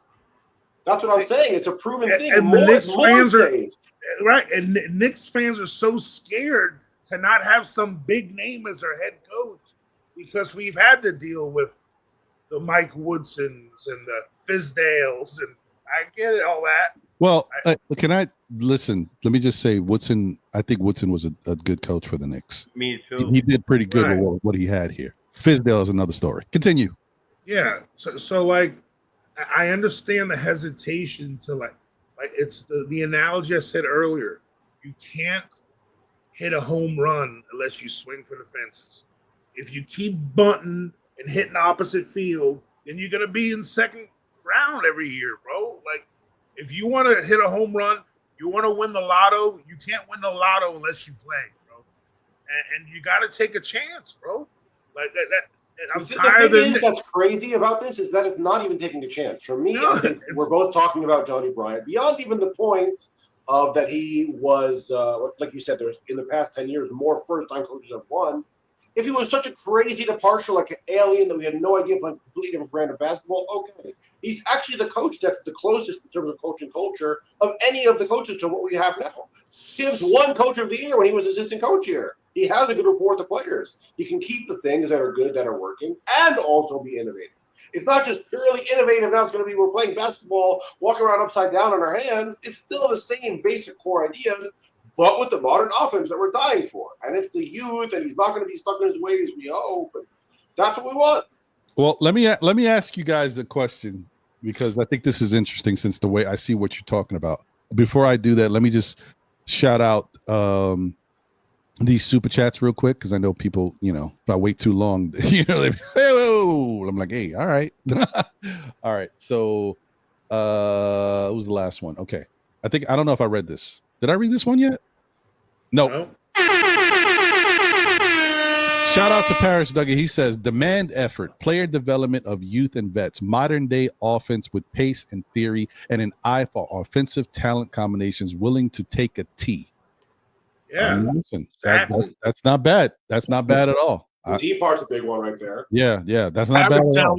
Paris sound like you should be running for president with that. I mean, like Paris got the blueprint down. Like I don't. That's it. Now I don't know if Taylor Jenkins is that or who's that. I don't know. We don't sound like an old head, bro. Yeah, I mean, we could find out. That definitely sounds like Dan Hurley. Dan Hurley would do that. Because trust me, I'm an old head, but I heard he was staying in college. Yeah, in sports, bro, you have to adapt, just like nature. Adapt or die.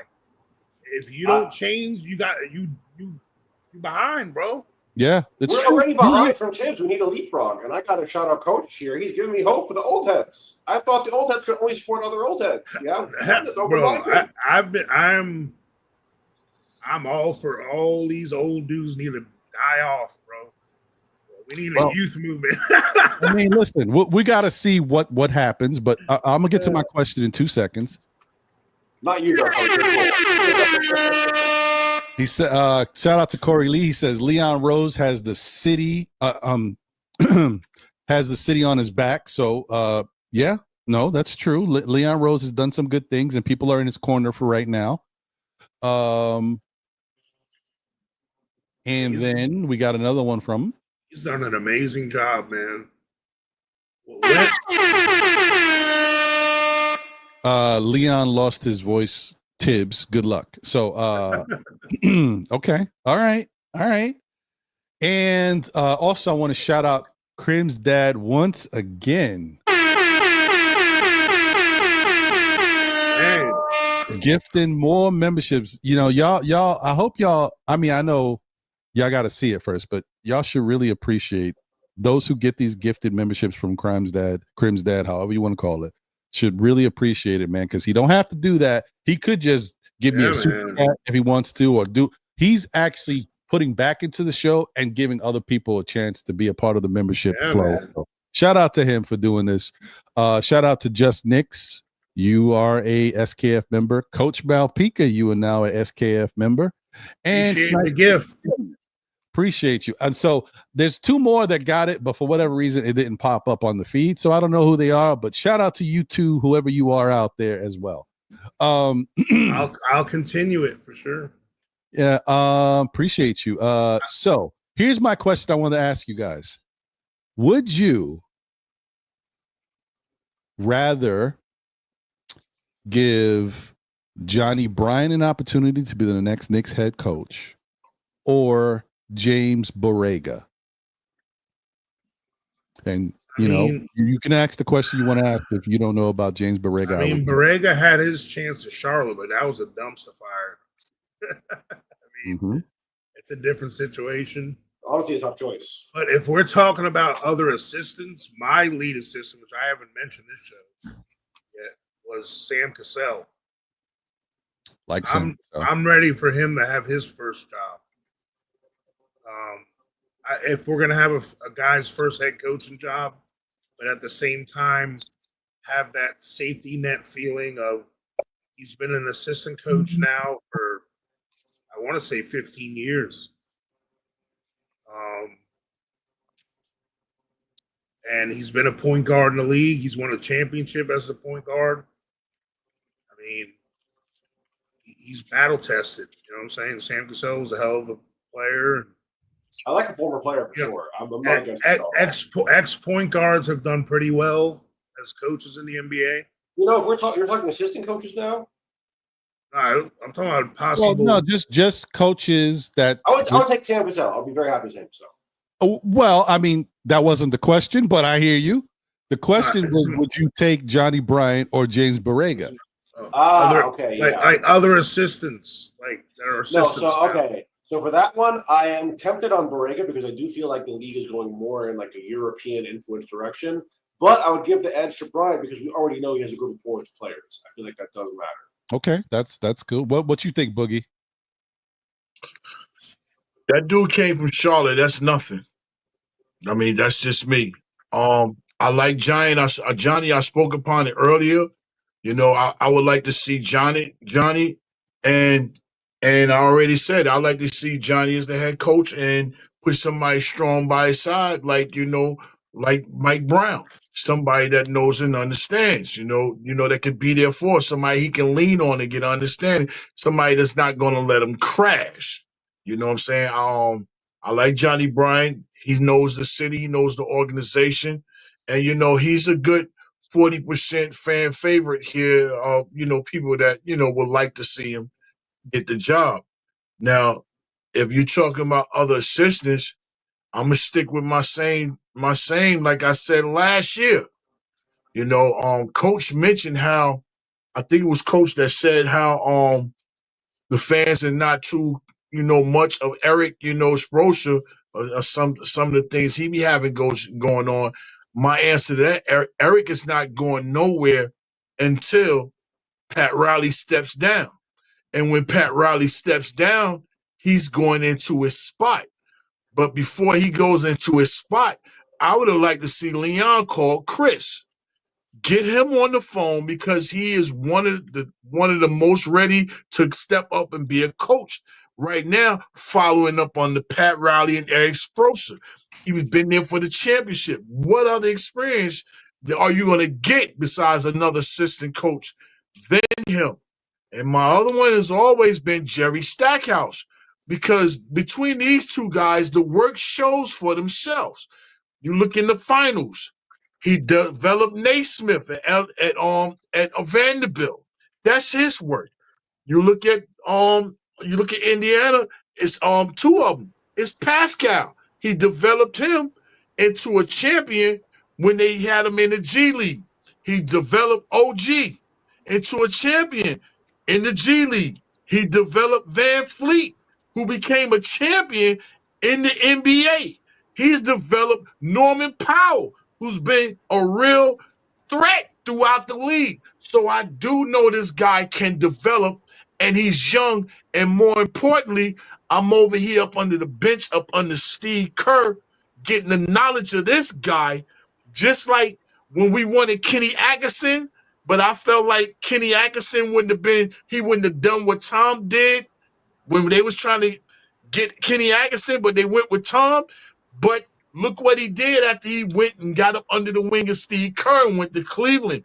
And you might as well say reason why Cleveland really didn't go far because of injuries like we had last year. Injuries threw them off. Not really to take too much away from Indiana, but if you want assistant coaches, man, those are two top-notch assistant ready-to-go coaches right now. If you want to go get somebody assistantly, I agree with you also having veteran back coaches. I also really like the pick of Jerry Stackhouse. Jerry Stackhouse is a very smart pick. Now that's if I'm not saying he wouldn't be or shouldn't be. That's if these guys are even on the Knicks radar. And I'm not saying they wouldn't be. I think Stackhouse, Cassell, Rondo is a little bit of a wild card because he's the people in the know are talking about Rondo, but I don't really hear Rondo's name being brought up a lot. But Cassell and Stackhouse, yes. Two more things real quick, Ron, then I'm gonna mute. I do know for a fact Jerry sent his resume in. I do know really? that. Okay. Let me say that. And let me say the coach real quick. I do know for a fact Sam Cassell wants no part of being a head coach. I said that the other day on Queen's show. I was there with my guy in the guard, John Wall, and I personally talked to Sam Cassell. Personally asked him the question, Sam, when you going to come up off this bench and be a head coach? His personal answer was, why would I leave the bench and have to deal with all these questions and different things when I could be on this bench and deal with just the guys playing inside the locker room? He don't want no parts of being a head coach. I just want to show you that. I do have a photo in the picture with me and him. We was conversating and everything that Harwell spoke up, but I just want to throw that out because I said it on Queen's show with somebody. Can I ask you a question? Yeah, that's Sam you're saying? Yeah, he wants no part of head coaching. So Queen, a different Queen than the one on here, I think the one on Twitter, she mentioned Teresa Witherspoon as an assistant coach. What do you think about that? Teresa Witherspoon? She would be a bad assistant coach. Yeah, why not? I mean, assistant coach, the lady over there for the Indiana Pacers is their defensive coach. I don't know if y'all noticed or watched that, but when they need defensive stops, she is the voice inside that huddle. You know what I'm saying? So women can do things, that men can do, and also women can do some things that better than men can do. And also women do need other opportunities far as being on coaching leaders and stuff on the NBA. I'm still waiting for that day when a female will be a head coach, but these women do know and understand the game. Teresa is a voice that I believe that people will listen to. And for a fact, just look at the Chicago Sky right now after getting rid of her. Look at their season right now. Trash. So, I'm a big fan of Teresa Witherspoon. I've been following her career a whole lot, so what you saying that, that's a big voice that you just mentioned, you know what I'm saying, that deserves to have something going on somewhere in basketball, and her opportunity is going to come, whether it's back in the WNBA or assisting something in the NBA or even becoming a college coach. She does have a bright future. I agree with that too. Yeah, she's a smart basketball mind. Yeah, I like her. Hey, Jay. Yeah. Real quick, what do you think? If you had sandwich too, man. On that. If you had a pick between, and I know this might be a trick question because you may not know enough about him, but it's okay. If you had to pick between Johnny Bryant or the James Borrega, who would you pick? Johnny Bryant has been an assistant coach. We know that James Borrega has been the head coach of the Charlotte Hornets. And he's an associate coach with the New Orleans Pelicans right now. Also, Borrega is 47. Just throwing that out there. Well, I'm partial to Bryant. He obviously, when he was here, definitely had the players' ears, without a doubt. You know what I mean? Especially when it was getting turmoil and he was, things were happening or whatever it might be. He would be the one. I really believe the one he was getting in there and talking with them. The other fella is a good coach. Dealt kind of a awkward hand, right? Mm-hmm. 2 teams that have been broken down, kind of bad. I would say that right now I'd be leaning towards Bryant. Though I think the other guy, give him a shot too. What is he, about 46, 47 years old? You said 47? He's 47. All right. I mean, if that's what we're looking for. I don't know, but I'm just saying he's on the list. He's on their list. I would prefer, see, here we go again. I would prefer a Stackhouse over him. I would prefer, like I said, Bryant. So you said that I'll stick with what the question was. I would prefer Bryant over him. Okay. But the truth is, I like the Stackhouse idea. Fine. That's fine. That's cool. We'll talk a little bit more about it. Coach, all right, what yeah, about you? I'm good. Yeah, I'm. And Mark Jackson. Oh, wait. Did I ask you already? I feel like you were first. No, I just chimed in. I was a bad panelist. I used that time to mention Sam Cassell. Yes, you did. That's okay.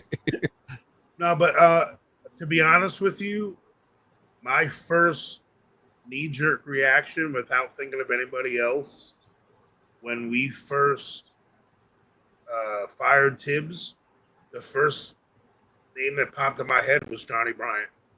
Mm-hmm. It really was. It really, like, when I was kind of bummed when he left, because I remember murmurings about him before he left. How he was a player's coach. He was kind of like good cop, the Thibs bad cop. Mm-hmm. You hear all these stories. And then when I heard he went to Cleveland, and it was just a lateral move, I'm like, why would you become an assistant coach when you were already an assistant coach to another organization? Unless they gave him whatever, I don't know. Maybe they gave him an associate. Because, they have the different levels of assistants. I don't know. Maybe they gave him he was the associate over there. Yeah, okay. So for me, I was like, man, he was the first person I thought of because I think he's been aligning himself, as getting that. And who better than someone that's already been in here? He's already seen the big lights. He's been hands-on with usually the assistant coaches work with the younger guys more than anybody. So he's had his hand in with the younger players on our team anyway. So right. To me, it was,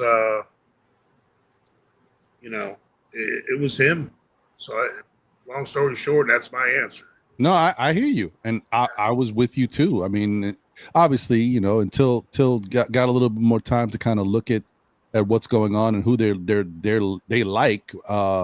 It's very up in the air. So I'm still kind of looking at these options and different guys that the Knicks may consider.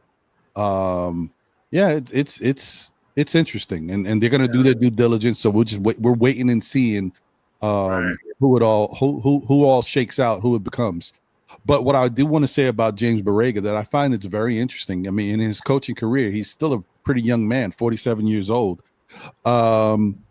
He coached for 4 years with the Charlotte Hornets.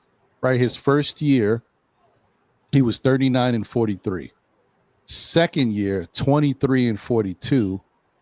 Third year, 33-39. and then fourth year 43 and 39. And this is what the Charlotte Hornets got. Exactly. You know what they're dealing with over there, right? Right. And so this is interesting because he has a offensive style of play that requires the guys to play fast with a heavy emphasis on ball movement and spacing. Very similar to seems like what the Knicks are trying to do. We need better ball movement. We need better spacing. We need to play faster and have a higher pace. So does he fit the requirements of what our offense is trying to be? Yes. Then you might say, but okay, we're talking about Charlotte, and Charlotte, wasn't. But remember, Charlotte didn't have a lot of good talent for the man. The man is really known. So he's interesting because he can come up with a really good offensive strategy, but he's known for defense. You might say, well, we're talking about Charlotte. We didn't see too much of that there. It's just the type of team that Charlotte built and he inherited. And then the talent that he brought in was young talent, like Brandon Miller is a really good young player, but they didn't bring him in for his defense. They brought him in because they had a high pick. He was very talented and they want to build on the talent to help the team going forward. So if you had a chance to actually build the right pieces for what he needs to run over there, you'd be surprised at what he can get out of players. The other thing is he was an assistant coach under Popovich for 10 years. Yeah. Well, that's why I originally, I had made because I when I was doing my own personal research on who the next head coach should be, I really did that because I know off the top of my head, just from my memory, a lot of first-time and first-year head coaches have been winning, like championships lately. And I was just thinking about our situation. I know in the past we've always done the whole Larry Brown hire, and all these rock star hires, and none of them ever really panned out. And we've never. The last time we gave an unknown quantity guy a chance was Jeff Van Gundy. Technically, he did pretty good. Oh well, no, we gave it to one more. We gave another guy a chance too, but it didn't John Nelson. I was thinking one more guy. Oh wait, Derek you mean? Fisher. Oh yeah, Derek Fisher. Yeah, that's true.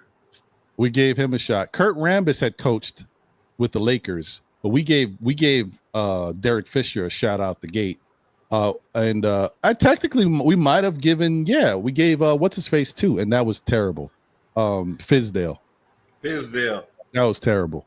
Yeah. Oh my god! Terrible. Well, I can't believe this guy got so much praise. And what I mean is like they were given chances when the team was already. Oh no! Oh, okay. I hear what you're rock saying. bottom. But I hear what you're saying. Van Gundy was given a team that was already competitive. Right. That's true. You Good know point. what I'm saying? That's true. That's true. And that's the thing. Because a lot of people, it's not that they don't care, but when you take on a team that's already horrible, everyone's like, it don't matter who the hell you pick as a coach. Good luck, right? Winning with these guys, Well, but like when you have a team like this and the expectations come on, everyone's like, oh, it's got to be a perfect coach. And I'm like, well, maybe there's something to this. Maybe a team that's this good doesn't need a coach to impose any kind of wills here. You need a coach that's going to respect how good this team is and not be afraid to grow with this team. That's a good point, Coach. That's a good point. So my whole thing is, I said this already, and I wasn't trying to make it seem like a coach is not valued and doesn't have, a lot to do with a team's success. This Knicks team has a lot of really good talent on it. Are we top to bottom talented? We don't know that yet because there's guys that are question marks that didn't get a chance to play, so we don't know how talented they can be until they get a shot. You know who I'm talking about. Yeah. But as far as the other talent that we do know about, we got some talented guys here. So I feel like if you make Mike Brown the coach, the Knicks are going to the playoffs. I'm not saying we're going to go deep in the playoffs. I'm telling you, you bring Mike Brown in here, we're going to the playoffs. You bring in Taylor Jenkins, we're going to the playoffs. That's it. You bring in James Borrega, yeah, guess what, guys? We're going to the playoffs. Yeah. So what I'm trying to say is all of these guys can fit the narrative of taking this team to the playoffs. It's about, do they take us to the next level? I don't know, but I could see a case for any of these guys. The only person I would say that I don't know how much better he makes us is Johnny Bryant. I don't know because he doesn't have a track record yet. Right. But if you bring Johnny Bryant in here, guess what, guys? Hey, I know you might have heard this before. We're going to the playoffs. Yeah. We still going to the playoffs. It's just how Ron, far we can go. You bring in Doris Burke. I'm We're rooting going for to the the- Nets. We're going to the playoffs, but you ain't watching not one game. I'm definitely not listening to the press conference. No, me either. So anyway, I didn't listen to the entire that entire series. It was on mute. I told you this a handful of times. and that's the smart way to go, Jay. It was And on like mute. I was I talking said, to my once again, friends watching the game.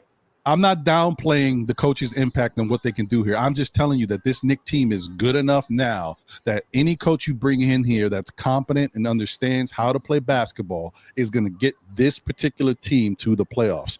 As far as how far we can go, as far as how successful we can be in the playoffs, can we make the adjustments against the different styles of teams, against a Detroit team versus an Indiana Pacers type team? That we don't know about yet. But I will say that if I had a choice right now, from what I got to do a deep dive. I don't know. I haven't done the deep dive on other people like James Borrega.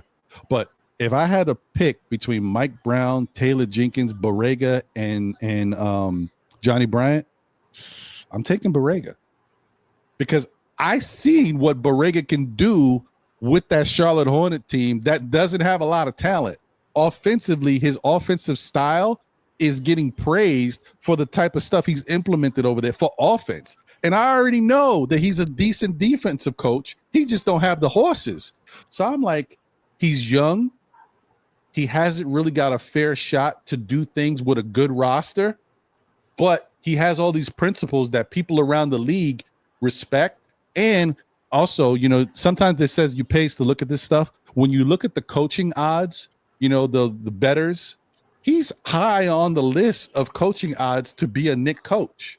He's below guys like Taylor Jenkins, but he's right there in the middle of the pack.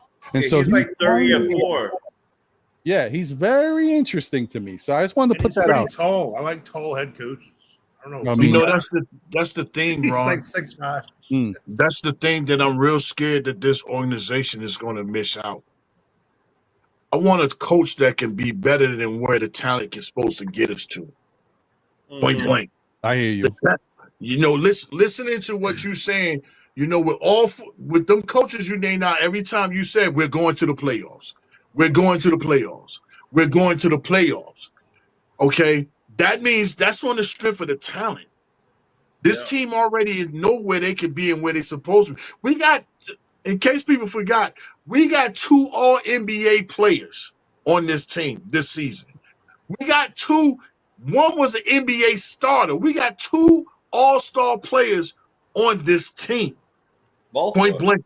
So there's a lot of talent on this team, no doubt. But I need somebody that's going to be better than what the talent can get us to. I needed to balance out. You know, you want talent. See, like tomorrow night and last night, tomorrow's final game and Friday night's game, that's all talent. That's where your talent wins games. Because when I played against you in a series and I know what you're going to run and I know what you're going to call and that's out of the window, it's man on man. How good is your talent? That's where you want your talent to be at, where I can bust you. I don't need offensive set. But 1, 2, 3, 4, them games right there, I need a coach that's going to drive this talent to where I need them to drive this talent to the level of play of where they're supposed to be at, where their talent means the most. Yeah. Meaning like late in the series, late in the game, you know. And then, you know, you talk about Beretta, you say his defensive thing. See, what's wrong? Oh, see, now I can go get that guy at Memphis. I can go get him because he's an offensive guy. But what's wrong with going to get a guy like the guy you say with Charlotte, who's a defensive minded guy, and put them together? I really need for Leon and then the office to put their helmets together and figure this thing out, because it means a lot right now what you're going to do. We only have 2 years, because in 2 years, we're going to be right back here if we don't win a championship trying to figure this thing all over again, because Brunson's time is coming up. Towns' time is coming up. You know what I'm saying? And if their time ends and we don't win a championship amongst a coach in those 2 years, man, guess what? His time is up. You know what I'm saying? So I'm leveling everything to just 2 years on what we got, because what these guys' contract is saying for right now. And I don't want to break nothing up right now. Unless I'm going to get Giannis, I'm not changing nothing. I don't care if it's no Durant. Shout out to Leon for shutting that down. You know what I'm saying? Yeah. Shutting that down. We don't want him over here. Thank You you. didn't want to you, come here when you was younger. We don't want you here trying to be the savior of your career, because Durant doesn't have a home. He doesn't have nobody that's going to raise his jersey to the banner, to the roof right now, because he's been bungee jumping. So you're not going to come here and help lead us to a championship and take, you know, the hard work that Brunson's don't put in. You know what I'm saying? The hard work that Mitch don't put in. These guys is putting the work here for them to be the face and value of us winning a championship. That's point blank. So I don't need nobody like that. But I could take the page out of the Indiana Pacers, because what they did and what was well deserved, they kept everything together from last year. They didn't break nothing up. You know what I'm saying? They got to the ECF and they kept, okay, we went here. Okay, we're going to stay right here with what we got. Sometimes making a move is not most necessary for you to do because you lost. Sometimes a non-making a move can be the move that's going to value the team to move you further than what you where you're at. So that's where the Pacers are at. You know, their whole squad, they know and understand. They know one another. They appreciate one another. They love one another. They go out to movies. They hang out with one another. This is where you want our organization to be at. Sticking together and figuring out why we did not win last year. Okay, you put it on the coach already. That means it's on the players now. The excuses is, oh, it's on the New York Knicks players. If we don't win, it's on you, because this year we allowed it to be on the coach. But Leon, please get this situation right. I'm already at wrong. You want to get it after the draft? No, you should be having the coach before the draft, so he can be calling these guys, talking to them one-on-one. If I have to, let me come meet up with you. Brunson, let me say, tell me what can we do that's, you know what I'm saying, that's going to help your game. And then once he tells them that, then let me show you some footage of some things that I saw you was doing that I'm going to help you correct. I need a coach now. I don't need to be waiting long.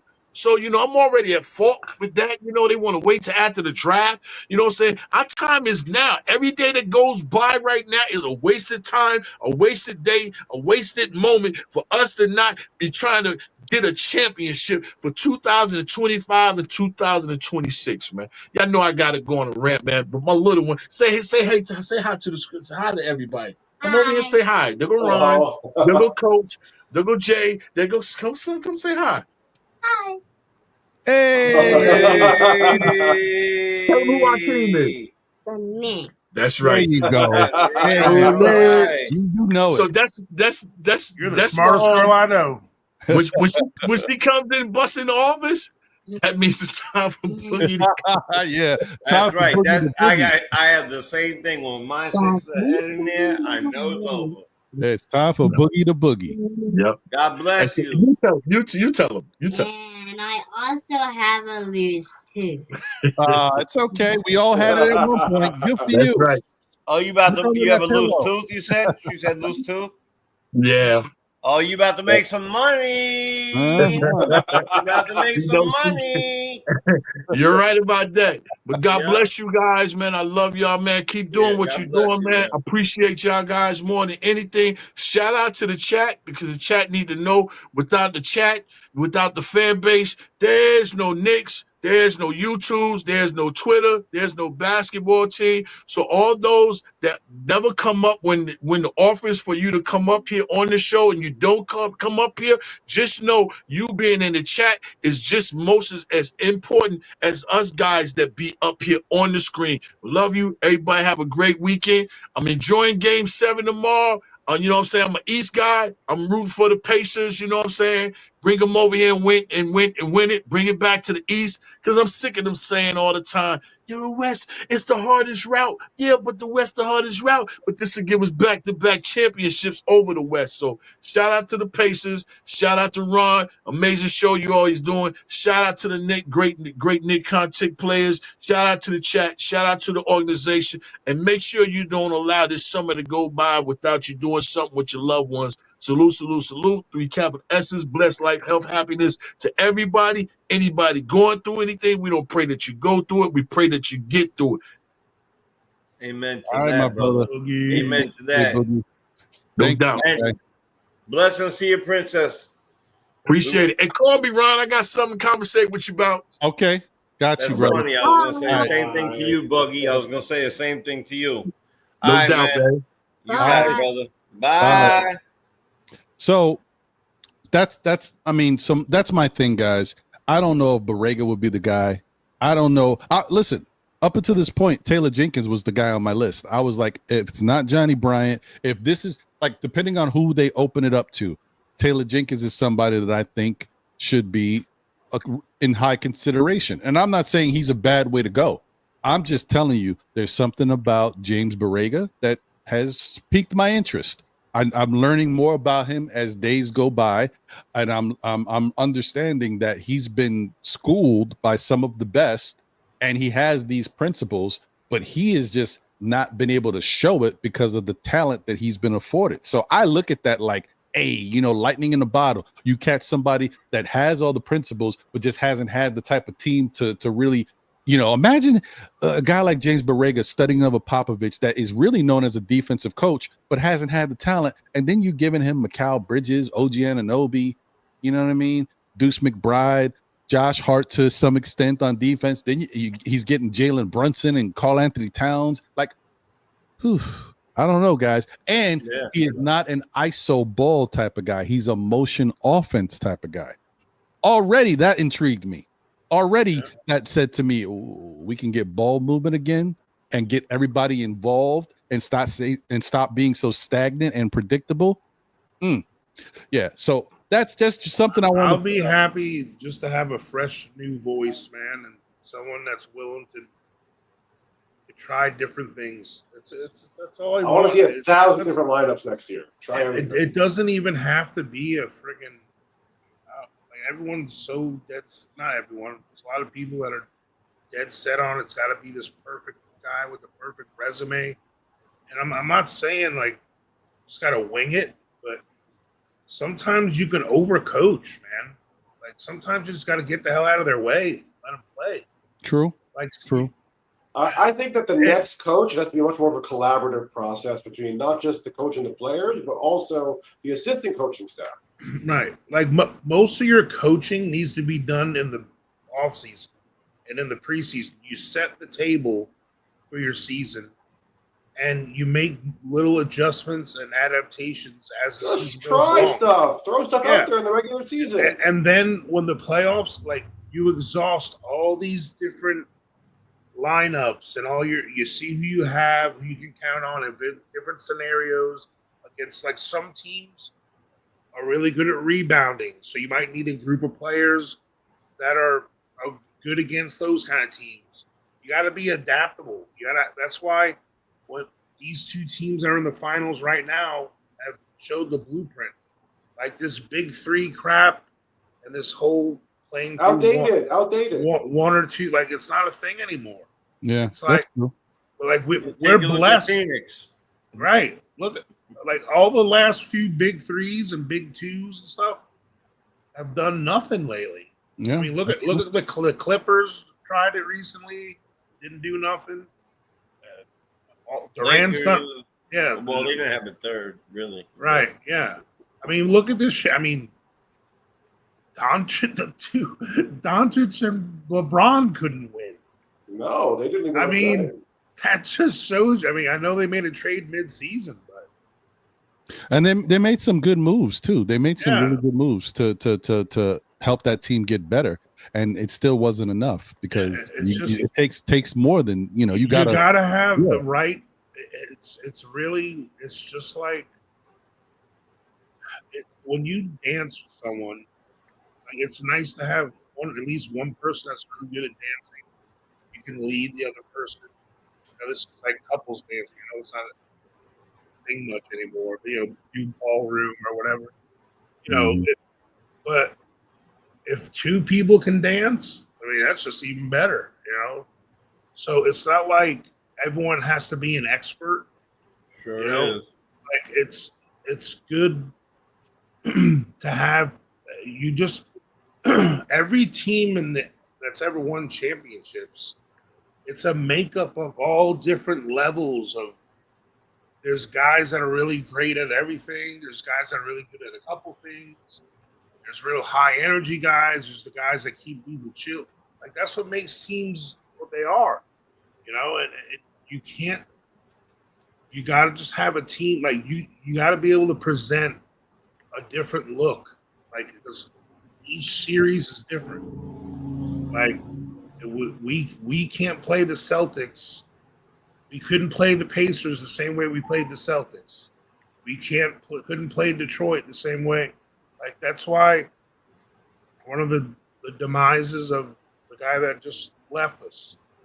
Like you can't scramble, wait to the playoffs to figure out if something's going to work.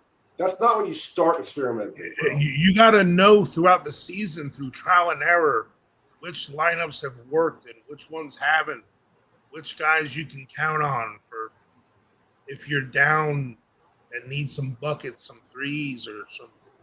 If the other team has more wings, they have more big men, you got to be able to mix it up, That's true.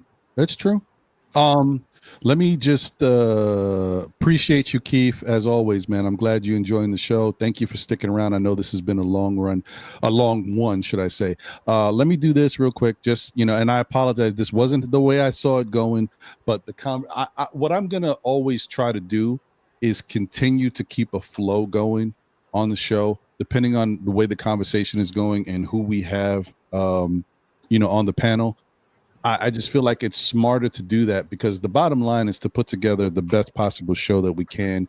It's not always about just continuing to do things in a certain pattern. And I apologize to those who might want to call in I didn't get to the phone lines as soon. I wanted to get to the phone lines 2 hours ago, but the conversation has been really good. And I think that warrants, that's value there. I think that warrants us continuing to keep it going and not breaking up the flow at that moment. So I hope you guys understand that out there, especially the ones who might have wanted to call in. I apologize for that, but I just think that the bottom line is to put together the best possible show you can and to, make it as entertaining or informational as you can. So that's why I keep things flowing a certain way. It's just like when I read super chats sometimes, guys, I may read super chats at a different time than at the moment that you've sent in the super chat, and I know sometimes it's a little off-putting, like, oh, hey Ron, I said this like 30 minutes ago, but if we're in such a good conversation and it's flowing, I do not want to break up the conversation and talk about something that changes what we are focused on, because then it defeats the purpose of a good flowing show. At least that's what I'm trying to get to. If this was year one of Still Knick Fans, maybe I'd do it different, but this is year 4 going into year 5, and we're about progressing and improving the product and making it enjoyable. So, So basically what you're saying is that you're doing things with purpose and you're not purposely hurting anybody. All right. So yeah, that's that. I like that. There you go. But okay, so I am going to open up the phone lines, and we can continue to talk because this doesn't mean that they're automatically going to ring. I'll just do it for a little bit. I'm sorry because this is always going to, as usual, be like a 5-hour show, and you know how we run. So, and So I'm not going to keep. Sorry for being so long-winded. No, I'm just listen, kidding. I understand. I You know, forgive my whole you. thing is I don't care.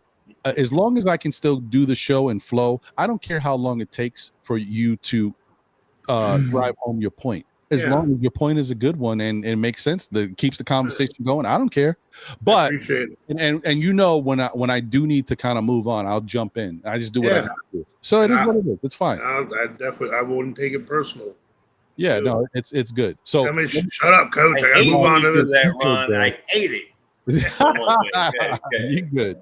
So let me say this real quick before we move on. First off, thanks for subscribing to Jets and Giants FN.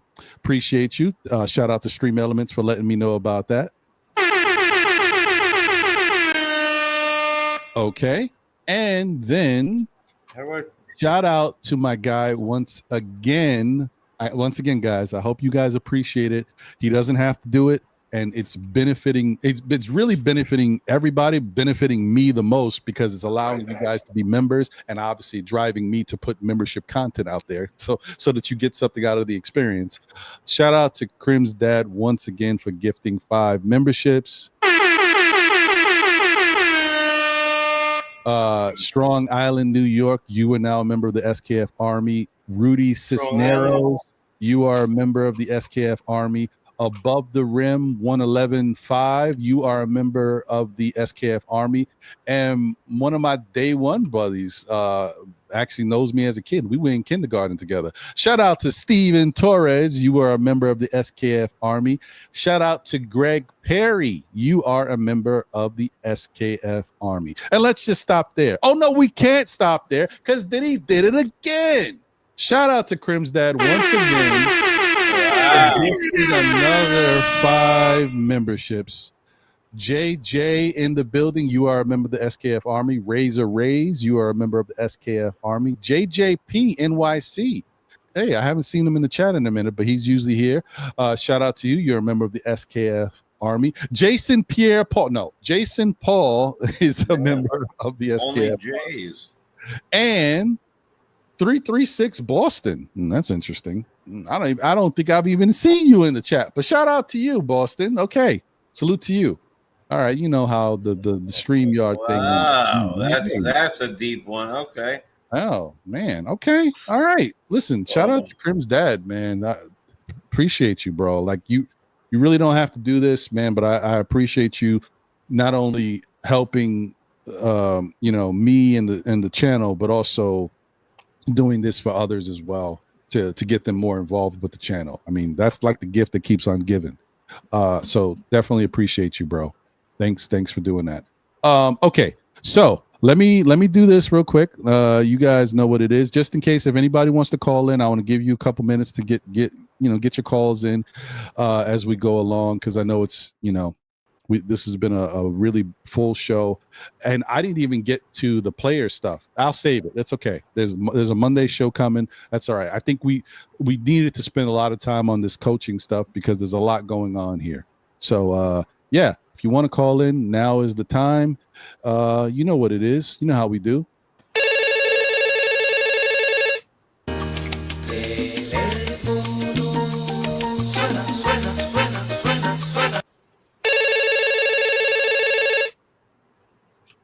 Yes, that number is 1-347-305-7280. You don't have to dial 1, but 347-305-7280. If you want to call in and chop it up with Still Nick fans, know the ledge. Hey, I'm just eating something off camera, guys. I'm here. Shout out to my guy Randu in the building. What's going on, Playboy? Hey, what's up? How you feeling, man? Oh, I'm feeling good. Just oh yeah. Also I just want to shout out salute to Jay, Dorcasars Rex, and salute to Coach. Yes, sir. Yes, sir. Salute, brother. You, Randall. What's on your mind, Randy? Yeah, how you feeling about things? Cool thing about the picking a new coach. With me, I would say, okay, let's start off with Taylor Jenkins. Taylor Jenkins has experience. We pretty much know what he brings. I mean, there are a lot of good coaching candidates, but the biggest question is getting a coach who is maybe, you know what I'm saying, like, would be good for us just getting to the playoffs, or a coach that mute. about who's a championship coach. My bad. And to be honest, I like also like Johnny Bryant, Mm-hmm. but thing is he doesn't have a track record. Mm-hmm. Mm-hmm. I believe he could be a good coach, Mm-hmm. but the question is, how good of a coach can he be? I think, Randu, I think a lot of Knick fans, even the ones, if you said to Knick fans out the gate, we're gonna fire Tom Thibodeau and we're gonna bring in Johnny Bryant to replace him, I think maybe 75-80% of the fan base would be like, okay, they'd be okay with it. Because of how we saw Johnny Bryant as the assistant coach here, the fact that he went to Cleveland, they won 66 games, whatever it is, but they had injuries. So it's not like their play was terrible. They had injuries that affected their product. So you say to yourself, hey, we've seen Johnny Bryant running up and down the sidelines, putting his arm on players, talking in Thibs' ear all the time. Sounds like he knows what he's doing if you left it at that. Right. Now, but as time has gone by and we've seen him lose out on other head coaching jobs, this is like the second one he's lost out on, and to a guy on his own team, you start to question it a little bit. Then you're like, is Johnny the guy? See, that's it right there. It was that part. That's the problem. I get it. I like Johnny Bryant too, guys. But Jay, that's the thing. Like, you're starting to wonder, like, well, if he's the guy, why is he scooped up right away? Why didn't a team already take him and make him the head coach? Why do the Knicks even have a chance to do this? Like, and why, if that's the case, why isn't he still being looked at as the number one option for the Knicks? Why is he not even, like, all of a sudden we're hearing rumors that he's going back to Cleveland? And then the guy in the same team is also being chosen over you. I mean, to me, that's a lot of too coincidental. It's a lot of happening. It's a lot of questions. Yeah. But you know what I mean, Randu? Like, don't get me wrong. I like what Johnny Bryant, I think, can bring to the table.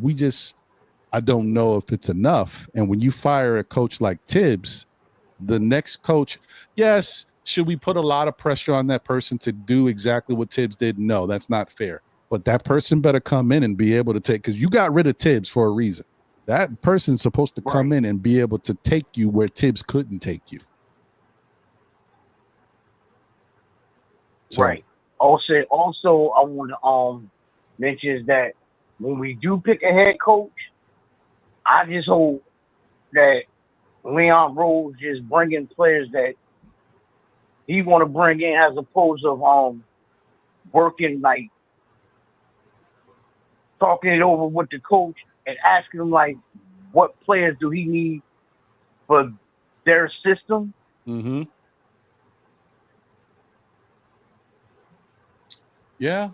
Can I ask you something, Randy? What he did that before with Thibs at the beginning. It didn't work. What kind of system who would you like in there, and who would you like to see around him? Did you hear that, Randu? Yeah, I heard it. I can better answer that question once a head coach is picked. Okay, so you need to see what direction the Knicks are going in to figure out what coach it is to That then you'd understand what type of assistants would work around him. Right. Okay. Right. I mean, that's fair because I can't tell you what assistant coaches the Knicks could pick right now until I know who the head coach is.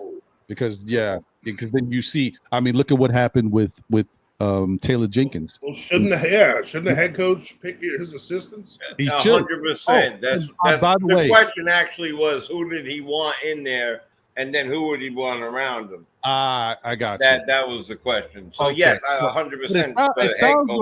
It sounds like you want Johnny Bryant. But I would assume that if Johnny Bryant is the coach, you want to have solid assistants around him so that he can learn from somebody. Yeah. I would assume. Right. And exactly. And this is something. Thanks for bringing that up, Coach, because that was something that I didn't say before. When it comes to Taylor Jenkins, I would assume that Taylor Jenkins, no matter what head coaching job he's going to take, is going to say, "Listen, right off the bat, I'm picking my assistant coaches."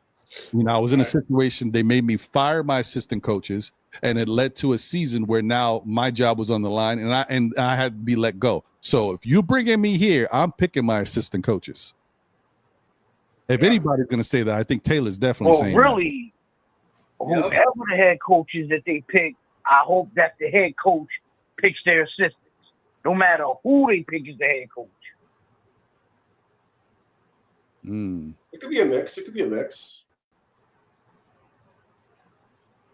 Why not a mix of both? I see. I think if it's an already established head coach, he obviously has people in mind. But a young one that's his first job, he might ask for some help from the front office. Hey, can you bring me in some experienced guys? Help me out. I'd like so and so. Yeah, I agree with that. And listen, the other thing too is, look, I don't agree with this. I don't care what anybody says. I don't agree with it. I just don't think it's right. A coach should be able to pick his coaches. If you want me to be successful here, and I'm promising you that I'm going to do this, and this is what you're expecting of me, I'm picking my guys. I'm not using your people. Okay, I'm not just Rick Brunson is good, and you want to keep him around. Okay, well then make him a bench coach. He could sit in the back with the other coaches, and he could talk to his son whenever he wants to. He just doesn't have to be on my staff to be one of my primary assistants. Or put him in the front office. He could sit where Worldwide West and James Dolan and Leon Rose sit, and he can talk to Brunson from there. I'm not, you know what I mean? I'm not doing that. I'm not doing it. I'm picking my guys. That's it. Because if I get fired, I'm getting fired. That dude is still here. You trying to get me to keep him on my staff where he's solidified for some reason. I'm not doing it. I'm sorry.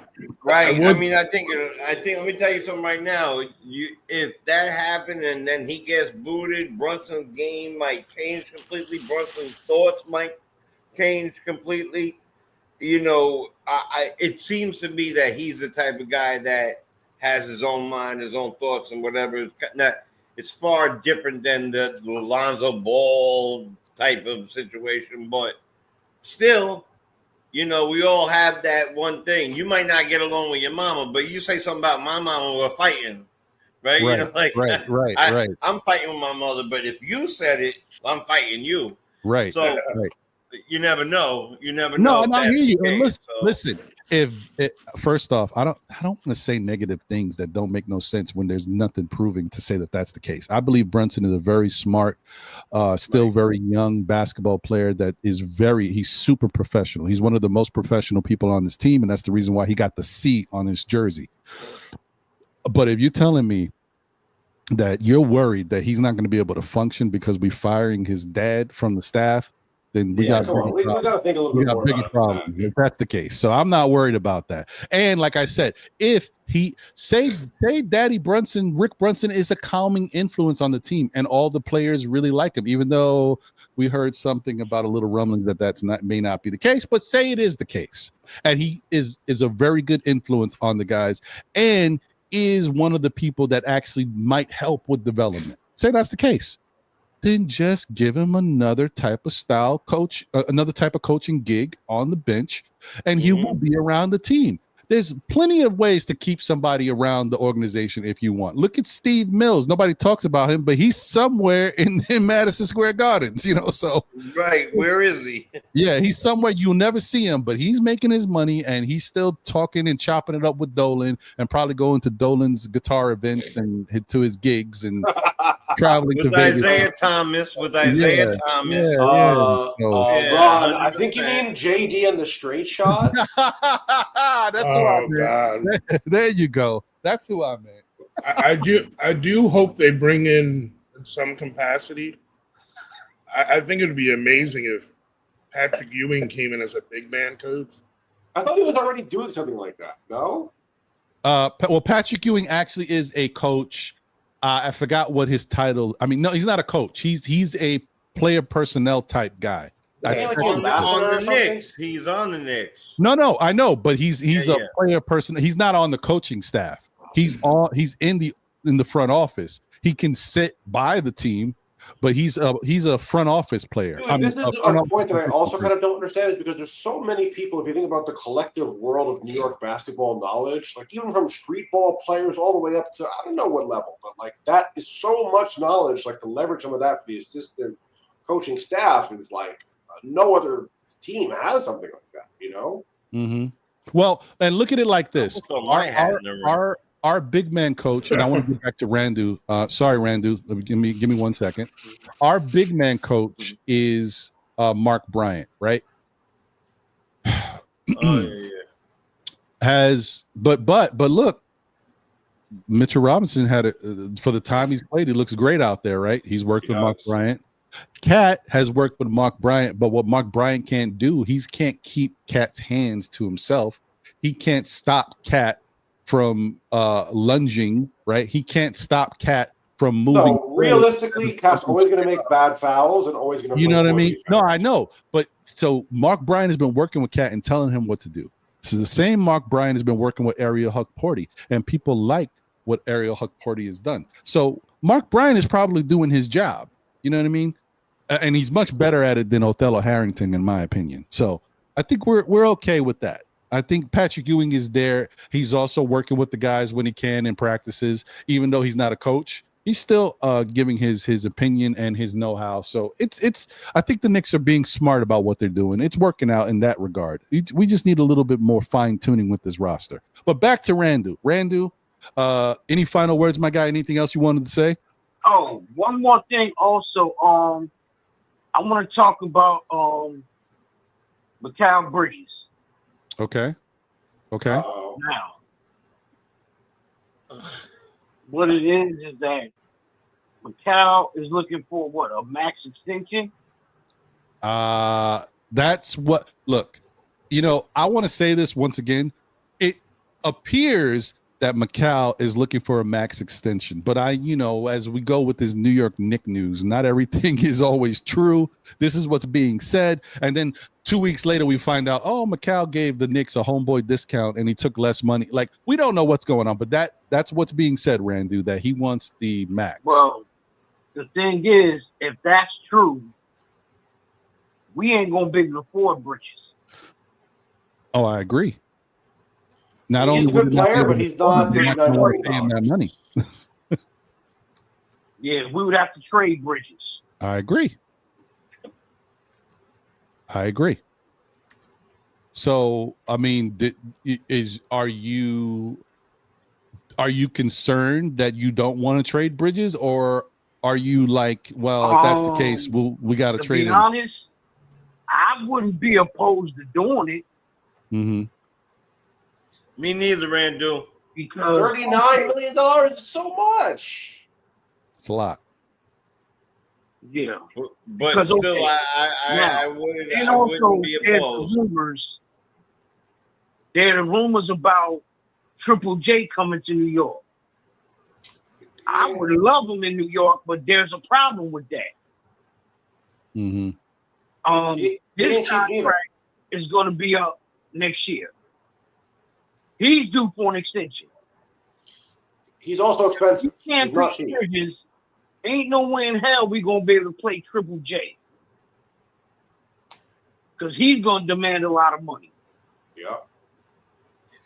That's why Memphis. Yeah, is but I going also heard that was really, really just a rumor.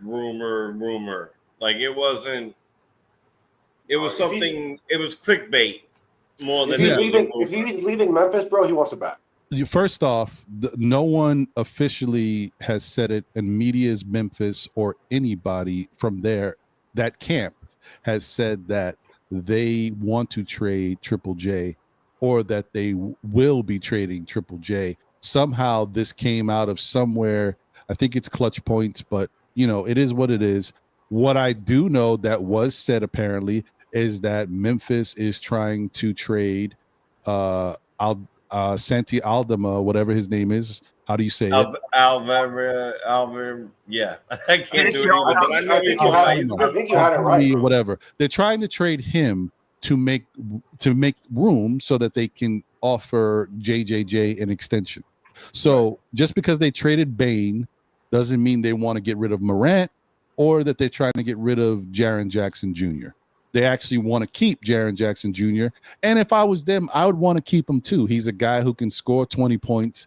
He was the defensive player of the year. He gives you versatility, stretches the floor, and he plays good defense. Like, you don't get that anywhere. Yes, is he a good rebounder? No. But he checks all of the other boxes, and that's enough for any team to say he's still young. Why wouldn't I want to keep him here and build? Can I throw a wild trade out there while we're on the subject, just real quick? Yeah, go ahead.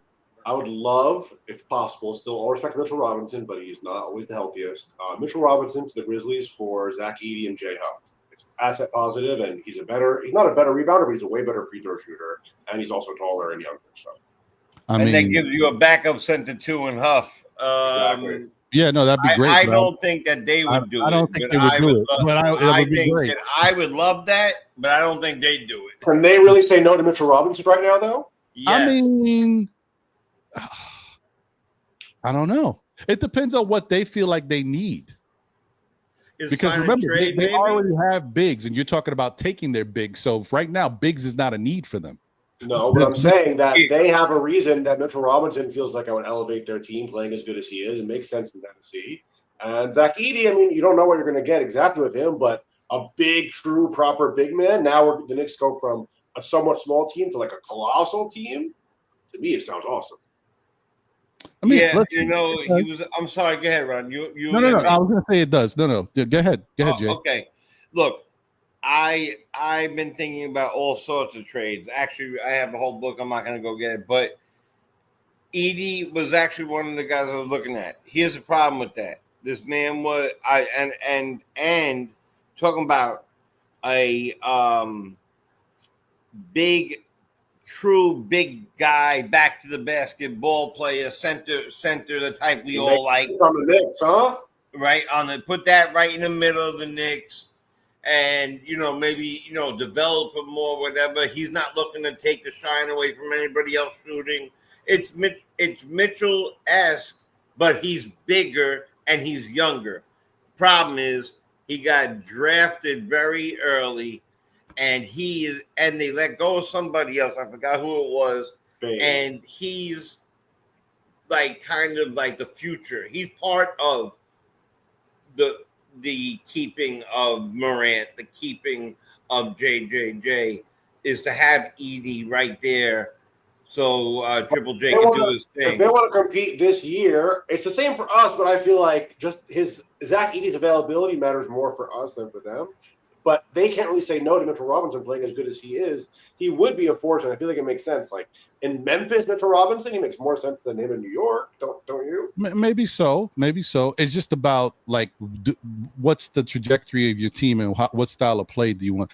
Like, so do the Knicks want to get even bigger and slower with Zach Edey, or they want to increase? Because that, once again, this is why it goes back to having a new coach. We don't know who the coach is going to be, so we don't know what the game style is going to be. If you get a coach that's going to be about pace and movement, they don't want Zach Edey, right? No, but the point of Mitchell Robinson is not to be the fastest player on the floor. He is. No, everyone else can be fast because Mitchell Robinson is there. He's not going to run up the court and outrun anybody, but to grab all the offensive rebounds, to block shots, to be a presence under the rim and a defensive anchor. The Knicks need that. That's like listen, you're right, but it all goes about the style of play that you're looking to do. I think it fits our style of play, but it's even better for it because he's younger and bigger. We don't really know what our style of play is, bro, because we don't know who the coach is going to be. Right.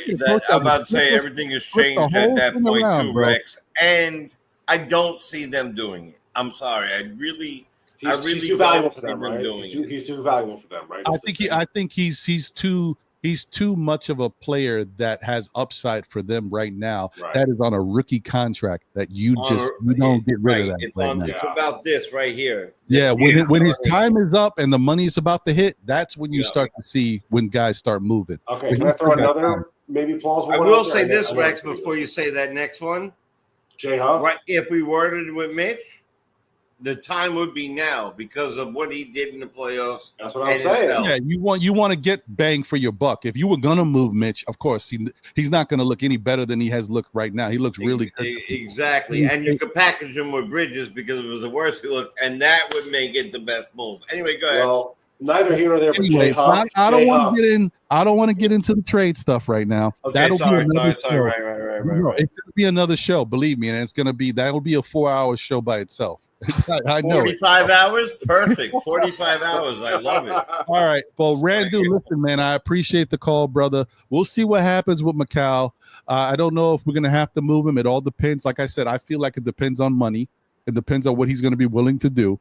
But if he wants that max, he's gone. He's out of here. I don't see. There's no way I can see the Knicks paying him that money and killing that flexibility even more for a player that up until this point is still inconsistent. If he was a can't miss and you knew exactly what he was doing, he's giving you this amount of points day in and day out. He plays. He gives you this type of defense. I can see the Knicks saying, "Okay, yeah, I mean, he's our guy. Look what he's done for us." But he hasn't been that guy. Right. What do you guys think about Rudy? Can I give you a scenario? I would trade. Hold on. I would trade Cap for all JJ and the big guy. Anyway, Not go a ahead. trade. Let me No let trade, right? Let me let Randu go. Let me let Randu go and see if there's any other callers that want to call in real Peace, quick. Randu. All right, my brother. Good talking to you. Same here, man. Good to hear from you, bro. Enjoy the rest of your day, man. Me too, JJ, and official payback. All right. Call. All right. Damn it. There was something I was gonna say. There was something I saw that I wanted to piggyback that McHale thing you said. Oh yeah, go ahead, the pen and the Like, paper, Ron. The would pen and you- the paper. Because McHale, I'm telling you, that's what I do. we know McHale is betting on him because he stays healthy. He's going to play all year. The new coach comes in, and Mikal Bridges plays how we hope he'd always play. The Knicks win the championship. We're not maxing him. I mean, he winds up averaging like 18 and 5, and he's doing he does his thing.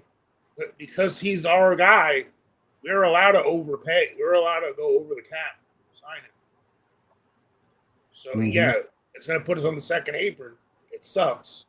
But if he does that, you know, like he plays how we hope he's played. We hope he plays, and we win the chip. You know, and he waits to sign the extension till his contract's up. Like, what do you think you do it then, though? I don't know, man. Like I said, I have my own little thing about this. You know, like I said earlier, my thing is a little different.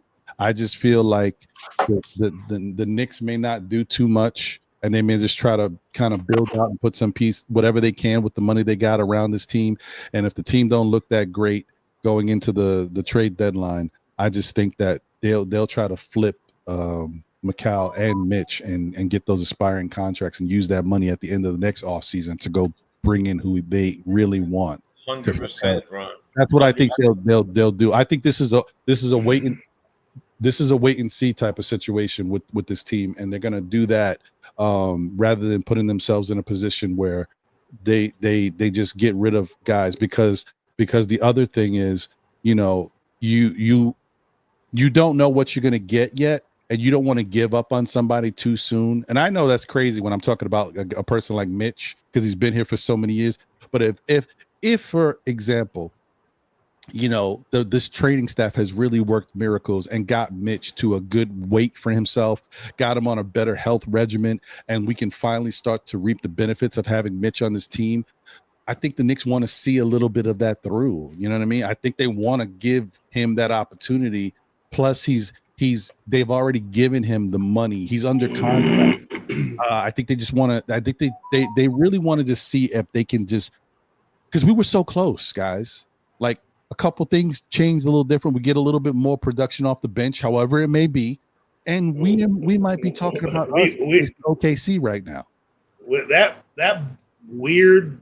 I mean, forget about the 5 miracle threes that Neesmith made. if that ball doesn't go in from Halliburton, we're having a different conversation. Well, let me just pick up this call. Caller, you are on live. FDF Know the Ledge. Your name and where you're calling from. Hey, this is Fritz. Oh, Fritz. In the building. Gonna tell us about the extension. That's the coach in there shining. What's up, Fritz? How you doing, my guy? Hold on one second. Let me let Coach finish that point. Go ahead, Coach. What were you saying? No, I was just saying, like, you know, he's probably going to be given an ultimatum by the trade deadline. I'm sure. You know, if you need to sign this extension, or you know, we're not letting it go to the end of the year. I don't know.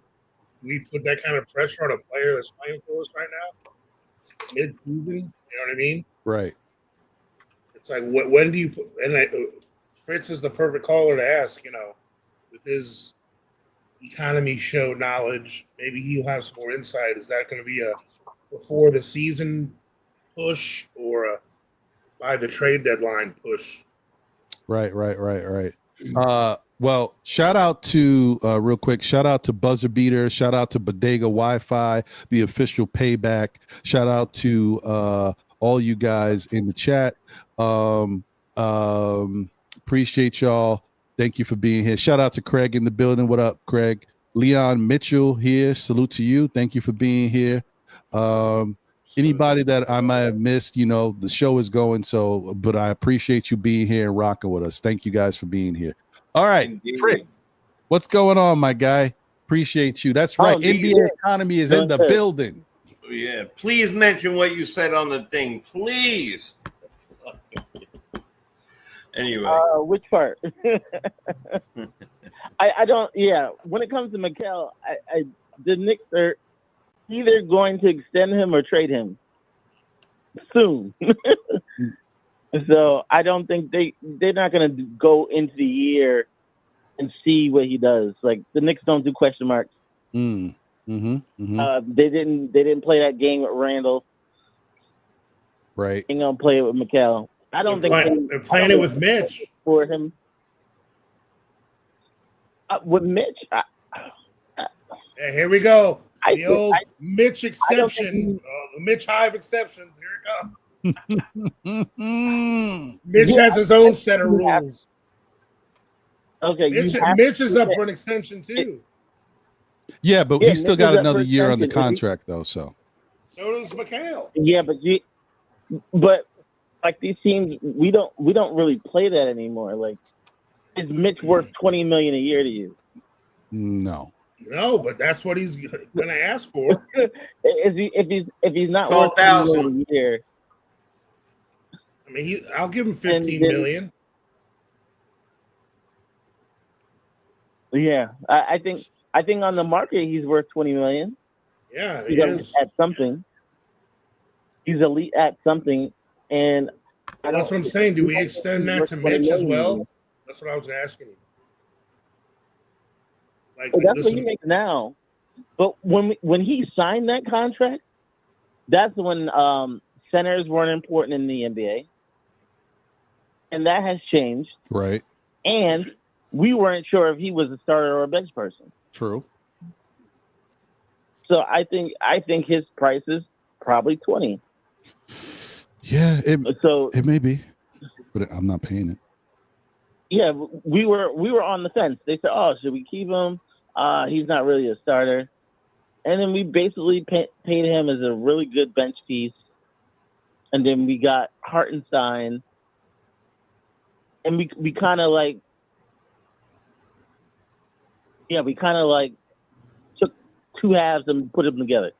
Mm-hmm. You know what I mean? Well, it looks like iHeart's a starting center in the league to me. Yeah, you think? Yeah. Like- so I was saying the whole time he was here, and everyone was arguing with me about it. Well, I think, and once again, I don't want to take away from what Fritz is saying. I think that everybody saw that iHeart developed into a starting center being here under Thibs. Let's not take away the credit for Thibs working with bigs. He gets That's right. the best out of bigs. During Because crunch Mitchell time, Robinson got sick. Yeah, but it's just all about the money. I do think that if it came down to the Knicks and OKC as far as dollar for dollar, he would still be a Knick. But it wasn't dollar for dollar, so we move on. I digress. I'm over it. Fritz, continue, my guy. yeah, so I think those questions will be answered in maybe in the coming month. The Knicks like to do their work early. The only reason you didn't have the Cat trade earlier is because the Knicks just couldn't agree. They were hoping Mitch got healthy, and Mitch never got healthy. And Mitch never got healthy enough to trade. So, yeah, I think those get solved. If Mikel's traded, they're going to trade up. They're not going to break Mikel down into two different pieces. They paid 5 picks. So they're going to trade up. Yeah. I don't think it would look good if they traded down.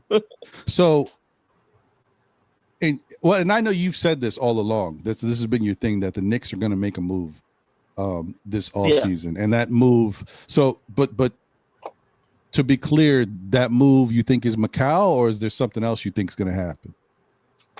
No, I think the Knicks need to add a starter. Mm-hmm. Okay. They need Rui to add a Hachimura. starter. Rui Hachimura is available. We've basically been having Josh Hart in the starting lineup, and we've known the whole year that he really shouldn't be there. So basically, I don't want Josh Hart as a starter, and I want to add someone, preferably to put everybody in their right spot. OG is not a power forward. OG is a small forward who's basically playing a role because he has to. yeah, 100%. So, I'm kind of going through scenarios. There are some names that don't sound so great, but you can at least fix the lineup. You can have a proper lineup, and maybe next year when you have 2 picks available and you have 2 swaps available, if you're punting, that's when you make your move. That's when you make a big one.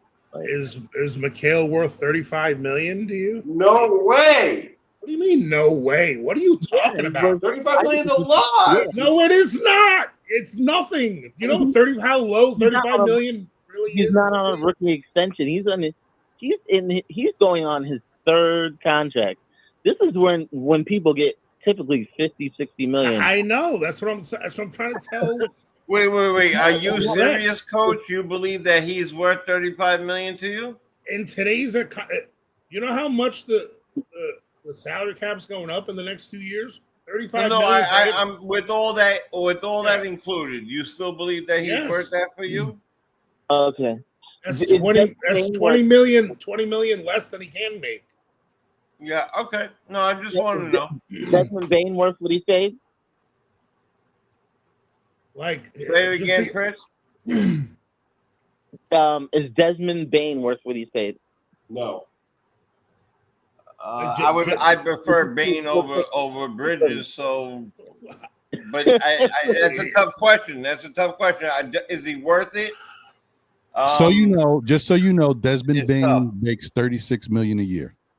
I just don't. okay. I don't understand. It's like Knicks fans have such buyer's remorse, and they always devalue their players so much when they don't live up to their own hype about the player. They do. We do this all the time as a fan base. I think We're so disappointed that Mikal Bridges didn't come in and become an all-star and wasn't perfect, that we're actually saying that Desmond Bain is that much better than him. No, Desmond no Bain one said plays he's no that defense. much better than him, and no one expected him to be perfect. And I did expect him to have, quote unquote, like a freshman falter. You understand? Yeah, like it's yeah, the first you're year. right. He's trying to find his lane. He's trying to find where he's trying to get in. And I get that. Let me I ask just feel like it was too much up and down for a guy who was he was highly inconsistent. touted. He was inconsistent. Yes. I agree with that 100%. Oh, go ahead, Fritz. Okay, you have to be fair to Mikal. What he was asked to do this year was unfair. He was number one in steps per game, like fourth in distance, and he's getting smashed off a screen every play. You need a coach who's gonna change that the resistance that he's getting to playing and allow him to play freer basketball, because what he was asked to do was not normal. So I mean, I agree with that too. Because the thing, Fritz, shout out to Leon Mitchell. He put Bridges never goes to the rim, does not like physical contact. That's something we're starting to learn about Bridges. He definitely strays away from the physical contact. Maybe that's the reason why he's an Iron Man and plays every game, because he doesn't initiate the contact, and he stays away from the contact. But if you're the New York Knicks, on the offensive side of the game, can you afford to have somebody who's such a finesse type player when it comes to your offense? I mean, he seems pretty physical on defense. No, he's not. I don't on defense. I think he's very active. I just think he's choosing to pick his poison when it comes to his physicality. Look how thin he is. How is it going to benefit Mikal Bridges with his frame to muscle and body people? But that's coaching. That's coaching to put him in a situation where he's not going to have to go through that rigor through the year. Mm-hmm. Right. Well, that's what I'm saying. But I'm just as a response to the one that says why would he want physical contact? I mean, you make your shot better when there is no physical contact. I mean, agreed. Like if you can avoid physical contact, of course, yeah. It's just like there's some running backs in the league that used to run out of bounds all the time, and some of the old heads would be like, "Oh, it's not a real running back. You fight for every yard." Well, some of the running backs had a longer career because they ran out of bounds instead of running everyone over at the end of each play. Or ran faster, or just ran faster. Right. Here's a question. Do you think Mikal Bridges is worth $32 million? I give him 25. He's already making 25. He's making 25 now. He turned down a 2-year extension for $30 million a year already from us. Nah.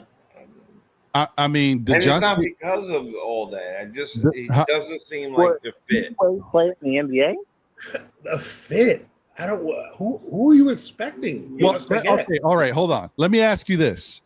I don't like him. I don't think he fits. Do you like DeJounte Murray more than Mikal Bridges, or do you like Mikal Bridges more than DeJounte Murray?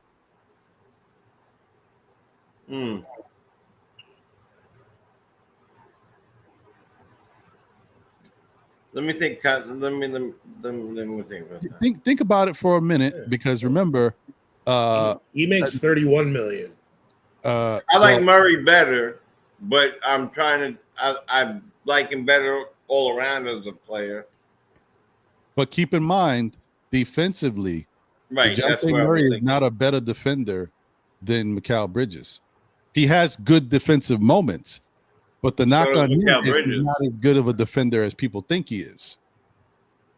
Wow. You know what? Maybe part of why I'm feeling this way is because of some of the things you guys said. Him being hyped up to be X, Y, and Z. The Right. thing I said about being that freshman thing, and he didn't really find the lane exactly. How about the third part? That we didn't have a middleman that played defense, and that him and OG were constantly I know where you're moving going. into two playing, helping out the center role and the wing role. It's a very good point. And so for me, for Cat's lacking, he's defense, offense, no problem. On defense, not great. So you had OG and Bridges doing that. I think that takes away from the sample. So you know what? And then I'm going to be very honest about this. I didn't like Bridges to begin with. I was not a huge Bridges fan to begin with. Thought he was overrated in a lot of ways. You go to a Brooklyn team, you're the number one on a Brooklyn team that has a bunch of number fours. I think that, it's different. When he was on the Phoenix team, there was a bunch of number ones. He was able to fit in better. I thought he would fit in better here. And maybe that Cat thing had a lot to do with it now that I'm thinking about it. But yes, to answer your question, I like the other guy better. But the defense, I would like to see Bridges play the type of defense that they say he could play. Right. Listen. We can. So here's how much better can he be? Well, he could be a lot better. Honestly, Coach, he can be better. Think about all our top defensive highlights this year. He's been that guy. He's been most of them. He has been that guy. It's just that the weird thing about Bridges, and Fritz can correct me if I'm wrong, he's been inconsistent on both sides of the ball, not just offensively, but on I agree with that too. Yeah, so, I agree with that. But this is what I wanted to say lastly, and I'll let Fritz continue, is that the thing about Mikal Bridges is currently making, this is at the peak of his contract, right? He's going to be making $24 million this year coming up. DeJounte Murray's making $32 million this year coming up. I think the Knicks would be okay with giving Mikal Bridges $32 million. Now, I think the Knicks probably are planning for, if they want to have him here, having to give him somewhere around $35 million. Sheesh. And I know, but I mean, look, like the going rate for a player of his magnitude who was on a defensive, all defensive team before, who can give us a discount. Yeah, and he can give you between 15 and 18 points. On a given, obviously he could do more, but I'm just saying what you can pencil him in for. He warrants around that amount. And if I'm the Knicks, if I really want to keep him, then I'm going to be prepared to pay him somewhere between 32 and 35 million per year. But it's only 4 million difference. If he's asking for 39, I'm not doing it. So that's my feeling. Fritz, what do you think about that? Do you think that if he asks for 32, the Knicks might be inclined to do it?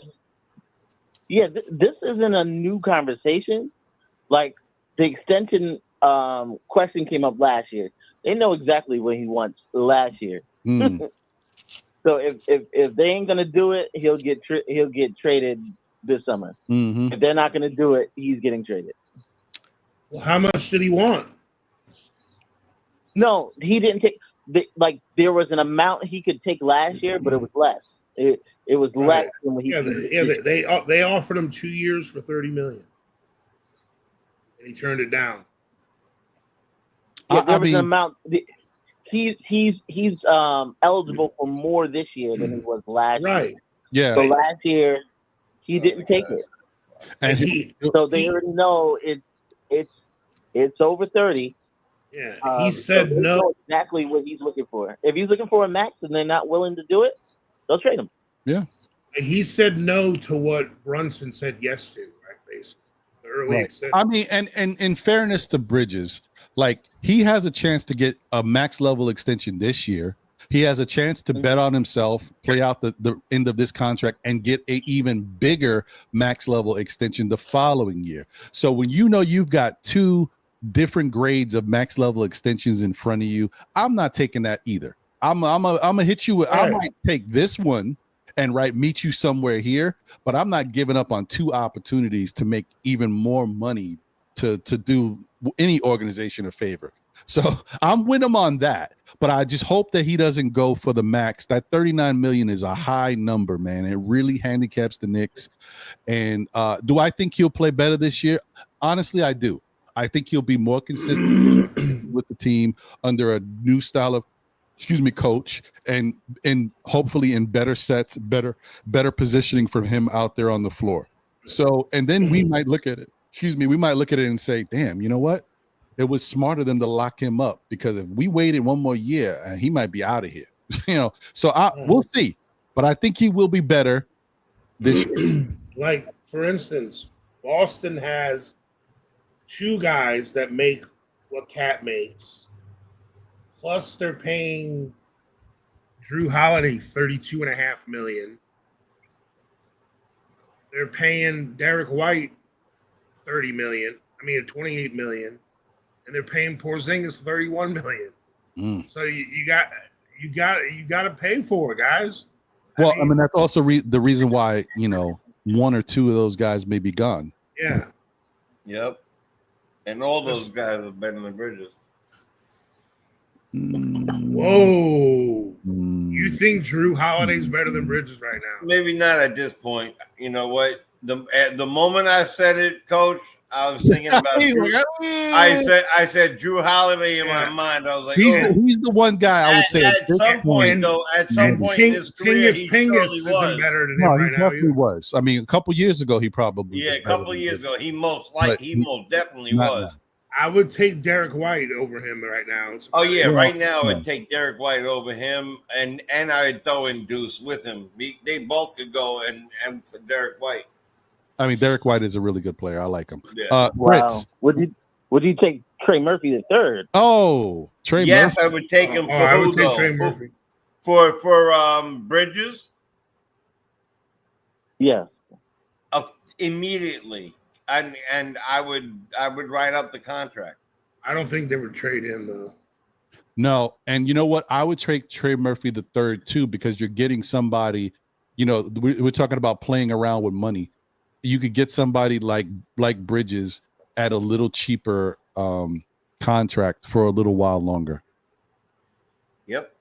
That's I would take Herbert Jones too. Because Trey Murphy need just signed his extension, so he's making $25 million next year. He's Jones making also. 27 the year after, 29 after that, and 31 is where he caps out at. But that's where he caps out at. You pretty much are probably going to have to start there with McCall. And so, yeah, I would definitely do the Trey Murphy thing. And you won't end there. You'll start there, but you won't end there. So that's and how so he's under control for 3 more years. 4. Well, oh my God! Make that I'm sorry, 3 more years, because this is 25. This is. Am I tripping? This is going to be 25, 26 in October. Yeah. No, you're right. You're right. 25, 26. No, he has 4 years left. Yeah. 4 years. 4 years. Yeah. That's right there is a hell yes. I wish you had the hell yes button right now, because that is a hell yes. Look at you looking for one. Look at you looking for a hell yes button. Something close to a hell yes. Like that was awesome.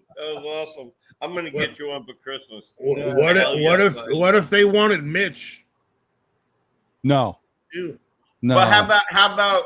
No, I'm saying like Kelly Olynyk and Trey Murphy for Mitch and.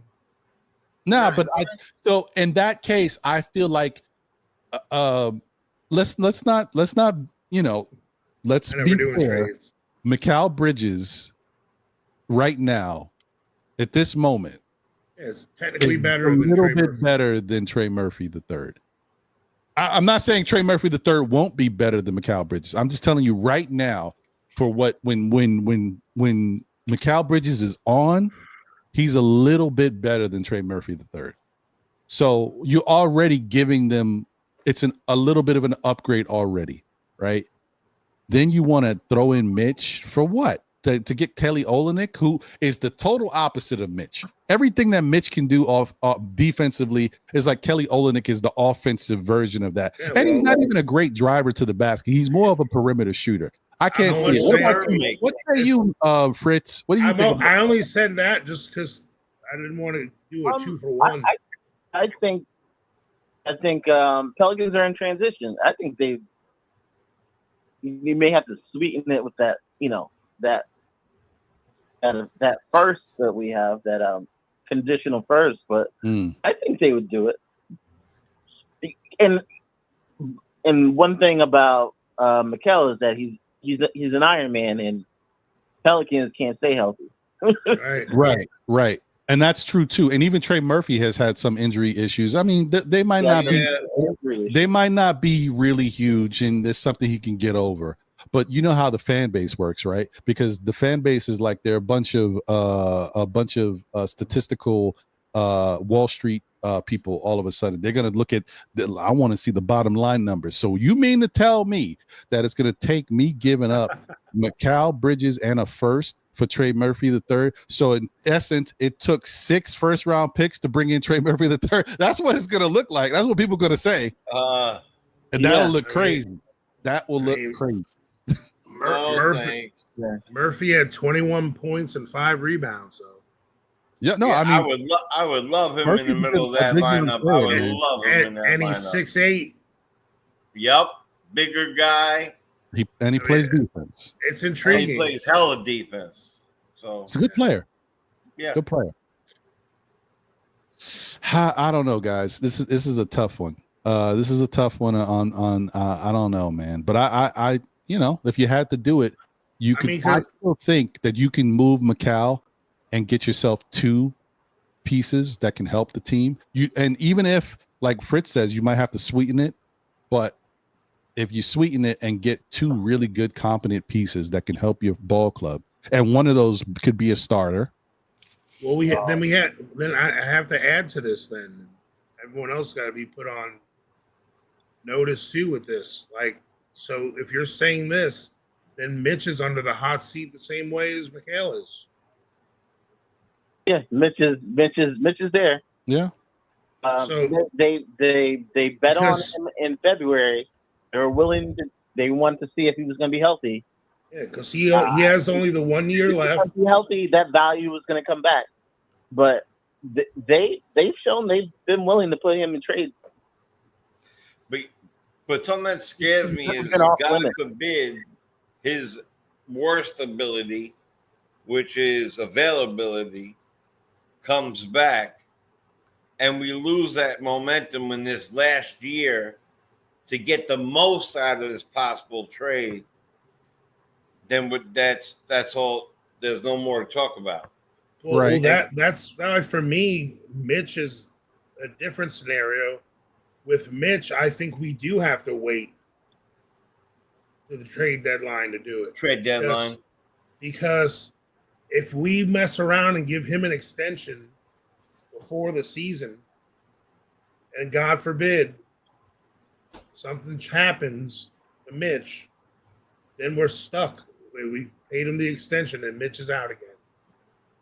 Yeah, he wouldn't be worth much at the deadline. No, I don't know. I think you got to if you were going to trade Mitch, I think you got to do it sooner than later. But I don't know if they really want to do that. But I will say that I think that at least you can see that they're planning for stuff like contingency planning and understanding. There's a reason why James Najee is all of a sudden making himself available to come to the NBA. Mm-hmm. You know. There's you got to look at that like, hey, all right, James Najee available. You already got a big in Cat, even though he may not be the defensive big, but he's a big that you needed to have. So you're talking about him, Huck, and Najee. You're not in bad shape. Not that we know exactly what Najee's going to be, but we see he's got some raw talent, and he's very Mitch-like. He kind of reminds me of what's his from Detroit, but he doesn't have the offensive prowess. But his body type and the way he moves, he reminds me more of Jalen Duren. Yeah. Well, not the offensive side. Here's the thing that we have to look at. Around the NBA, and really each position, but especially the five, there's a certain salary number that a team will allot for that position. Okay. I'm sure it's probably locked at about 70 million tops. Probably not even that. Now, Cat is a big chunk of that. So most teams have to account for that. Normally, if they have a really big salary guy, then the other guys behind him on the depth chart are cheap and valued guys. So, Mitch, to have a $53 million guy and then have a $22 million guy, because that's what Mitch is going to be, about 22, 24 million. That's what centers of his caliber are worth right now. So that's what his new contract is going to be, anywhere from 20, 24 million. We're going to be pumping in 80 million, $75 million in centers in a league that doesn't count on the centers anymore. I mean, it's not smart basketball, especially one-dimensional centers. Right? Like it'd be different if both our centers could play the four sometimes, or both could shoot. That's why I was mentioning. It's not that I think Kelly Olynyk's any good or great, but with the way our offense is going to be, the way our starting center is, having a backup center that also can shoot, it's kind of, what you're doing. So it wouldn't hurt to have that either. But not that I'm not making a case for Kelly Olynyk. I'm just a guy like that, like Horford. Yeah. Backup five, and he can shoot. Yeah, he's old, long in the tooth. I mean, yeah, he's a journeyman. He's always played very hard wherever he went. He's definitely a backup player. Then if you get rid of Mitch, you got to realize at that point we don't have a center. This guy might have been our starting all-star center in the all-star, but he's a power forward.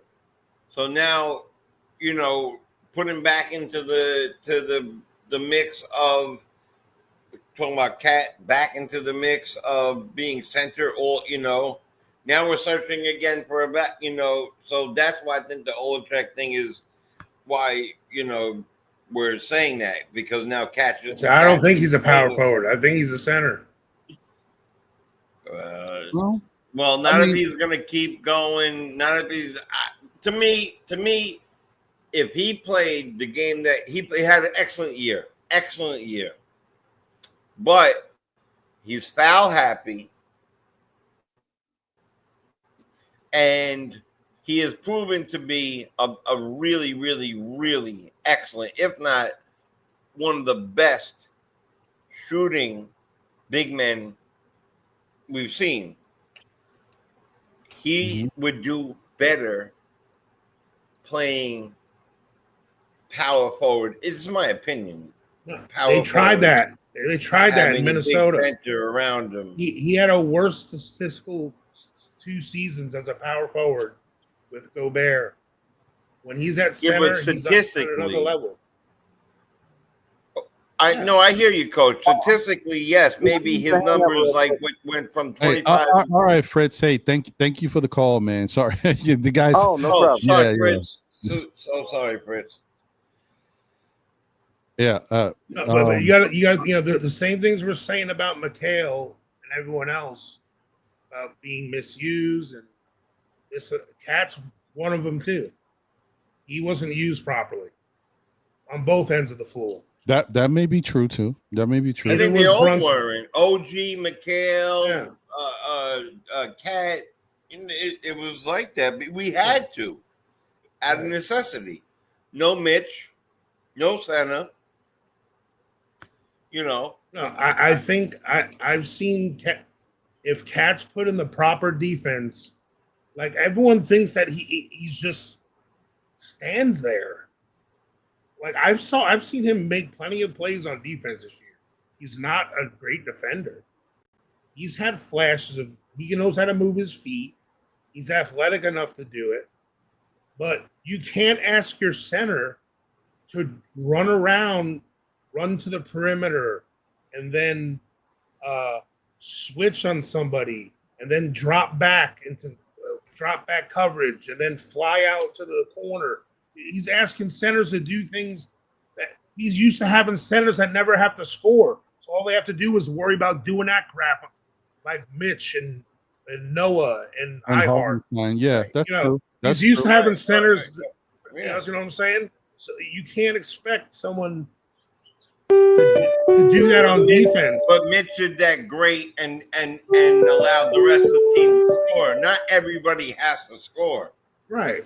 Oh, hey, okay, all right. I thought it did pick up. Hey, caller, you are on live with SKF Know the Ledge. Your name and where you calling from? Yeah, this is Ice Water. How you doing, man? What's going on, brother? Not much. And hold on one second. I just wanted to say that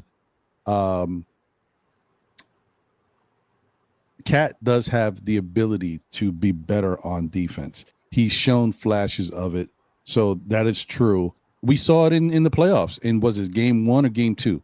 Maybe game 2.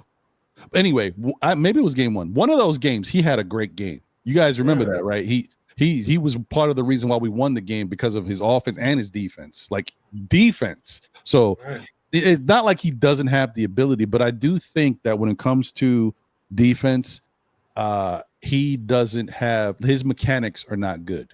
Right. Yeah. It doesn't come natural. His mechanics are not good. And I think he needs to lose weight too. It may be, but I think Gilbert Arenas took it too far. And maybe some toes. His feet are huge. Gilbert Arenas took it too far, and talking about his body, like his body's built like a woman and all this. Yeah, that's like Gilbert. that was he all be a clown that was sometimes. horrible. And like Cat would bounce Arenas' head off the pavement. Yeah, but you know what? Cat's not too nice if Arenas brought in those guns to the locker room. Yeah, he don't got Gilbert Arenas don't do anything with his hands anymore. Anyway, that's right. But I just wanted to say, like, Cat has the ability to do certain things, but I do think it's mechanical for him. He's much better mechanically on offense than he is defensively. He just cannot stay doing the same exact things in the same way. He loses his way sometimes. But anyway, all right, let me get to Ice Water. Ice Water, my guy, what's going on, brother? What's on your mind?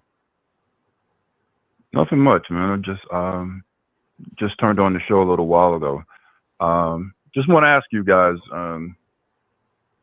do you still have faith in this coaching search?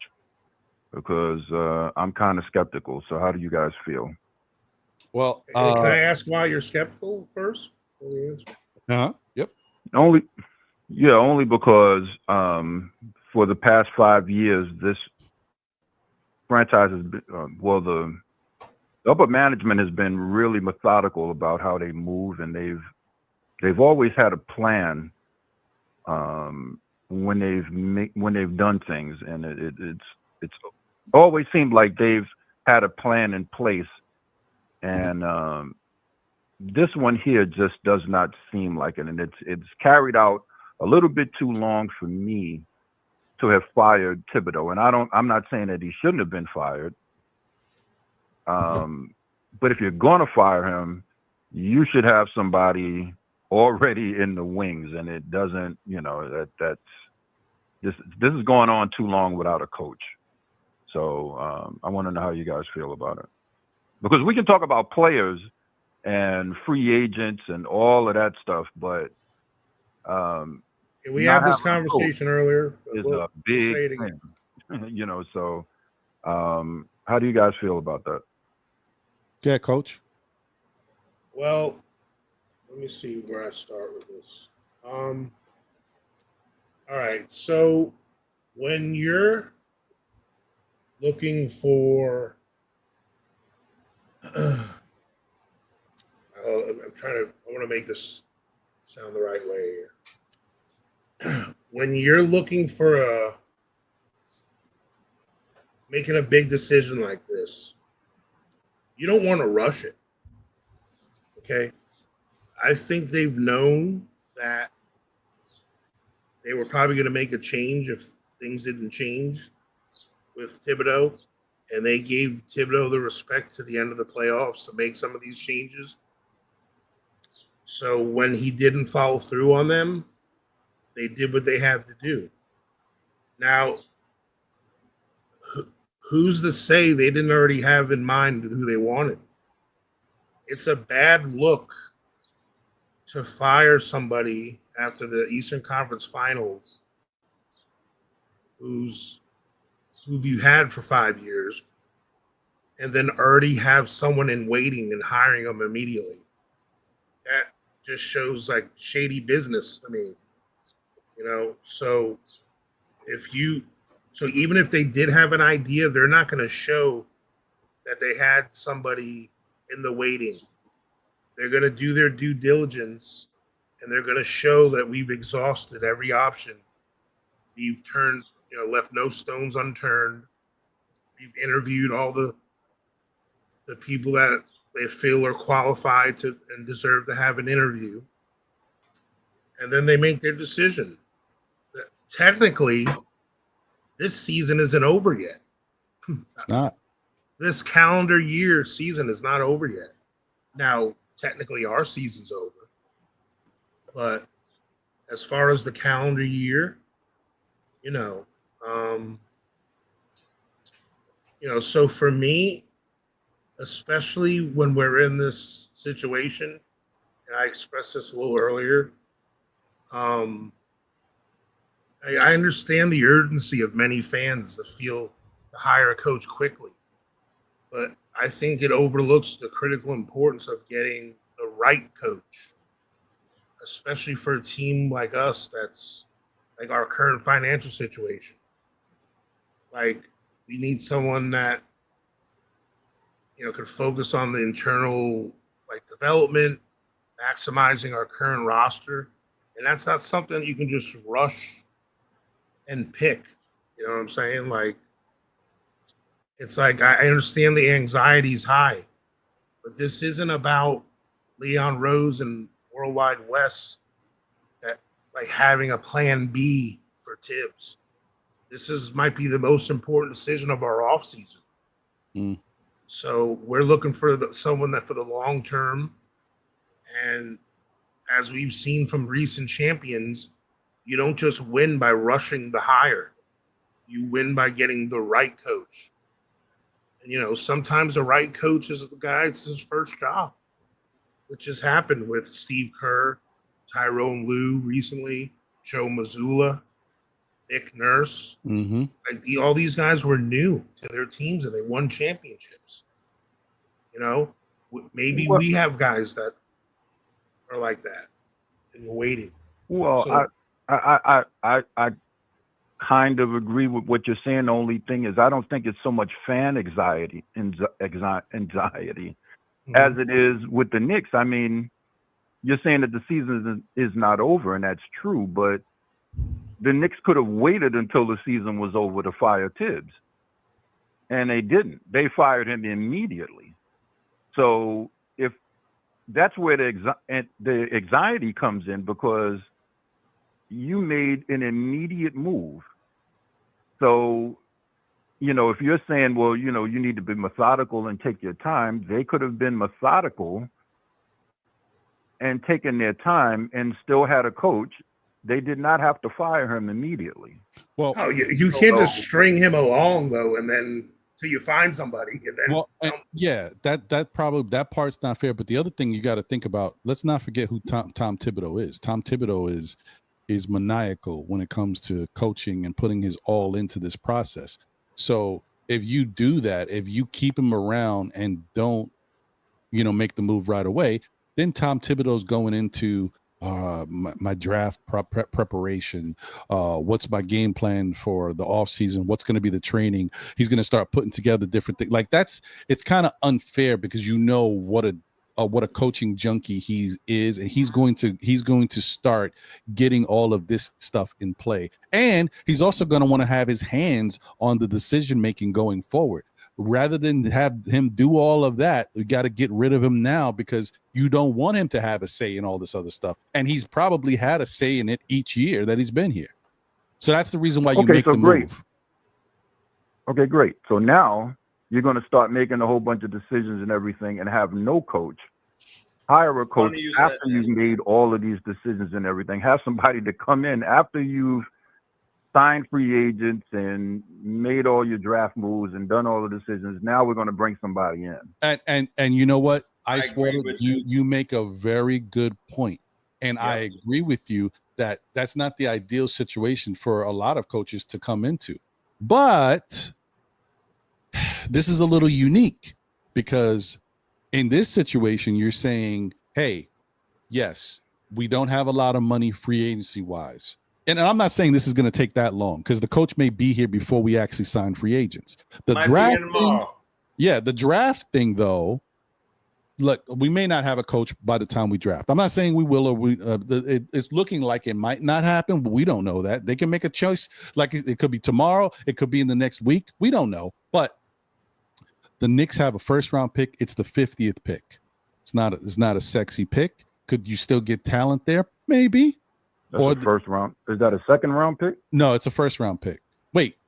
No, second round. No, it's a second round pick. Be a second no, they don't have a first round pick. I don't know why I keep saying that. Right. It's a second round pick. No, the Nets have our pick. The Nets, yeah, that's what it is. Yeah. So I don't know why I keep saying that. I apologize. So that's the second round pick. It's the 50th pick. That's not a sexy pick at all, right? The last time we picked somebody there, what was the Jericho Sims? We got him like 55 or whatever. I don't know, 52. I don't remember what it was. But the point is, that's not something that, you know, if the head coach comes in here and misses out on picking with the 50th pick, that's not going to be a big deal. Then you say, okay, money-wise, to be able to add free agents to this team, yeah, maybe the coach would want to be involved in that. And I think no matter what, I think there might be one of those, I think the Knicks plan accordingly. Like when they're talking to interviewing candidates, hey, you know, what would you do to fix this team? Right? This is the money we have. Who would you like to bring in that you think could help with this limited amount of money? So you take those suggestions, right? And maybe the coach that you hire happens to have picked the things that you've added to the team. So you don't really lose much in that regard. Here's the flip side, though. This is the worst case scenario. Draft happens. The Knicks draft whoever they're drafting without a coach. Free agency happens. The Knicks have to pounce because they don't want to lose out on players. They bring in 2 free agents before the coach is actually solidified. Mm-hmm. That coach is still coming into a team in New York, playing in Madison Square Garden that has Karl Anthony Towns, Jalen Brunson, OG Anunoby, Deuce McBride, maybe even Mikal Bridges. Not a lot of coaches get to have that type of talent at their disposal. So we're a little bit in a better situation than some other teams that might have a coaching opening. You know, you're coming in, you're going to have some weapons to play with, right? Yep. So I just think, like in this case, the Knicks situation doesn't look as bad as some might think it looks. And the flip side, too, is the coaching thing took 4 months. You know, when we brought in Thibs, even though people know that 4 months, Thibs was already kind of in the mix. He was already even doing stuff with the team in mind, like giving them already ideas of what they should be looking to add to the team. And he was already in the mix. So the Thibs thing was like the worst kept secret ever. He was already going to be the coach. This situation, maybe the Knicks don't have a surefire guy that they think is the coach like Thibs, but that doesn't mean they don't have their favorites. Yeah, they definitely had a short list. Yeah, I already think Taylor Jenkins is the guy. I'm not saying he would be my guy. I might lean towards Borrega because I'm looking at things differently, but I think Taylor Jenkins is going to be the next coach of the Knicks. And I think that might be the case. But they're going to do their due diligence and still interview different people to see what's going on. Why are you so against that? I gotta hear. Oh this. no, I'm not. I just think that there's. No, I'm talking about our caller. He was. Yeah. What's your thoughts on Taylor Jenkins, Icewater? Christ, man. Listen, a lot of these Taylor Jenkins and Mike Brown and all these. They're totally different for a reason. Again, I think Johnny Bryant should be the guy. That's just me. We mentioned him too. But I just I just don't. I'm just starting, as the weeks go on, I'm starting to lose more confidence in this coaching search. And if it is Taylor Jenkins, I'm going to have to live with it, just like everybody else. I'm not going to like it. Do you know why he was fired? And I don't see where it's going to be successful. I've been wrong before, but I just don't see where Taylor Jenkins is going to come in and move the needle where, for the reason that Thibs was fired. Hey, we need somebody to take us over the hump. Thanks for getting us here, but now we need somebody to get us over. And I don't think Taylor Jenkins is the needle mover. Okay. Mike Brown, Dave Borrega, I don't think these guys are the needle mover. If you're going to make a move like that, then you might as well just have kept Thibs. But the thing is, who can you confidently say is a needle mover that's going to be available for the Knicks job? Because that's the problem. And I didn't comment on this earlier, but Jay Boogie brought up a name that I think would be great as the next Knicks head coach, but he's not leaving, and that's Chris Quinn. Chris Quinn is being set up. He's being groomed to take over for Spoelstra, and Spoelstra is going to take over for Riley. They already had this in play, so the Knicks ain't getting him from over there. He's already got everything laid out for him. So, so where do you find the needle mover that is actually available that the Knicks can get? And I hope I'm not deterring anybody when I say that. I don't want people to say, well, if that's the case, we should have just kept Thibs. No, that's not what you do. He was moving the needle in the wrong direction. Yeah, when it's time to make the move, you make the move. He wasn't moving the needle in the wrong direction. He just wasn't growing as a human being. Every year you're building. Right. So, you get to the Eastern Conference Finals, in my opinion, the reason that you make this move is, number one, this guy's hard-headed. Mm-hmm. We can't even communicate with him anymore. And number two,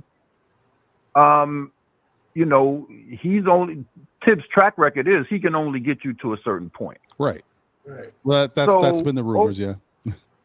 Okay, so then fine. All right, you're going to make that, but then you need to be getting somebody else in there that's going to take what he's had and help you to get over the finish line. And I thought that was the reason that this move was made. Hey, we've got somebody in play that'll take us over the finish line. Right. And the only thing I wanted to say to you, who's to say it's not Jenkins? We don't know. It could be Jenkins. It may not be Jenkins. The only thing I wanted to say is no matter who the Knicks decide to pick, nobody is here that we can confidently say is going to be that guy. Unless it was somebody like Eric Spoelstra or somebody. You can't, even if a lot of us talk and we come up with who we think would be my favorite person for the Knicks job is Dan Hurley. Dan Hurley hasn't coached a day in the NBA. But do I think he's the guy? Yes, I think he's phenomenal. I think but see, that's the thing, bro. He is looked at as not just a smart head coach. He's looked at like a whiz, like a savant as a coach. But has he done it yet? No. So if you looked at all of the coaching people out there, who do you think could take this team to the next level, Icewater? I say, and the only reason I say not Dan Hurley is because, not that Dan Hurley isn't smart, not that I don't even think Dan Hurley could probably do it. I've just seen Dan Hurley coach. Now, if he can not coach, if he can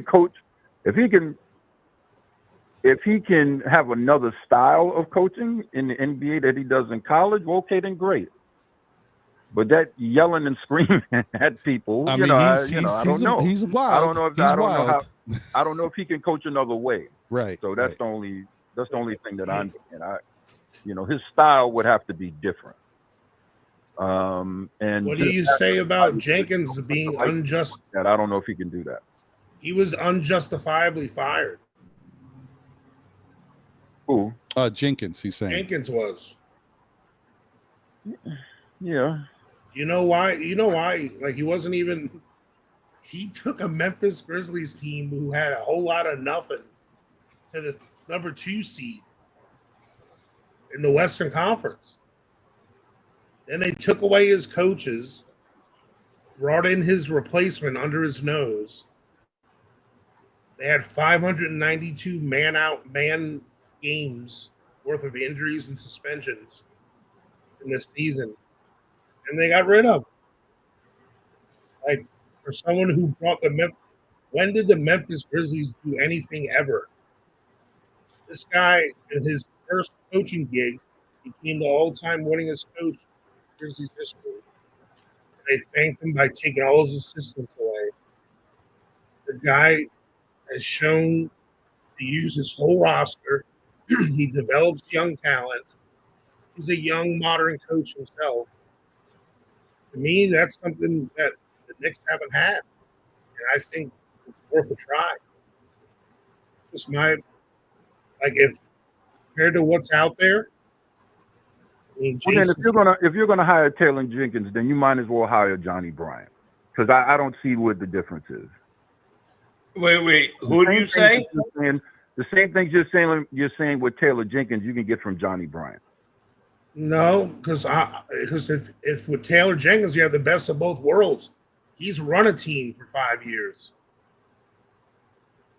has brought a team to this number 2 seed in the Western Conference, a young team. Has he been to a Western Conference final? No, he didn't get there. What's his name got hurt. Well, then you might as well get Johnny Bryant then. All of the coaching experience that he has and all of the things that you're saying, you might, if he hasn't taken a team deep into a playoff run, which is what this Knicks team is poised to do, then you might as well just go ahead and hire Johnny Bryant. You can't. It sounds like you can't have both. Well, experience. When it was Jason Kidd and Ime Udoka, I thought, oh, okay. Now you're talking about getting you over the hump. Oh, okay, fine. Those two guys could probably get you over the finish line. But then when that stuff didn't pan out, it was like, oh well, I thought firing Thibs, you had at least some sort of confirmation that one of these guys wanted to leave or were interested in leaving their team. So now when those things don't pan out, now we're talking to Mike Brown. No, but everyone's thinking when we ask those guys, you have to ask teams permission to talk to guys. That's just the nature of the beast. You have to do that. You can't.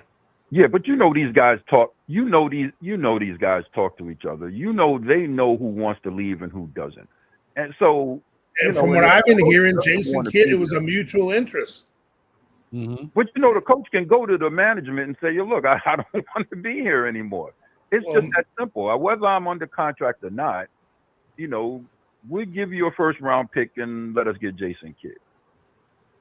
It's been done before. Jason Kidd has done it before, so it's not like this is unprecedented and it hasn't never been done. But now I'm not trading any picks for a coach. Kids not that good. And then I can't believe that people have Mike Malone camp. Right. Oh, I have no problem with Johnny Bryant at all. He was my first person I thought of, but at the same time, if we have a roster that's ready and he doesn't have the experience of running a team yet, technically, and he can have all the same. Let me ask you guys another question. Could some of this have to do with the Rick Brunson effect? I mean, No. I don't know, man. Because In what way? I'm sorry, Ron. Go ahead. No, it's fine. Go ahead, Ice Water. He wanted to know in what way do you mean? Well, we're not going to get rid of Rick Brunson. So any coach that's coming in, I'm pretty sure they're going to have to agree to have Rick Brunson on their staff. I mean, I don't think so. If that's the case, like, I mean, I know that's what's been kind of put out there. But if that's the case, then stop freaking, playing with everybody and just make Rick Brunson the coach. Like, what are we doing? Like, what's the point of this?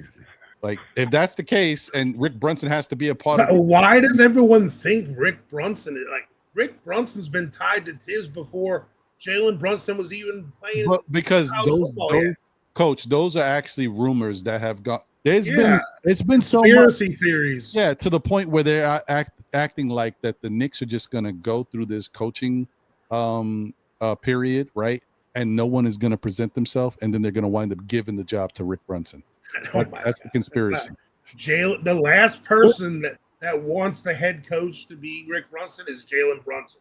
I guarantee. I agree with that coach 1,000%.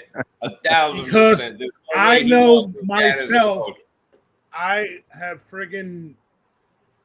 I'm not to this level. I'm not to lessen what they're doing.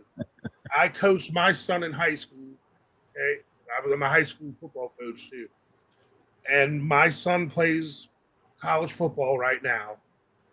And sometimes he tells me how he misses, me and my intensity, and it's not really my X's and O's anymore. Even though he respects that part of my coaching, but just once in a while, I bring him back to center. Like, I'll grab his arm. I go, "Put your ass here." One of those things. Mm-hmm. Like a dad thing. He doesn't need me around. He doesn't want me around, and neither does Jalen Brunson. He'll be just fine without Rick being around.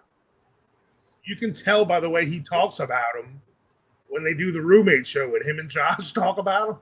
Yeah, of course. And have we forgot? I mean, Brunson was here before before his dad was here. Right? Am I wrong in that? He wasn't on the coaching staff. No, you're wrong. No. Wait, no, but was Brunson on the coaching staff before Jalen Brunson? But I don't think he was on the coaching staff though. I think he got promoted. Yeah, he was on the coaching staff. Was he? Yeah. Yeah, maybe I think 2 years. I didn't see him. I saw Johnny Bryant, but I don't remember seeing Rick Brunson on the staff. Yeah, Johnny Bryant was the associate head coach, but Rick Brunson was on the staff. Oh, okay. My bad then. All right, because I just didn't remember seeing him on the bench that much. Maybe I wasn't paying attention. Well, yeah, you didn't see him that much because Jalen Brunson wasn't there. Jalen Brunson wasn't there, so you really. Well, maybe he wasn't as important until his son got here. Right. Could be. All right. Well, I don't think he was that important until his son got here. That could be. And look, all of this stuff we're saying, the Knicks have only, and I'm 100% sure that's not going to be the case. The Knicks have only interviewed 2 coaches. There's no way that I just did this little thing today to go between Mike Brown and Taylor Jenkins. The Knicks are going to obviously talk to more coaches. And we don't even know the coaches that they have on their radar that we're not even thinking about. And I'm assuming when it comes to Leon Rose, you know how Leon Rose does not like to show his hand a lot. And he also doesn't like to just keep all his eggs in one basket. He's definitely going to talk to more coaches than we even are thinking about. So Leon Rose has probably already talked about 5 or 6 other guys, CAA guys that we don't even know about. Well, I never mentioned Rick Brunson being the coach. No, I know. But I'm just saying that, it's my opinion that he's probably going to have to stay on. You might be right, but that's going to really make it like if you're looking for a head coach and you're looking for a head coach to take you to the next level, I'm sure that those type of coaches are in a premium, right? Because if you telling me that you had Tom Thibodeau here for 5 years, he just got you the Eastern Conference Finals, but you feel like he's not the type of coach that can take you to the next level, and that's what you're looking for, and you're talking to me, that means you think I'm the type of coach that can take you to the next level. and I am going to make my own demands, and I don't care what you're telling me, but if this is what you want, this is what you're going to get. So that's the thing. If that's the case, it's going to put the Knicks in a weird spot. So I don't know. I'm going to let it play out. For me as a head coach, stuff is going on, and that's why I'm bringing up the Rick Brunson, because I think this is some of the reason why this stuff is going on. Because if that was the case that Rick Brunson doesn't have to be there, he would have left with Thibs. Oh, you firing Thibs? Well, I'm out too, and that hasn't happened. Right, that's true. Shout out to Andios. He put out there Royal Ivy. I mean, Royal Ivy is very interesting too, but he's in the same. You might as well get Johnny Bryant. But there you go. If Royal Ivy is your guy, then you might as well get Johnny Bryant. And one last thing before Coach, I know you were going to say something. Yeah. The other thing I was going to say too, guys, is still, even though it may not look like Johnny Bryant really has a chance to get this job, as I said before, you're dealing with very smart businessmen who are professional and are trying to put together the best possible product to get a winning season and a possible championship. If when they talk to Mike Brown, they talk to Taylor Jenkins, and they talk to these other people that they might talk to, if when they talk to all these people and the conversation comes back, man, Johnny Bryant said something very similar to this. Oh, I really like what Johnny said. I wonder, if that pops up in their head, then Johnny Bryant is still on the map.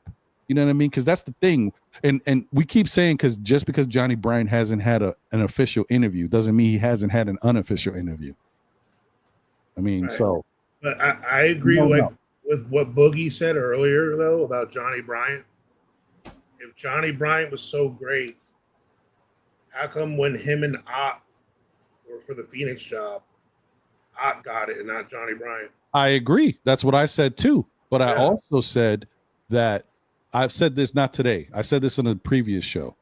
I said just because I'm not the innovator doesn't mean I can't be the person who can be the orchestrator. Oh, bars. Damn. Right. Nice. And to me, yo, you spitting bars? As much as I love, for me, that was I it thought right with there. the Phoenix job, I thought Johnny Bryant took his name out. I thought that's when I thought that the Knicks were going to hire Johnny No. He didn't take his name out. They picked Ott. Well, no, I'm not saying that he didn't take his name out, but I thought when he didn't get the job, I thought maybe that's when the Knicks was going to decide to hire him. Right. We all thought that because we thought that that's how high in regard that the Knicks saw Johnny Bryant. But maybe, as we were talking about it earlier, maybe just the fact that this is the second coaching job that Johnny Bryant has applied for and the second one that he's lost. He lost out on the Utah job, and now he lost out on the Phoenix job to another coach on his same team. So, yeah, maybe the Knicks, they like him, but they're like, well, is there something we're missing here? Let's not go too crazy. Let's do our due diligence first. Right. And that's where I don't want to hear, I didn't want to, He lost out to somebody on the I thought they got the other guy from Boston. No. I'm talking about the Cleveland. I'm talking about the Phoenix job because Ott was on Phoenix. I mean, Ott was on Cleveland. Yeah. Ott was on Cleveland. Yeah. Right. So what I'm saying is, I don't like bunching in. To me, it's disrespecting what Taylor Jenkins has done when you just lump him in with the other assistants who haven't had they're totally different. You're talking about a guy that's got 250 wins as a head coach in the NBA already. And only his 1, 2, 3, 4 in 5 seasons, he had 250 wins. When he was fired, he was 44-29.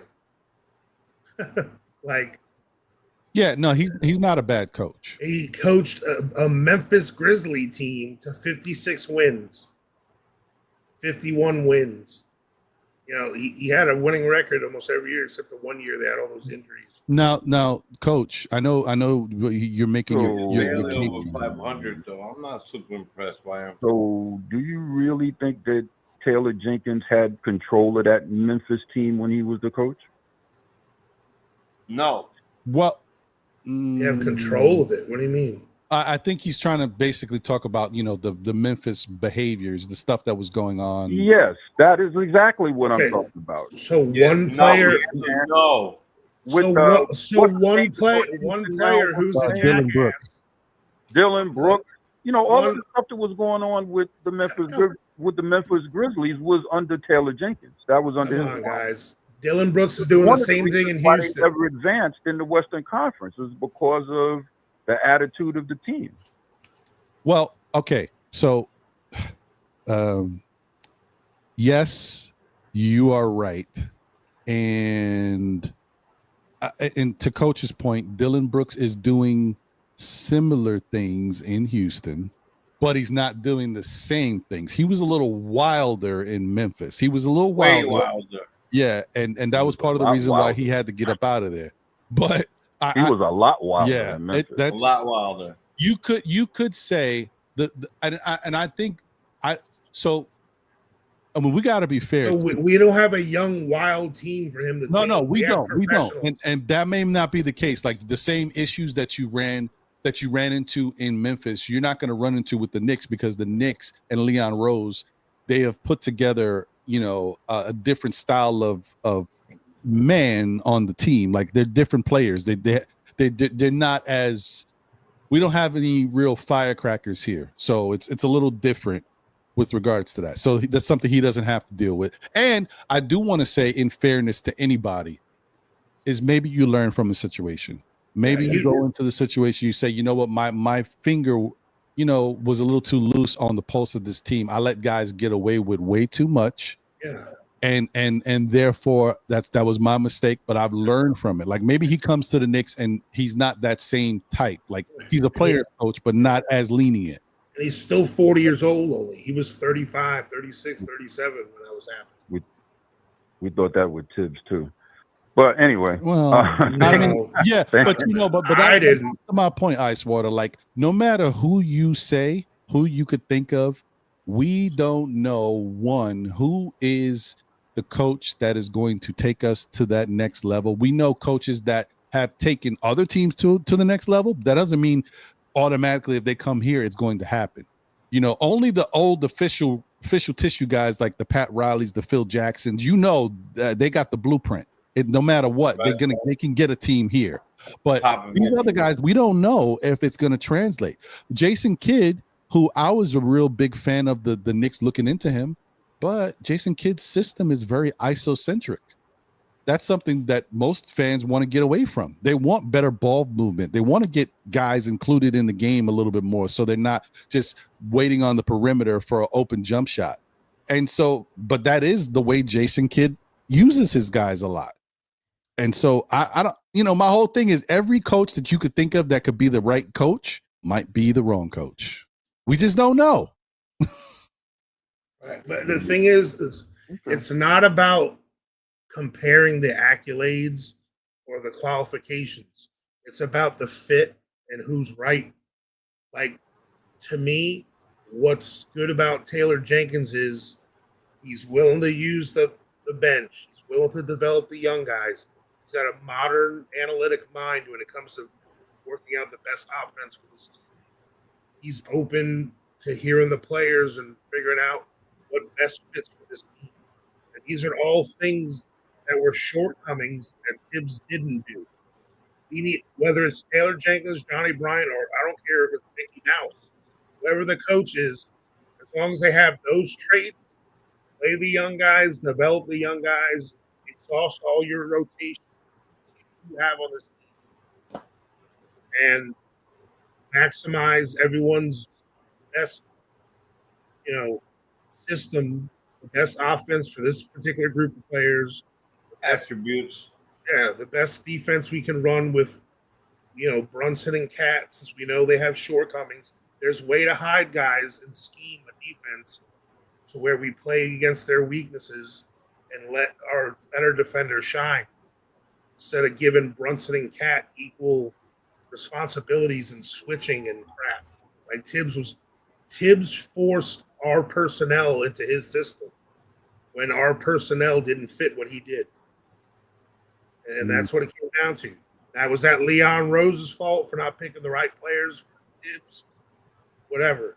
But it came down to Thibs wasn't flexible enough to adapt to the modern NBA and this particular group of players that he has. So now I want a coach that's willing to do that. Whether they have a resume of 30 seasons coaching or 0. If that's the guy, that's the guy. Mark Jackson did all the things he did for Golden State. Never got him over the edge. Steve Kerr, who didn't coach a day in his life, came in the following season. They won it all. With the team set up. Right. But we're not going to get started in that because I know Ron doesn't want to get started in that. No, not this show. Not this show. Yeah, no problem. Yeah, it's all right. I get things on a platter sometimes, and I love it. Look, I'm going to just say this. I think that, and that's all with all due respect. I like to joke around. Here's the deal. You know how I feel about Mark Jackson. I would take him today, just give him a chance, but that's no here, nor there. He's not on the list. He's not part of any of this stuff. You take a look at a lot of these guys. The more and more we talk about this stuff, the more and more I see a couple of things. One, Thibs lost the ear of the players and some of the players. Not all the players. Let's get that correct. Not all the players, because a lot of them went from bat to bat for him. A lot of them laughed when they were asked, does Thibs make them do all this minutes? Does he make them do all that stuff? We're talking about grown men. This is a completely, you're talking about that we want to shift something like Mark Jackson, which was, we don't want dinosaurs anymore, whatever. And it's a new league. That means that the players have way more say than they ever did in the history of basketball. Can we agree on that? True. They have way more of that. They are pushing themselves to new we're paying them more. I want to go and play with my friend in Denver.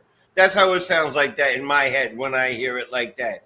I heard Carmelo Anthony say, I'm going to New York or I'm going to pout. Right? And that's how this games are played.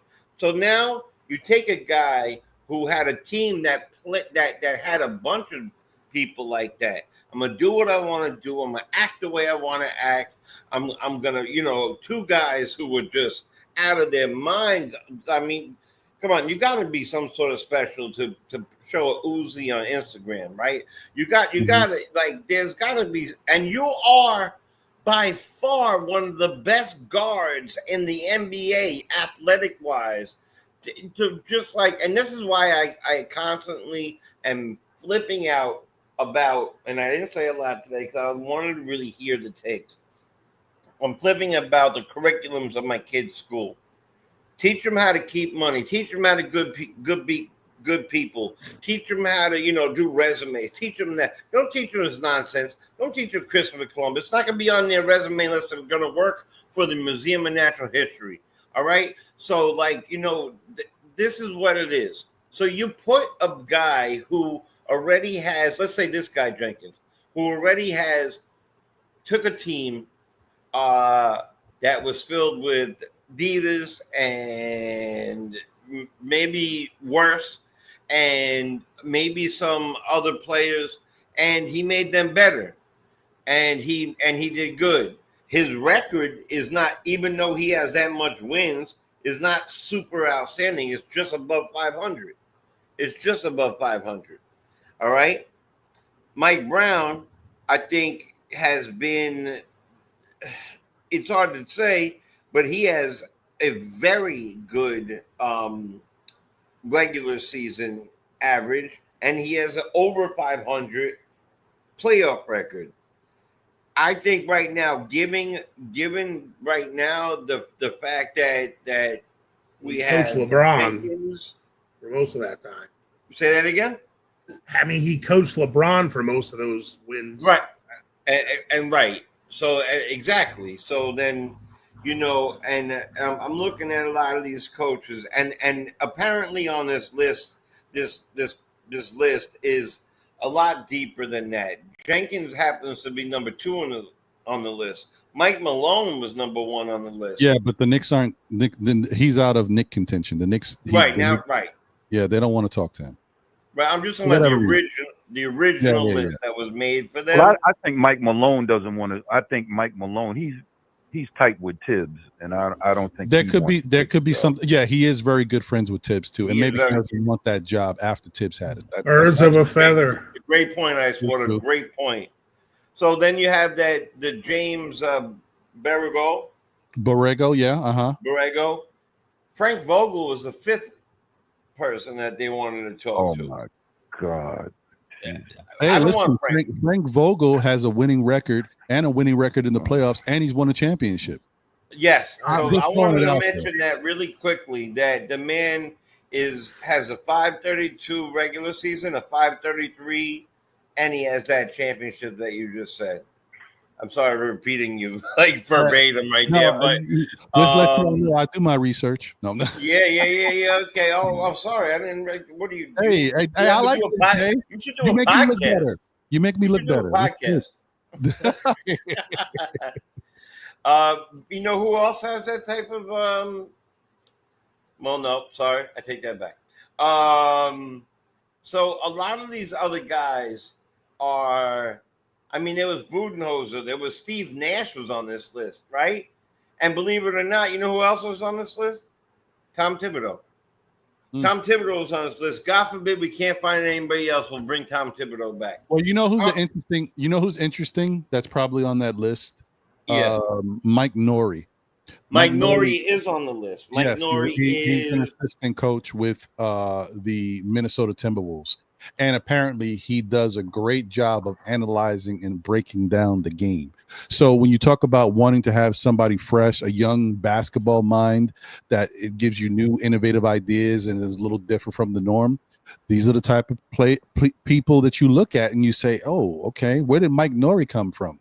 You just gotta be willing to take a chance, and other teams like Miami or whoever are willing to take that chance and say, you know what, I like the makeup of this person, and we will build from there. That's what OKC did. They build the rest of the team from there. They got their guy, and they said he's the mind. Now we'll provide him with the talent.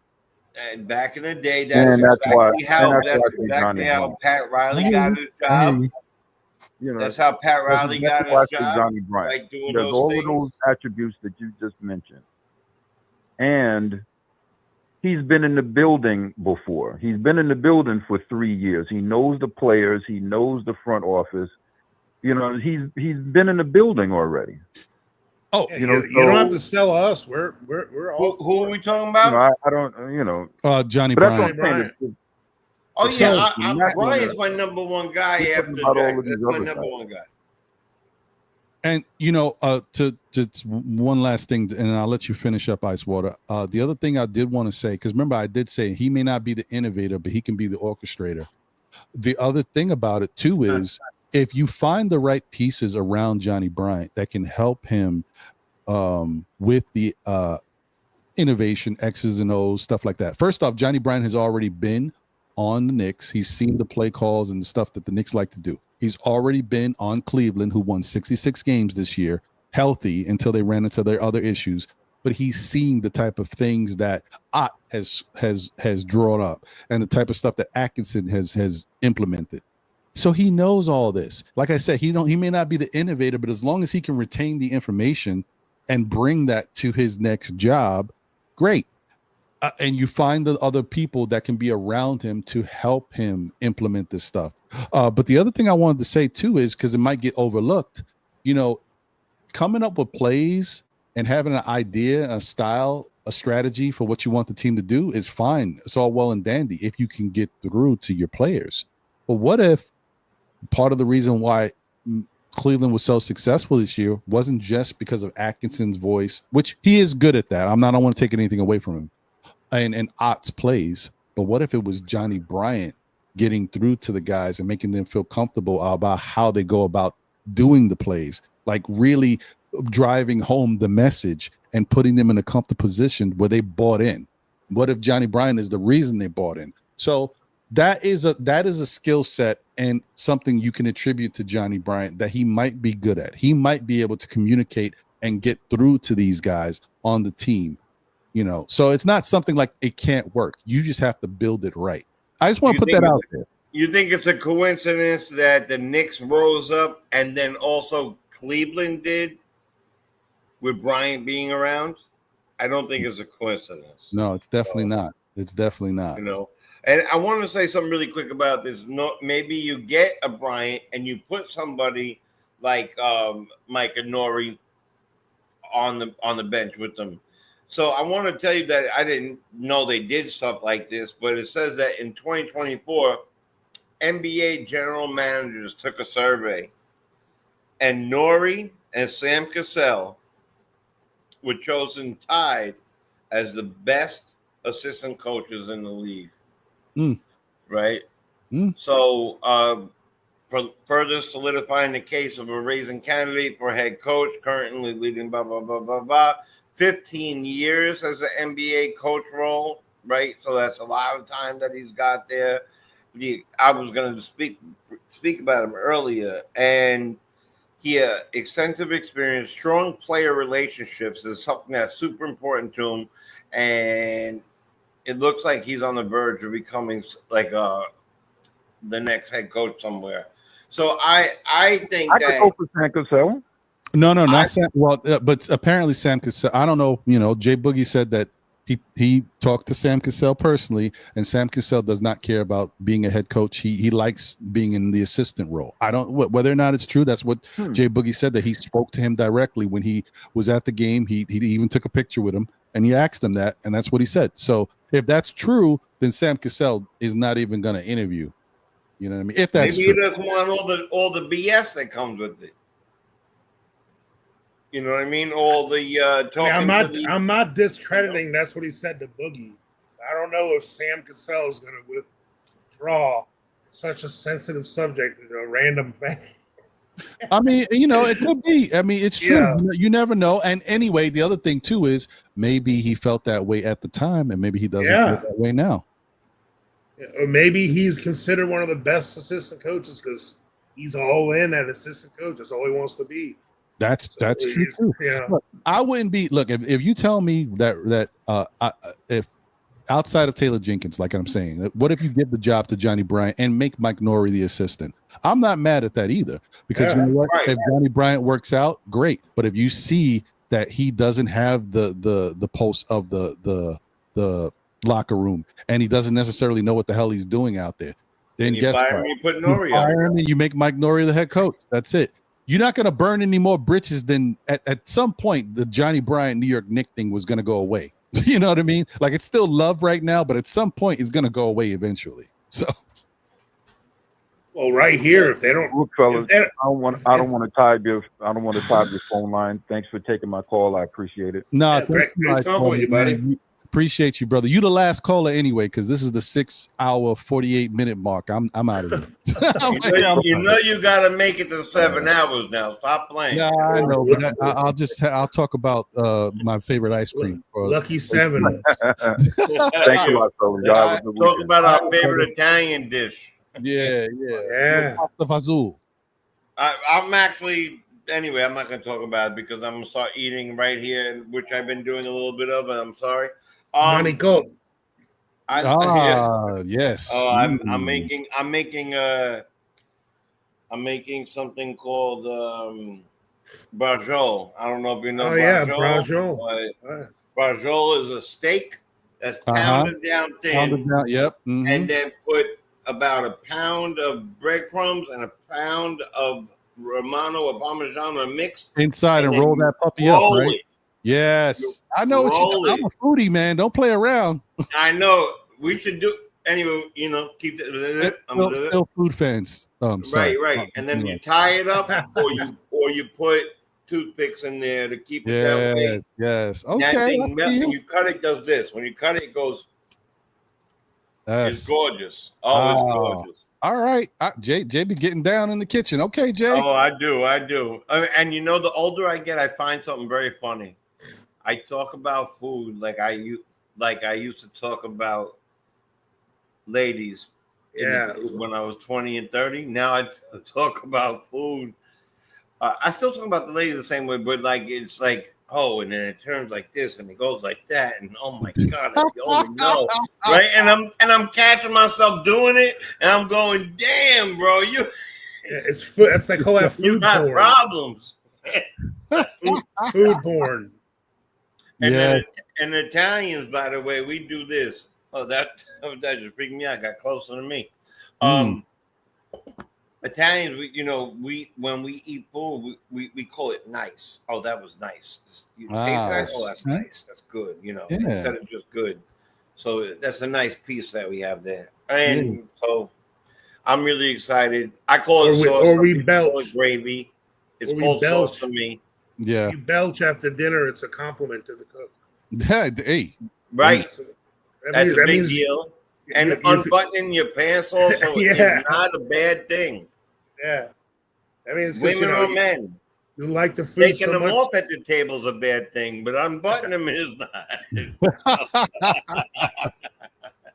Hey, Crim's dad, you are all over it, brother. I have not. I've been stuck in this spot. Yeah, I don't know what I'm doing here. Anyway, I want to say that Nori thing out the blue at the last second.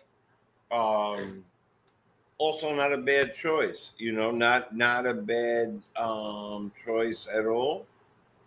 And I have a personal feeling about this that whoever is going to coach the Knicks loves Italian food. No, whoever's going to coach the Knicks, it definitely is my favorite.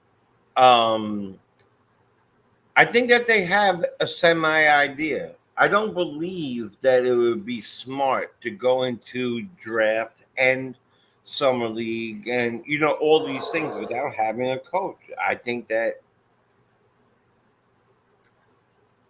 if they're doing deduction now, right? If they put the 12 up, because I have a 12, the original was I think 14, down to 12, down to about 7 or 8.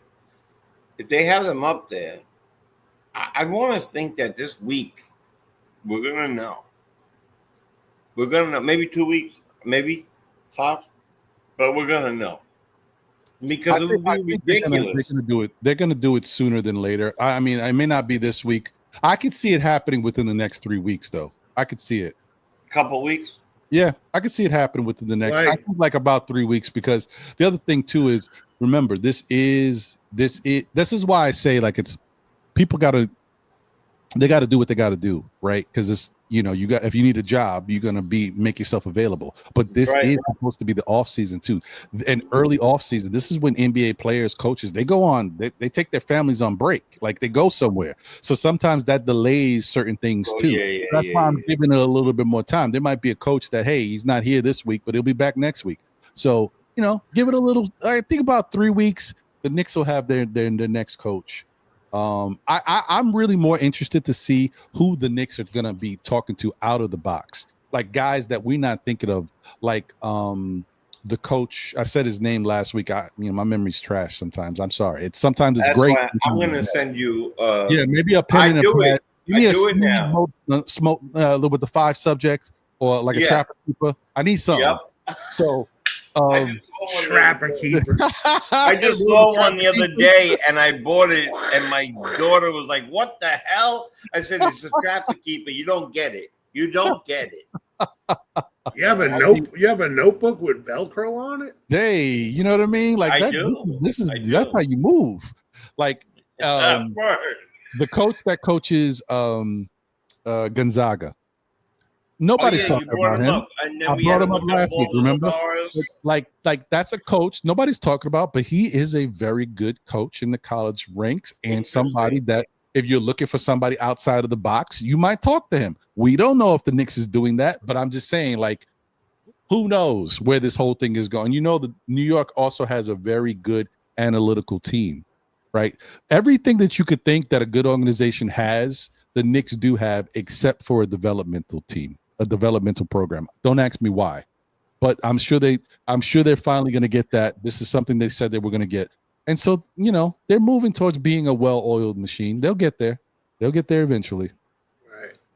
Right. Anyway, let me get out of here. But before I do, I want to get you guys final words. Jay, final words, my guy. Yeah.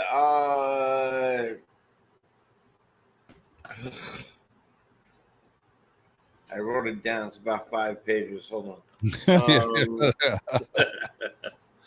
Look, I always, first of all, I don't like to forget this part. Flowers to you, Ron. I think that people don't get them. It's a travesty that people get them when they're not around. I like to give them constantly to people. Constantly. I mean, every week if I have to.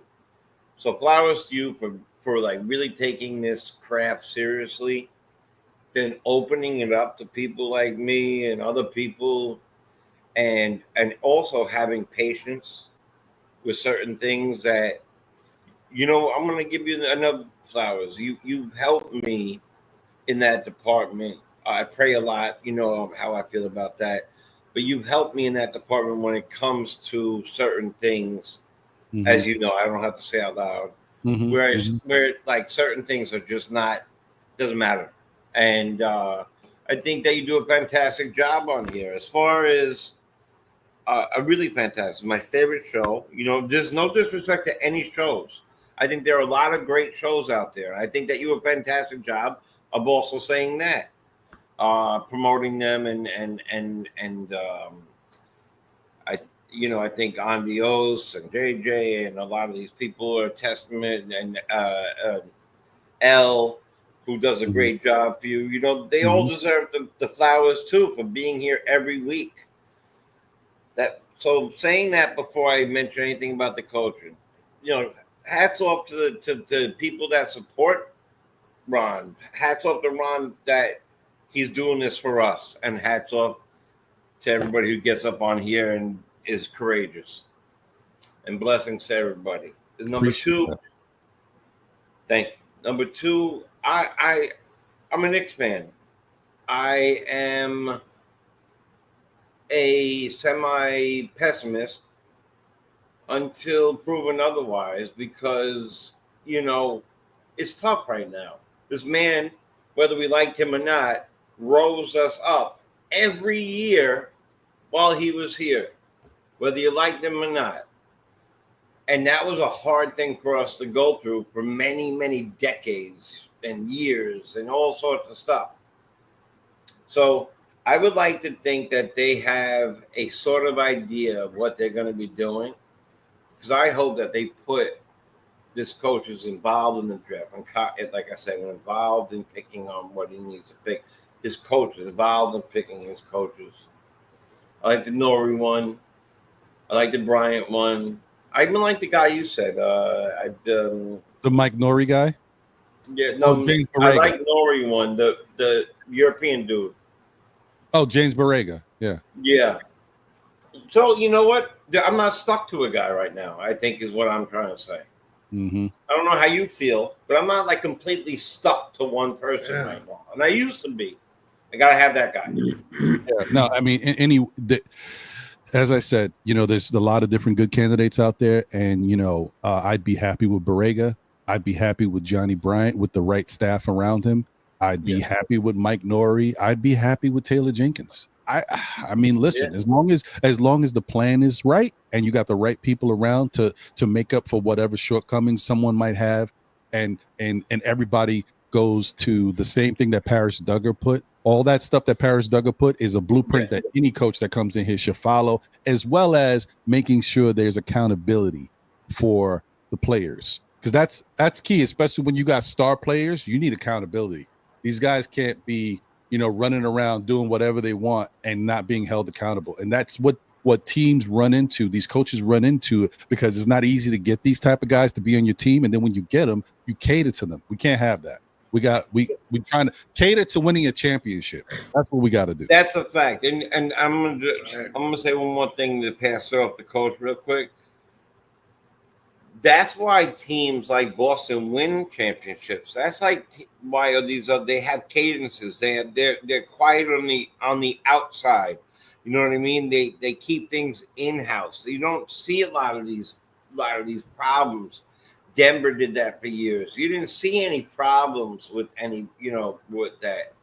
And I see it, the culture of the Knicks need that. We're hurting for something, so of course we're always like in a fray and in a melee, like we want to do something now. But I'm sure like something good's gonna happen, and let's go Knicks, man. Thanks for pulling us off the edge. There you go, brother. I appreciate you. And you know what? Out of a 7-hour show, all of the different takes and conversations that have happened today, nobody said anything too crazy. I didn't have to do this. See if I know the ledge. Yeah, nobody jumped out the window. So I agree. I Yeah, agree. we were okay. Coach, your final words, my brother. Yeah, I mean, And thank you, by the way. Let me before he goes. Yeah. Shout out to Coach, because I opened up the panel at about a little over an hour. Coach has been here rocking all this whole time. So shout out to you, Coach. Appreciate it, man. I love every minute. I've always enjoyed being on with you when I can. And, like I said, it's all love. It's not about just all agreeing on the same things, and like we don't all have to be yes men and agree on everything. We had some awesome discussions today. We really dug into some great stuff about like why taking our time might be good with coaching search. Maybe we shouldn't stress about it. We peel back the layers on guys like Taylor Jenkins and Mike Brown, Johnny Bryant, Rega. We talked about Mark Jackson. We talked about Sam, because we all talked about a lot of different guys. I think we covered some of the coach possibilities more than all the national publications. We mentioned guys other people aren't mentioning. True. And sometimes we talk about. I think there might be more than one right guy for this job. And that's where I think we have a good opportunity that we just can't afford to have a situation where it's another wrong guy. It's okay to have a couple of guys that do a lot of the things right. And then, like you said, let's have some assistants to help him out and even shortcomings, what he needs help with. But we can't have a guy that does a lot of things that don't fit. So I think all the names that are coming to the surface, they all have positives that I think we all can live with if they ended up with the job. I don't think we're all going to be like slamming the table like, oh no, we got Kemba Walker, Yeah, right. Yeah, kind of a thing. Man. So I just, and in the end, everyone that called in, the chat. I mean, some of the people in chat have been here since the beginning too. I know it's crazy. Amazing. I appreciate y'all, man. And like this is like a work day. I'm almost full schedule here. And like, yeah, seriously, I just want to, the amazing panel that came through. Jay and Ron, obviously, brought in great insights. You guys are the best.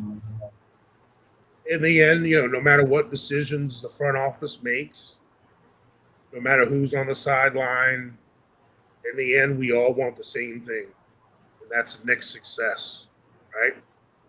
We're all in this together. We're chasing that chip, and the fact that we're on the cusp of a decision or two that could be that decision that puts us over the top. I mean, I remember many seasons we're having these conversations about how many free agents and trades we need to bring in just to make the playoffs next year somehow, or maybe make the play-in game. Remember them conversations? Yeah. Oh yeah. Yeah. Oh yeah.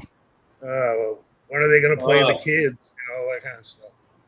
But the Frank Ntilikina Hives and and all that stuff. But in the end, like I said, we're all in this together. Thanks for letting me hang out. I hope everyone in chat learned something, or at least had a good time talking Knicks hoops. You know. Yeah. Like I said, I appreciate you giving me a voice, and I always love rocking with you guys. No, appreciate it, man. Thanks for being here. And I want to thank I want to thank everybody who jumped up on the panel today. Shout out to Jay Chosen. Shout out to my guy, Coach Malpica. Shout out to D-Rex, who was up here. Shout out to Jay Boogie, who came up here. Appreciate you. I don't think I missed. I think that's everybody who was on the panel, if I'm not mistaken. And then shout out to also the people who called in, Ice Water. Shout out to Fritz Alcindor. Shout out to Randu. Thank you guys for calling in and showing love. And I also want to let me read this real quick because I didn't get a chance to it, but I knew I was going to do it. Shout out to Paris Duggar for the generous super chat. He had mentioned that Macau, in reference to Macau, guys play much better their second year after a trade. So he also expects Macau, if he's with the Knicks, to play better this year. So I agree with that, Parrish. And shout out to you once again for your super chat earlier. That super chat about coaching and the type of things that the coach should be looking to bring to this team. Demand effort, player development of youth and the vets, modern day offense, pace and theory, and an eye for offensive talent combinations, willing to take a T. I think that is one of the best super chats you've ever done, because that really hits home as to what this Knicks front office should be looking for in a coach. At least some of the things that they should be looking Send it to Leon. Make it part of the this package. is from earlier, right? That's yeah. from This was a really right. good super chat. And also, let me. And also, I would be remiss without, before I get out of here, thanking once again to my guy Crim's dad for everything he did today with these gifted memberships to all of those helping to once again grow the channel. Appreciate you, my guy. Thank you so much for everything you do and all the love and support you have shown. I mean, Crim's dad is very. He's become a person that shows love and support to all different YouTubers with regards to the Knicks content. But he also, outside of this, will send me stuff on X, like articles and stuff. Hey, check this out, or like, he sends me stuff. So I definitely appreciate him. Thanks so much, bro. He said no help from Andio. Send them to the couch. Hey, Crim's dad has sold my house 3 times. Luna says, Andios, you definitely sleeping on the couch. Salute to SKF Army era. Don't be too hard on. I'm sorry. I didn't usually Andios will pop in and he'll pop out and he'll come back here and there. But the fact that if you've been here this whole time, I'm sorry, Luna Jean. My bad. I didn't know I was gonna keep him here this whole time. He's got to make it up to you. I think we kept you here. That's what. Yeah, no, I mean, it could be, but either way, you had your finger on that button at least 5 or 6 times.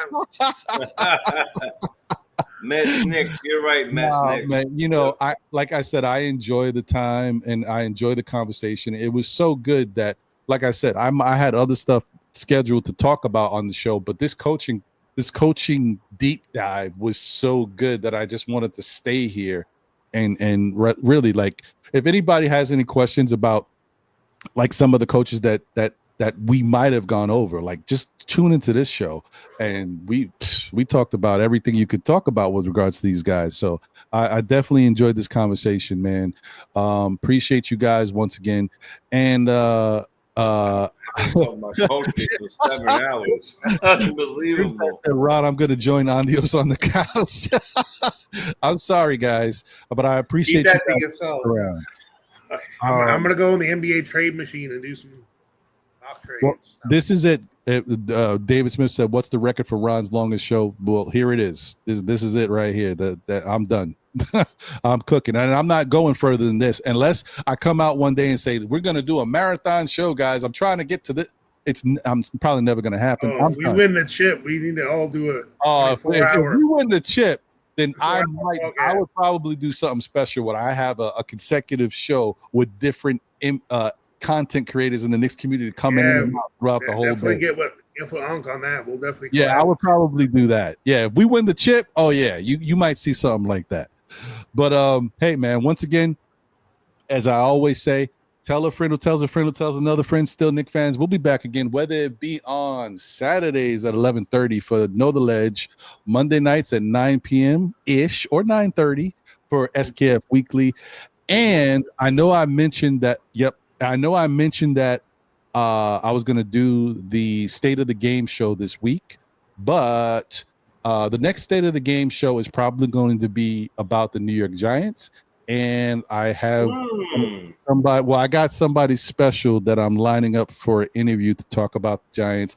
There's reasons why I don't do a still Giant fan show, and this person who's going to be on the show is the reason. We'll talk about that on that night. I really enjoy their content, and so you guys will get to see that, and that's why I've waited. So I'm not going to just put it out there until I can get this guy available. And but as we go forward, we'll continue to do some content there. But like I said, keep supporting, keep enjoying life and being there, being blessed that we wake up every day to see another day on this beautiful earth, and support and love our team. And also, as I always say, no matter what happens, this is all crazy. The offseason hasn't even started, and we're going nuts. We're having 7-hour shows about coaches. Ups, the downs, the good and the bad. We are still Knicks fans. So be good, y'all. And if you can't be good at it. I'm out of here. Peace. Peace.